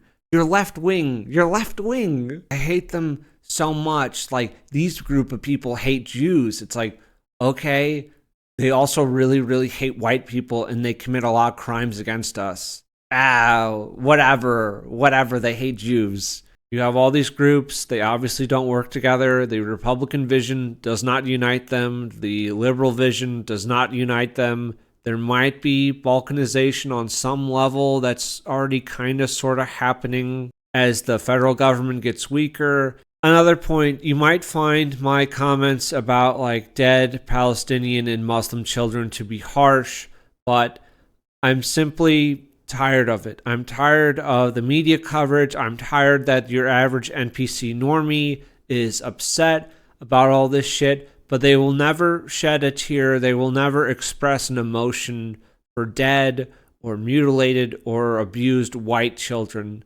So I don't fucking care. If you showed me like 10,000 dead Arab kids, I would not fucking care. They don't matter. I don't really think they're fully human. I don't give a shit about them. I don't care about African children. I don't care. There's my people and then there's everyone else. They come over here and they commit atrocities on our people. And it's just this idea, right? It's just this little retarded notion that somehow the kids aren't bad and we shouldn't be mean to the children. If I have a shark, if I have a great white shark, and that great white shark has some baby sharks, what is that baby shark going to grow up to be? Is it a dolphin? Is it a porpoise? Is it a sea turtle? Is it a starfish? Is it a whale shark? No. A great white will give birth to great whites, and they will behave exactly like the parent. So they're little Muslim children. We know what the parents do. We know exactly what the kids are going to be. We know exactly what they're going to grow up to do to our children. I don't fucking care. They will absolutely vote and take our shit away. Like the people in Rhodesia and in South Africa, whenever they first started to lose control of their countries, I don't think the majority of them were sitting around thinking, well, things are bad right now. We have a new government, blah, blah, blah. Sure, we're not in power anymore, but it's going to be fine. It's going to be fine. Things are going to change some, but it's not going to be crazy. They're just going to keep voting to take our rights away, and then we're not going to be able to own land because the land is going to be reparations for them. They're going to steal our property, empty the bank accounts. I'm not trying to be schizophrenic, but, you know, there is a historical precedent for this stuff where they just vote and then they take your land away. So, yes, I do believe conflict is going to happen. The conversation about is it better to be pro-white or anti-Semitic, it's better to be pro-white. If you think it's better to be anti-Semitic, you're a fucking retard. Because if you're just anti-Semitic, then you're in bed with all these people, and then the second the Jews are gone, what do we have then? We have a lot of people who really want to kill white people, and it's retarded. It's so retarded. I hate X. I feel like it's just tune out and just don't look at it, but it just feels like X right now is the new Fox News. Like, these are the new parameters. These are the new talking points for the quote-unquote dissident right. It feels very fucking gay. I hate Camellia Paglagia or whatever her fucking name is. If she was a man, like she claims that she is, we would lynch her. She is someone that has marched with and defended NAMBLA, the North American Man-Boy Love Association. She has advocated for the rape of children. That's a fact. That's not up for debate. Openly a pro-pedophile. And I'm sorry, I guess I'm a little different from the rest of the dissident right, but no, I don't believe that children can consent to sex. I think that's rape. And anyone that advocates for pedophilia should be killed. And yes, anyone that supports Camellia Paglia, that is a call for violence. I'm not joking. FBI, come again. Maybe I just don't get it. Like, maybe I'm just like not good at irony. It's like, whoa, this bitch said something vaguely right-wing. Therefore, I don't care that she's advocated for pedophilia. Number two, this is a woman who unironically believes that she's a man. She thinks that she's trans. How can you trust anything that comes from that person when they can't even accurately tell you what they are? How is that not insanity? 3, they're a homosexual. One place for gay people to go. Why are you getting philosophy advice from a homosexual? That it just doesn't make sense. And then just maybe I'm not good at it, right? Or maybe people don't care because like, whoa, she said something like kind of right wing, therefore whatever. But like, imagine a guy who marched with and advocated for pedophilia, which is not a joke. They did it unironically. And then they also think that they're trans. We would kill that guy, right? But now that a woman does it, it's suddenly okay. And she's like based queen. I just find all this shit so pathetic. I hate all of it. I hate all these fucking people. I hate the New York crew. I think they're called Times Square. I hate Red Square. I listened partially to one episode of Red Scare because it was memed to me that these are based right-wing women. And in that one episode, these two chicks, though I think it's the one with Down syndrome or the other one, right? They're both not attractive, but they talked about Harvey Weinstein and the attacks on Harvey Weinstein being anti-Semitic. What the fuck? Look, I think a lot of the women involved with Harvey Weinstein were fucking this old disgusting Jew to get parts in movies and to make a lot of money, so I don't really feel bad for them.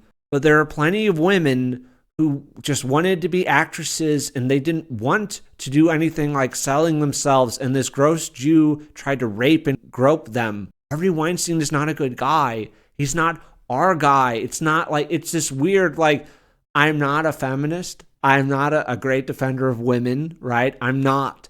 But the idea that we're going to side with this guy and say, like, yeah, Harvey Weinstein, he's good for society. We should want more people like that in those positions. That's fucking crazy. Also, maybe this is just white pill, but for some reason I thought maybe on the dissident right we were supposed to be like anti-gay, but that obviously that's not true. For a lot of these groups, that's obviously not true. But they literally pranced this tune around called, they went out with like Milo Yiannopoulos, which that's also super gay that people ever liked Milo Yiannopoulos. But let me look this up. Pariah the doll, like literally a male to female tranny. How is this right wing? How is sodomy right wing? How is any of this shit right wing? Oh, also, the tranny did appear in Raw Egg Nationalist Man World magazine. Just little thing. I don't like this Curtis Yarvin. He sounds like a faggot. He talks like a faggot. I think this was a while ago. I don't know if it's joking. You know, I can't keep up with the I'm being ironic. I'm not being ironic. I'm being ironic. LOL, don't you know if I'm joking or not? But like moving Palestinians in Florida because we're just going to take all these browns and we're going to put them in our white country because, I don't know, Jews deserve greater Israel and we don't deserve a white country here. I'm tired of it. I'm tired of X and online discourse. I hate that ugly faggot, captive dreamer. Yes, Bab's little fanboy. And with Zionism, you just win. If you want to deport millions, you just support Jews. Simple as. I hate BAP. I hate anyone that likes BAP. Bronze Age pervert. I hate Captive Dreamer. I hate them so much. I believe, unless I'm mistaken, that Bronze Age pervert compared the murder of that white high school student at that track meet, he compared it to October 7th and the attack on the Jews. It's so fucking disgusting. I hate them so fucking much. God damn it. God damn it. Here's this white tragedy. Can I compare this to October 7th? Can I trick my dumb fuck followers into comparing this to October 7th? Holy shit. It's this disgusting pushed narrative. I'm sure they all coordinate with each other, BAP and his circle, and they all get in a Discord and we're going to amplify this tweet today and this message and all that shit. And I don't really use X for politics. I post rarely, and then I like and retweet some stuff, but it's not really political. But I still, I'm aware, you know? So I just kind of want to make myself unaware of any gay bullshit happening on X because it doesn't fucking matter and none of it can help me in my life. But whatever. Captive Dreamer, again, my favorite person on X. He's a really great guy. And his doxing definitely wasn't funny at all. Name it right-wing e-celeb. I hate him, except if you say White Pill Media. He's my favorite right-wing e-celeb. I love that guy. I love you, dear listener, for putting up with me. I think I just need to step the fuck away from all this shit. And none of these people matter, and none of what they say is remotely relevant to me or my life. They're worthless people. They're not like right wing. They don't have my values at all. Constantly being told that you're winning. And I'm like, well, Israel's winning right now. They're getting all that they want. I would like to win something. You know, I would. That'd be cool. I think I want to just stop focusing on like right wing discourse online. I would say it doesn't really matter. They're not going to say anything interesting. It can only really anger me. And then I'm just wasting a lot of time and energy on this stuff. I'd say I don't think we're going to win by strength of arm. We're not going to win politically. We're not going to have like a base candidate. I think like various bullshit fake nationalist groups like Boris Johnson and Nigel Farage and Brexit. Brexit was supposed to be huge for English nationalists. And I don't know, maybe a guy from England would have a stronger opinion or more insight, but from what I can tell, England's still really fucked. And that's not me being like, yeah, fuck England. It's, I want all the white countries to be okay. I want everyone to be okay. Well, they voted for Brexit, and then, you know, things are still really, really bad. We're kind of just like forced in a position of waiting a bit. I don't know, and maybe this is insane, and we're not going to be given this option. I just know with demographics, whatever's going to happen, and I want to win. I really do want to win. It will be decided within my lifetime, before the end of the century, for sure. It's we win or we don't, because demographics are going to force the issue, period. I apologize for my tone and for my emotional outburst. That wasn't acceptable. I'm sorry about that. I recorded this audio over the course of a few days, but that was a few weeks ago, so I didn't want to end it on the note that I ended it on, so I'm recording this now. It's been a few weeks. I'm more relaxed and collected. I still don't think realistically we're going to be able to vote our way out of this situation. I know Marine Le Pen right now is being like arrested and is going to jail, but this feels like a gay op where we're supposed to feel bad for her, like the right-wing people in France are supposed to feel bad for her, and then she'll have this heroic, she's out of jail, she wins the next election, and then she does nothing like all the other like fake nationalist parties in Europe. Golden Dawn in Greece, I don't know much about them, but they were like real, right? They were like an actual like nationalistic, maybe even fascist party, and they were very open about it, and they won, and then I believe all of them were arrested and put in jail, and they completely shut that shit down. And it's just, if Golden Dawn was like your real party and the people really voted them in, you know, they cut the heads off pretty easy. There is what I'm saying, right? I'm not trying to like be black-pilled and crazy, but maybe forming like small groups and communities to rely on in trying times. I think Bob Matthews and his group trying to start a race war or whatever, America wasn't going to do that. I think we still have too many creature comforts and everything. And okay, but if we're completely removed from politics, then can't the government just vote? You know, like in Rhodesia, they just voted and they took all the white people's land away. And that was it. Of course, I never advocate for violence on this channel. Never.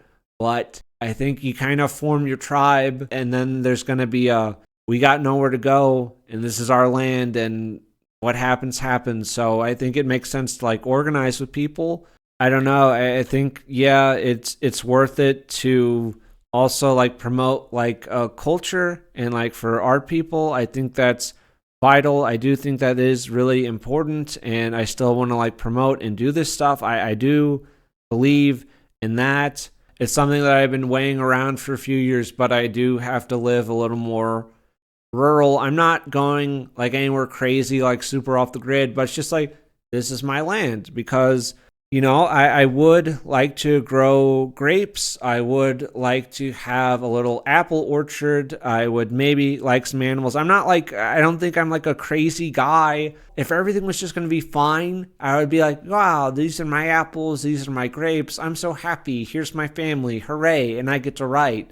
And I've heard of like cold resistant banana trees. You know, I don't know if that's real or if they really work, but that'd be kind of cool, you know, just grow my own food. I wouldn't mind having a porcupine, the porcupine being the white man's pit bull. That'd be fun. I do like champagne, right? So I would probably grow grapes and make champagne and wine. I know some asshole will now say that actually it's called sparkling wine unless it came from the Champagne region of France. Screw you. You didn't have to say that, but you were going to comment that down below. I knew you were going to comment that, but you didn't have to. You just did it to be a jerk. So that's kind of where I'm at. Acknowledge that, you know, just going out in White Pill Media making his Champagne Ridge is perhaps inviting a future Ruby Ridge where if I'm just a isolated crazy guy, the government can just come in and murder me. Okay? That doesn't mean I trust the plan or think Donald Trump's coming to save me. I would say, like, you do need to build like a larger community and have a network to rely on. That makes sense. I think we're gonna like win back the universities or anything. I think it's too much. It's just too much. And the people that really think that Trump was going to change things, like the levers of power didn't change. The people in power didn't change. It's still the same guys. They're still getting everything that they want. And I don't know. I'm not sure what's going to be left. I didn't mean to end it like on a blackpilling note. I do apologize for that. Some books I was thinking about reviewing, but there's one written by a son of a Klansman who like later disavowed the Ku Klux Klan. I believe he also trooned out. There's also, I believe, a book written by one of William Luther Pierce's kids who completely disavowed the movement when he left it. So I don't know. I'm kind of curious about that. I might, review those at some point if people are interested. You could like the video if you liked it. You could subscribe if you're not subscribed. I don't really have other videos on this type of thing, so yeah, I'm not sure what to suggest. I'm kind of just doing media reviews at the moment. I'll go get Champagne Ridge set up, and then you boys come knocking. Mighty fine place you got here, White Pill, but golly gee shucks, I got me one pickle of a problem. I bought these here shotguns, and them barrels are just too darn long. Can you help a brother out? Shorten them a little bit? Get the hell off my property. Take a bottle of champagne, but get the fuck off my property. Spiraling, like I'm just like way overthinking some of this stuff and driving myself a little crazy. But just the trust the plan, guys. It's like this is insane. But I think just worrying about this stuff constantly cannot have a positive effect on me. Period. Therefore, focus on things that are obtainable and within my grasp. And it's like, no, I don't trust the plan, and no, we're not getting mass deportations. And if they happen, that's amazing. I love Donald Trump.